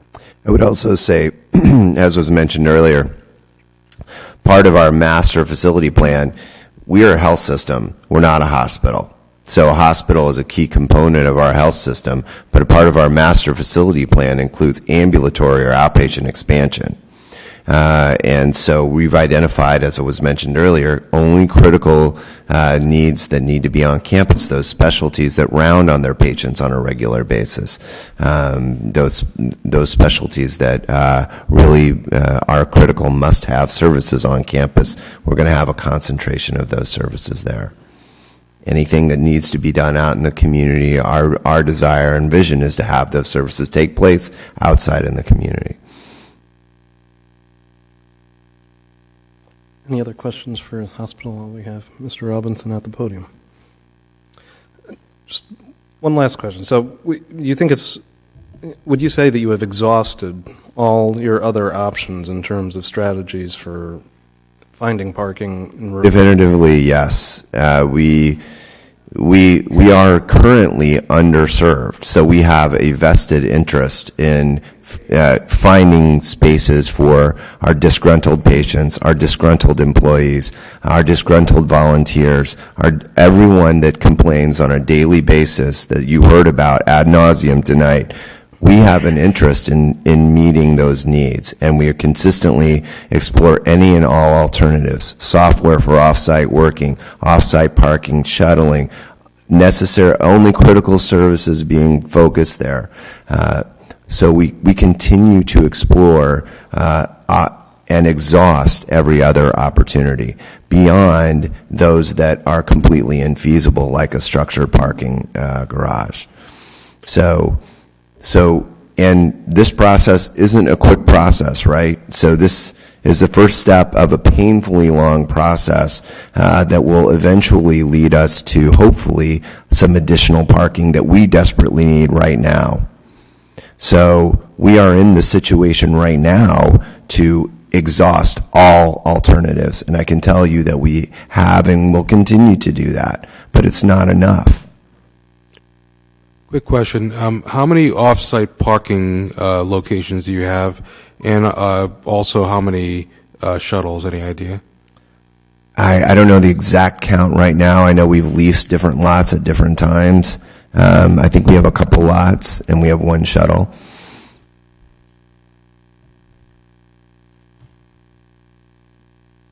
Thank you for answering those extra questions. You know, part of it is also, you know, you have to enter into long-term leases on these lots. And so we need to try to balance committing to a long-term lease of lots within the time frame of alternatives coming online. Thank you. Any other questions I can answer? Thank you all for your consideration. Appreciate it. Mr. President, if I may, just a couple of things I'd like to make sure are clear for the record. One, the shuttle use that has been made in the past at Marina Park was not subject to a lease. And Marina Park, while parking in the off-season is plentiful, in the summer, really, Marina Park fills up very quickly. One of our biggest challenges at Marina Park is not having enough parking for the folks who are down at the town facilities and the marina and the restaurants down there. Marina Park during the off-season is viable. It's not viable during the summer season. I will just reiterate, what we've seen here tonight is not a final plan. This is not what we will get necessarily if we get an approved conversion of use. We have to negotiate. We have to work to get what the community wants. The hospital has expressed a willingness to get there. They've depicted a graphic that shows improved green space. It is not a contractual obligation. It is not. We will define an area that we're not willing to give up as part of this application, but it doesn't guarantee anything in terms of the construction. We have a lot of work to make sure that whatever the community wants is actually built on the ground. And just a couple of things, just so the council is aware. The 2-mile radius that map is from our comprehensive plan. It was not built for this purpose. We're looking at a prior product. I don't want anyone to get the impression that we were trying to create a false sense of the location of Glen Rock versus existing parks. And finally, the council knows this, the public should know, with regard to our young population, it is true that the total population for those under 20 is growing, but if you take the college students who come into town out of that group, we know that our student population is in fact declining in total number as well as in percentages. All right, so we've heard a lot of public comment tonight. What are the thoughts up here at the council table? Anybody? I'll start by saying I hear your concerns, and I've taken that into consideration, and I appreciate everyone's participation and coming to this meeting. I played Little League Baseball at that field, and I have fond memories of playing there. But this is a balancing act, and we must consider the needs of the hospital and all that they do for the community. High-paying jobs, livable wages, and quality health care. The hospital is dealing with capacity issues in regard to parking. Us as a council need to do what we can to enable them to allow for future growth in quality of health care, but also growth and expansion to allow for more jobs and better economic environment in town. It's important that we be business-friendly and resident-friendly. It would be a sad day for South Kingstown if South County Hospital had to leave town for the sake of expansion and growth issues. It's always difficult as a councilman to deal with conflicting interests of residents, but in regard to this situation and many situations, we need to factor in our thoughts and how it affects the majority of town. And in this situation, the interest of the majority of the people in town is in regards to allowing the hospital to grow and moving forward with this land swap proposal or submittal of the application of land swap proposal. In conclusion, I will be voting in favor of this land swap proposal application submittal to Rhode Island DEM, and I also think it's important that the council work closely with South County Hospital, Aaron Robinson and his leadership group, and helping develop the landscaping aesthetics as it develops at Town Farm Park where it currently is. This is a balancing act, as I said before, and it is ultimately the council's decision to vote in the best interest of the majority, and I believe that is in favor of this proposal. Thank you.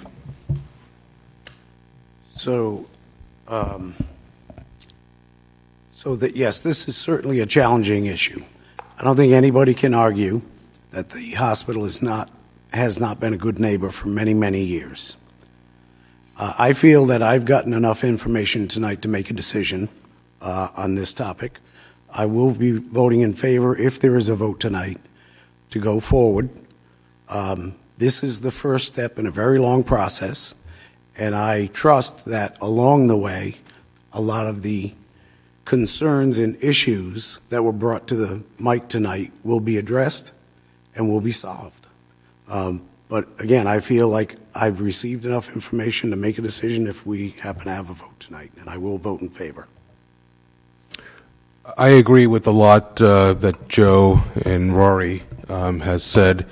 I've given this a lot of thought, and I think what I feel right now is that I need more time. So if I'm not ready to make an actual decision tonight on this. I think I need a little bit more information. I do support the hospital. I've been there, frequent flyer, a lot. I've had the same issues where I've been driving around looking for parking. I also have had issues where I've been walking in and asked to valet a car. So, I mean, it's definitely a need that we have. I'm very pro-business and pro-community. But I don't think that if we were to move this decision to 2 weeks from now, that it would significantly impact the application process, but it would give us a little bit more time to get additional information. So I'm inclined to ask DEM to put this forth, but not as presented tonight. I think the question needs to be resolved between the National Parks Service and DEM along with the town. I think we need to petition DEM to put it forth. However, the proposal from the hospital does not meet my requirements. And my requirements is that the town retains some of this property. I am in full support of the hospital and their ability to thrive. And parking is a big part of that. But I will vote to postpone, or I will request that we postpone the vote until we see a plan worked between the town and the hospital staff that keeps some of this land in the town's hands. Mr. President, if I may, we're never really going to get to a complete plan before submission of an application. If what your objective is to make sure that the application identifies with enough specificity in the application what portion of the property we would retain and what the intended use on that property is, that we can do. That is my intention. Okay. I don't want to see it go to DEM with the full acreage named. I want to see it modified. So that's where I stand.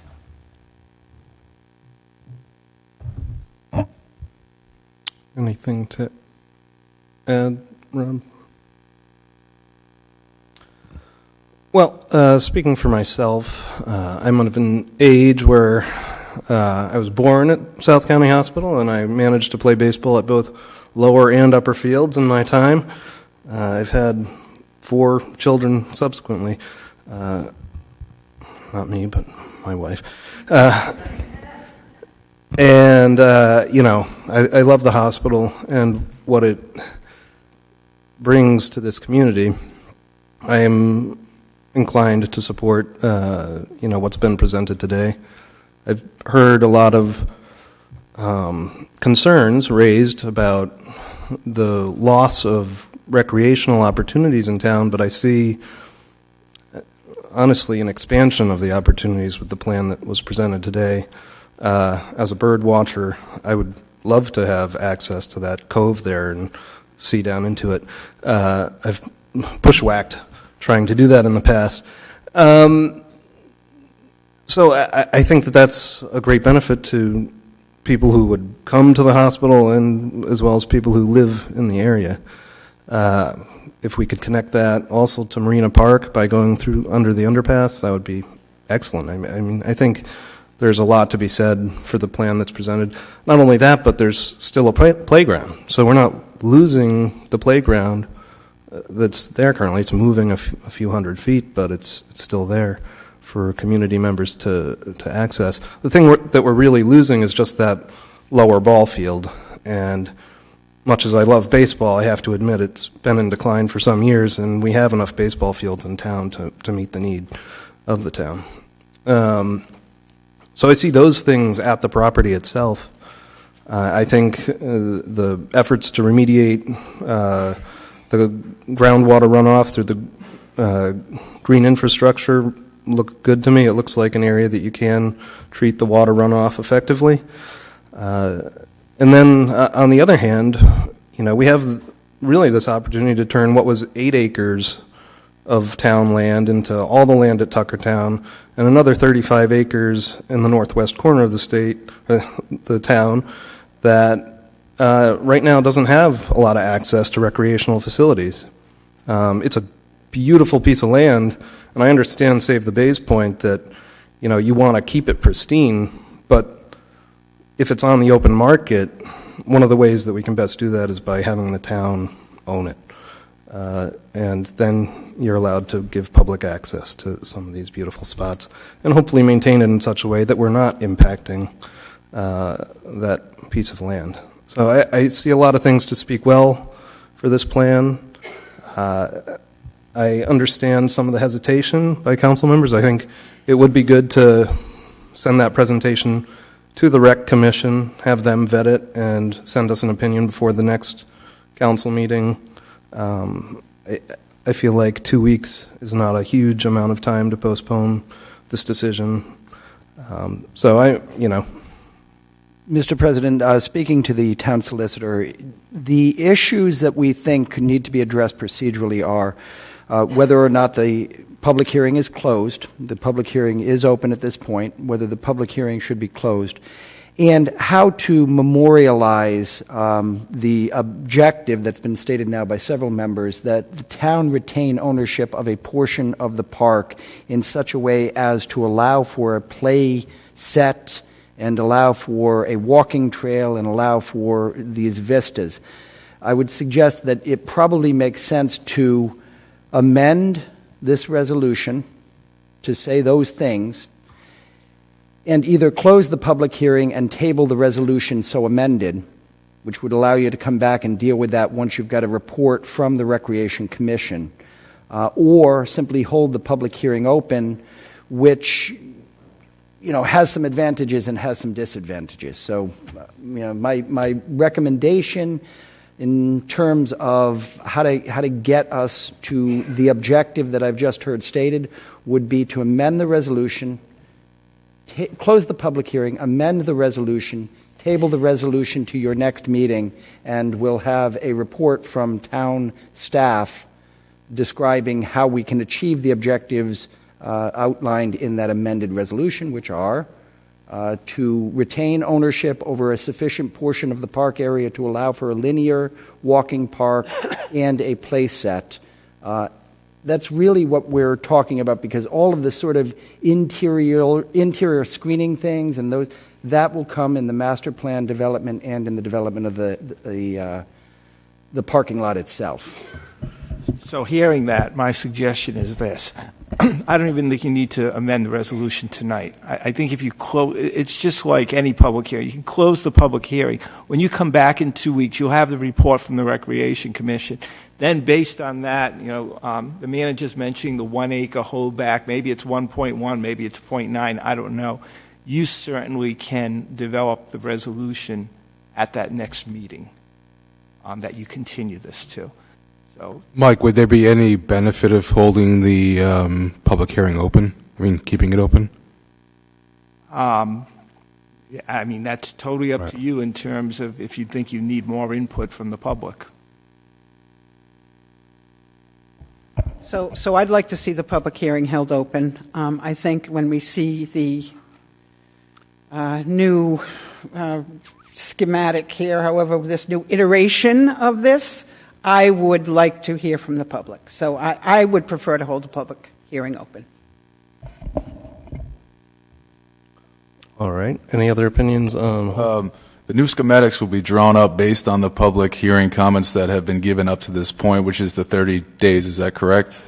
So really, I want to make sure that we're managing folks' expectations with regard to schematics. We really are talking lines on a map. That's what we would need to retain in order to achieve the objective of a linear park with play set.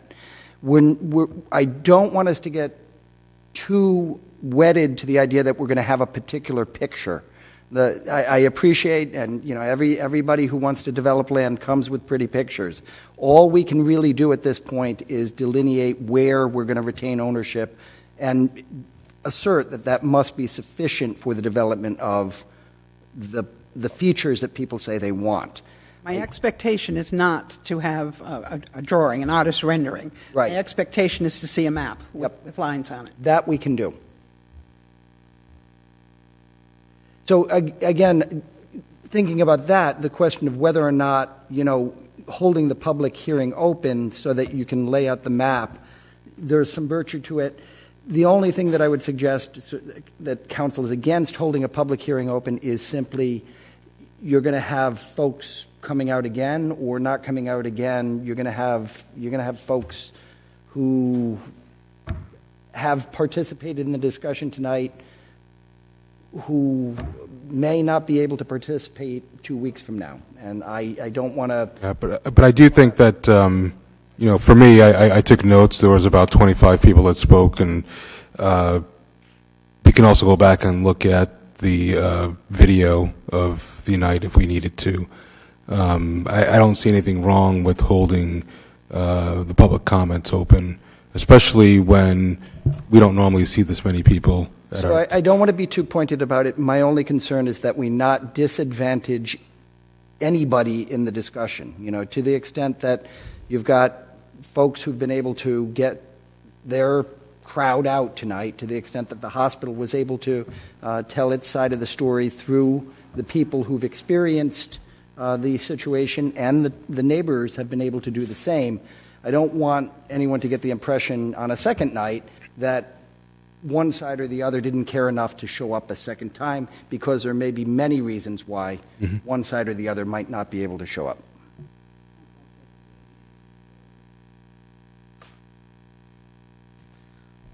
My take on the matter would be to close the public hearing. Any thoughts, Joe?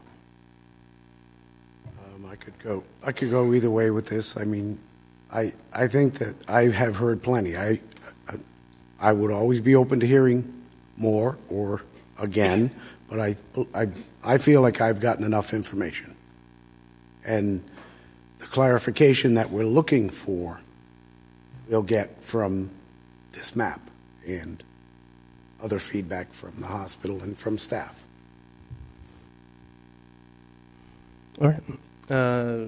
Do I hear a motion then? Just one more thought, and that would be that if you're going to hold the public hearing open, I would recommend that you also accept public comments until the date at which that public hearing is closed. So tonight was going to close the written public comment period. I would suggest that it makes sense to allow for written comments again, because I'm very concerned that we not, at the end of the process, throw the weight one way or the other. Folks should have the opportunity to weigh in however they can. If they can't show up at the next meeting, maybe they can write a comment, what have you. I'd like to make a motion to keep the public hearing open and to allow for additional public comment and also written comment during that time frame to our next meeting, which I believe is January 27th. Okay. That's a second. So moved. Any discussion? All right. All in favor, say aye. Aye. Aye. That motion carries.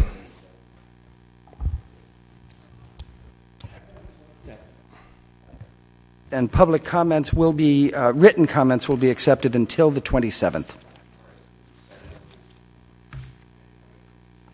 To the manager's office. Good Lord. There's a lot of people. I know, no one wants to hear the rest of our meeting? No, what the heck? What, you're not interested in?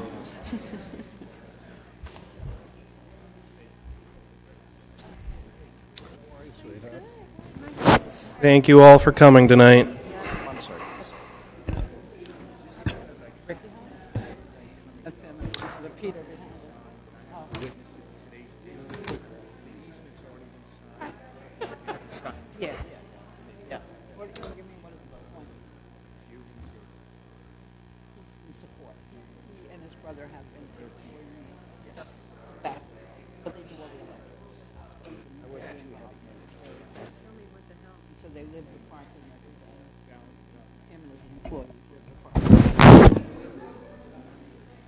Nobody wants to stay.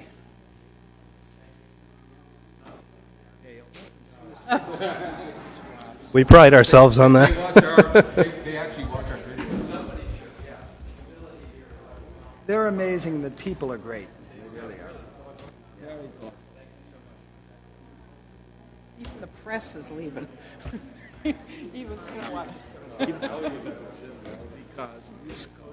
Even the press is leaving. I don't want to hear the rest of this.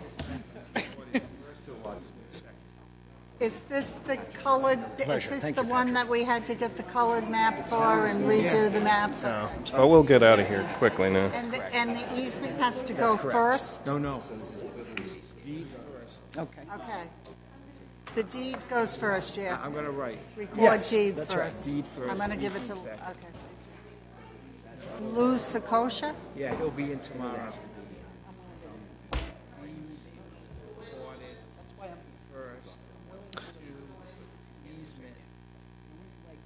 He'll tell you that way. I know it's not going to be you, but All right. We're not done with this meeting yet.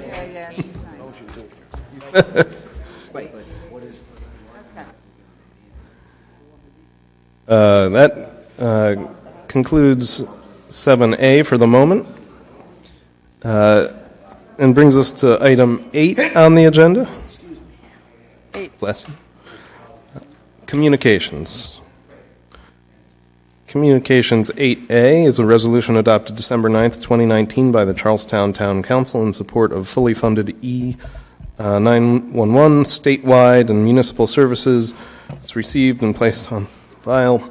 What do we want to do with this one?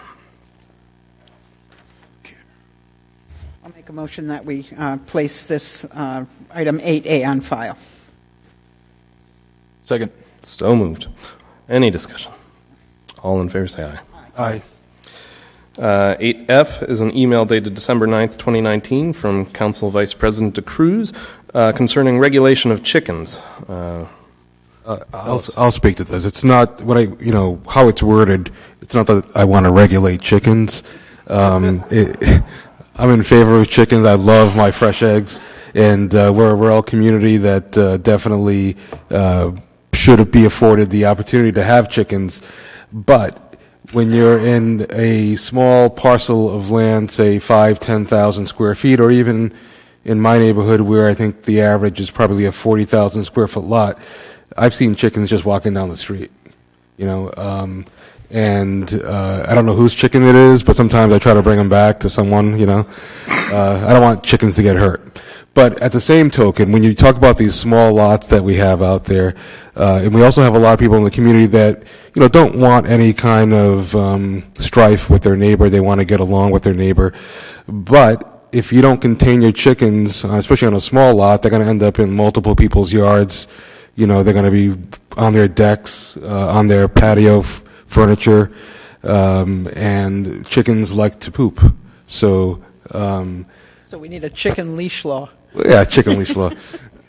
So I'm not asking for anything to be done at this point. What I'm asking is, what are our options to contain chickens? Maybe it's an option that if you have a certain size lot, that you need to make sure that you contain your chickens in a coop, as an example, and not letting them walk around the neighborhood.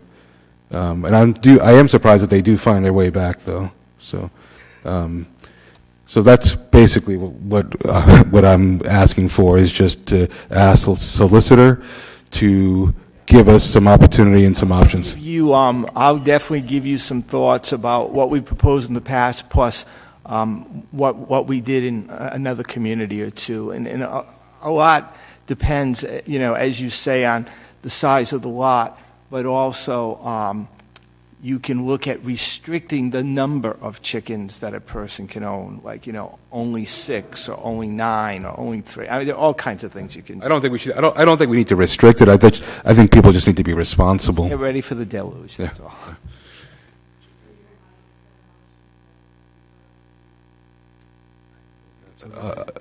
I'll make a motion to refer my inquiry to the solicitor.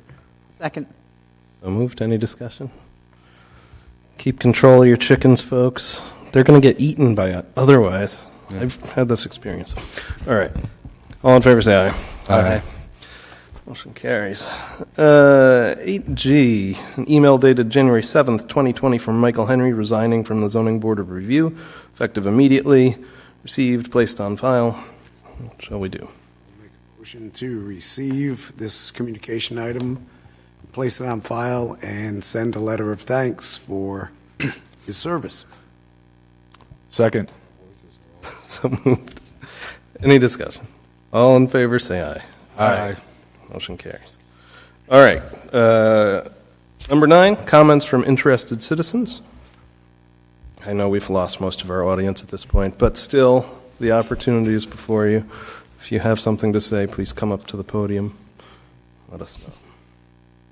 There are chicken diapers. I don't recommend them.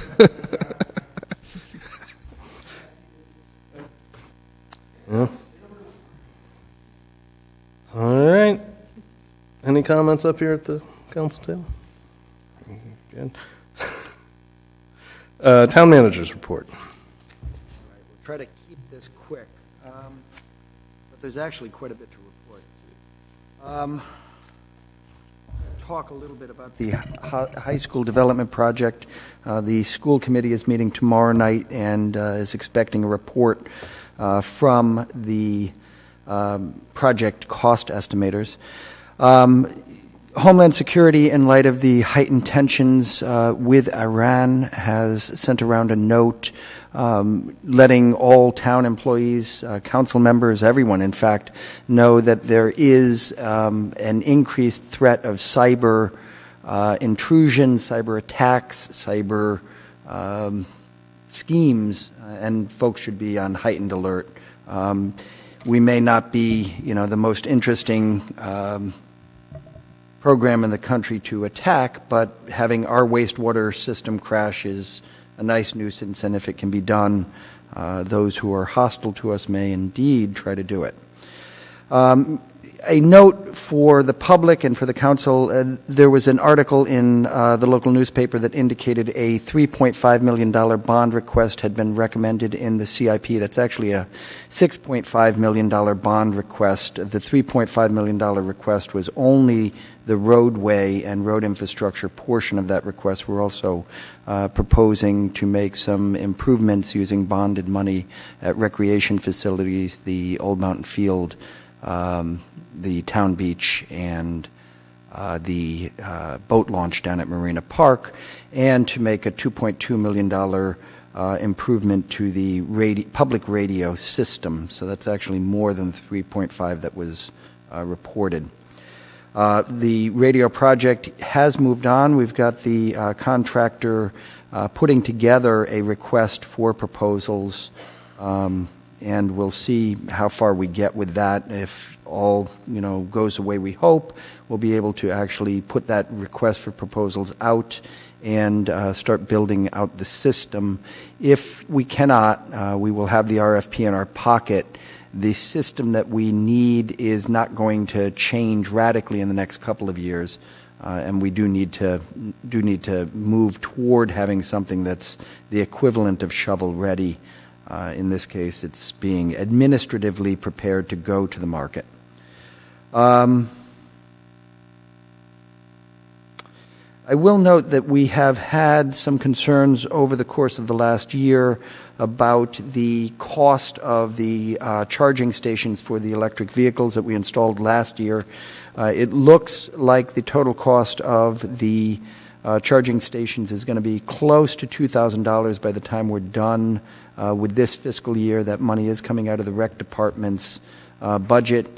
It may be time for us to consider asking the users of those charging stations to swipe their credit card and to pay for the electricity that they're using. We wanted to start the project without that barrier to folks using the charging stations. It's beginning to be a significant, not huge, but significant cost. And we will at some point in the budget process raise this issue for the council's review. At this point, our recommendation is that we begin charging the users of the electric stations to charge their vehicles. Anecdotally, I'm going to, late in the night, I will say that the number of actual users of the system is fairly small, so we'll see what that does. Sorry, is there a cost involved in initiating the pay? No, it's really just turning a switch. It's already there. We installed the meters so that meters could accept a credit card swipe. We've just never turned that feature on. Rob, how do we know that it's only a few users that use it? Really, it's just observation of stuff. Okay. Pre-award interview with Providence Procurement. One of the things that the council had authorized the manager and staff to go do earlier in the fall was explore the possibility of a procurement for aggregated electricity for town's residents. Providence did go out to the street with an RFP and solicited proposals. They received, I believe it was 2. I and our procurement officer participated in the pre-selection interview with one of those companies. The other has withdrawn its proposal. The contract that Providence is proposing to enter into would be with a firm that we would have selected, and that contract can be written so that we can ride that contract, which means that we'd actually get the benefit of aggregating not just the 30,000 households or 30,000 residents of South Kingstown, but all of South Kingstown and all of Providence. We'd get better rates, and we will be coming back to the council, at the next meeting, to talk to you about the specifics of that contract proposal. It saves us doing a complicated procurement, and it's actually probably a better result than we could get if we were standing alone. So that's a very positive result. Paramedic 3 is now operational 24 hours a day, although it is operating not at the old police station. It's operating out of Snug Harbor Firehouse. We're still in the process of building out the quarters at the old police station. We're expecting that to be done in the next couple or 3 weeks. Public comments on the comprehensive plan are done, and the planning board will be reviewing those comments. We should have some sense of when the document can be published. They will be reviewing those comments tomorrow night.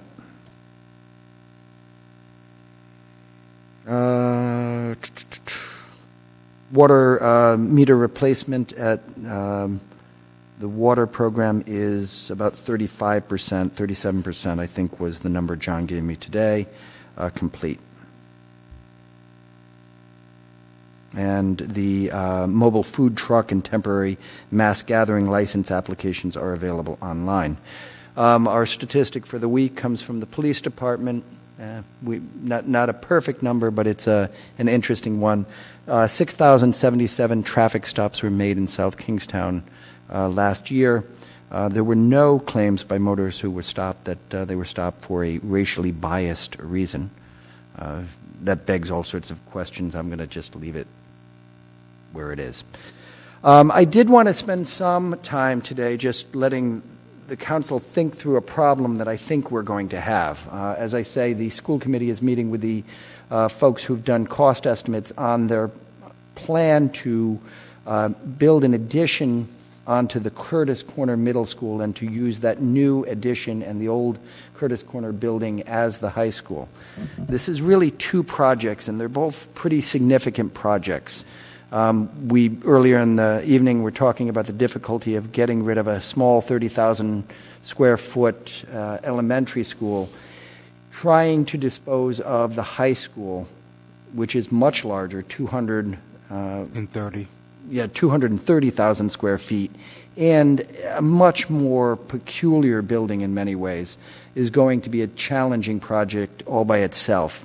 We are trying at this point to figure out how best to do that. The one thing that I am pretty certain of at this point is that it probably doesn't serve the community well for us to do them in serial, to let one project be done completely and then move on to try to do the disposal.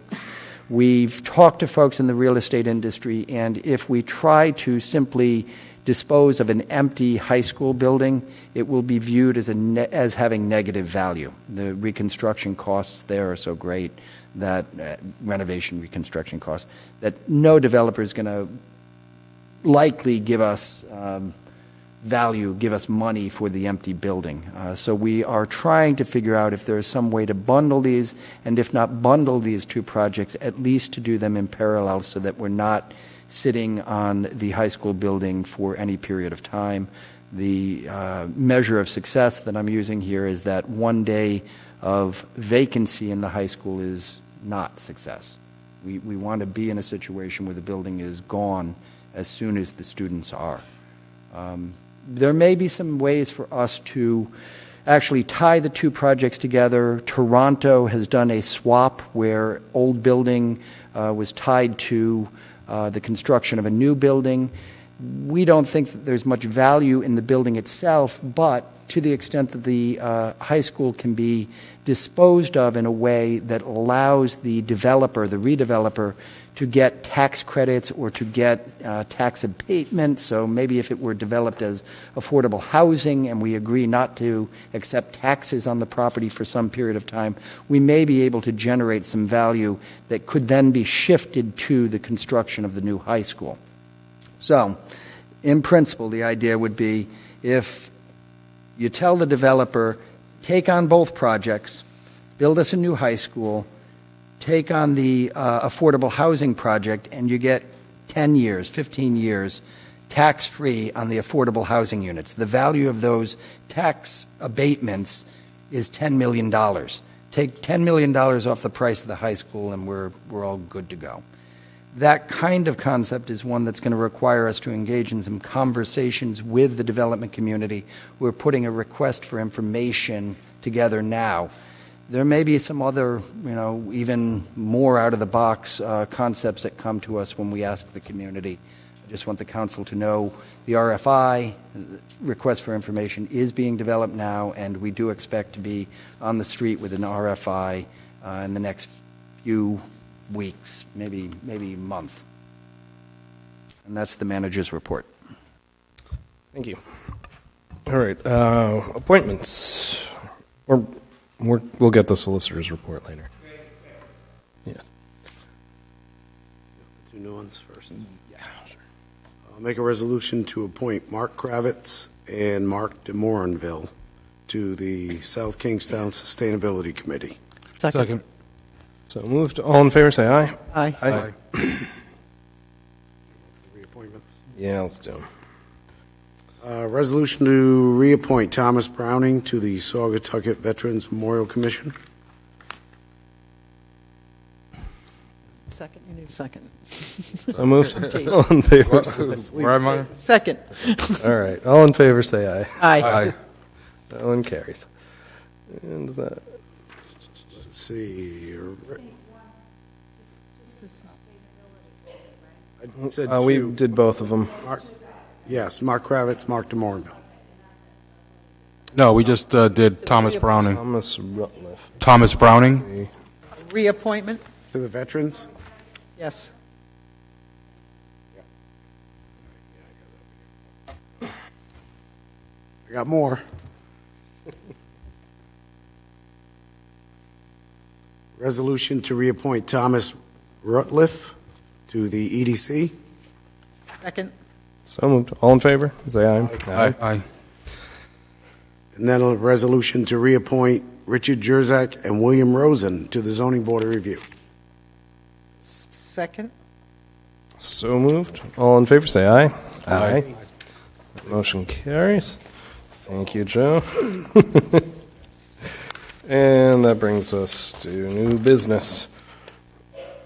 Now you're going to have to remind me which one we're tabling. We're tabling F and G. Actually, it's G, is it? G and H. Oh, I thought it was F and G. I'm sorry. G and H, I'm sorry. Okay. All right. So, new business item F is a resolution authorizing an award of purchase to JWC Environmental of Costa Mesa, California, for a channel monster replacement cutter assembly in an amount not to exceed $15,591, further described in a memorandum from the Public Services Director to the Town Manager. Do I hear a motion? Motion to approve 12F. Second. So moved. All in favor say aye. Aye. Do I hear a motion to table G and H? Motion to table item 12G and 12H. Second. To a date certain, if I may, to the next meeting. Oh, to the next meeting. Second. So moved. All in favor say aye. Aye. That brings us to the end of the public session. Thank you again for coming, and we'll see you next time.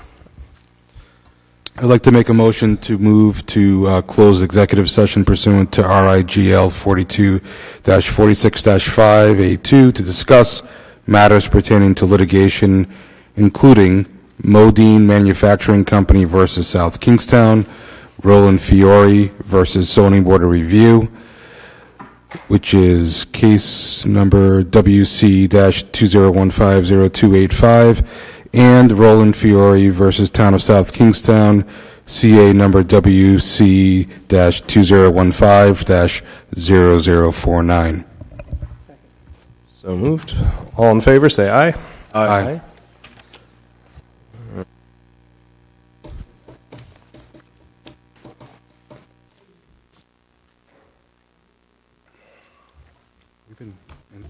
We've been here since.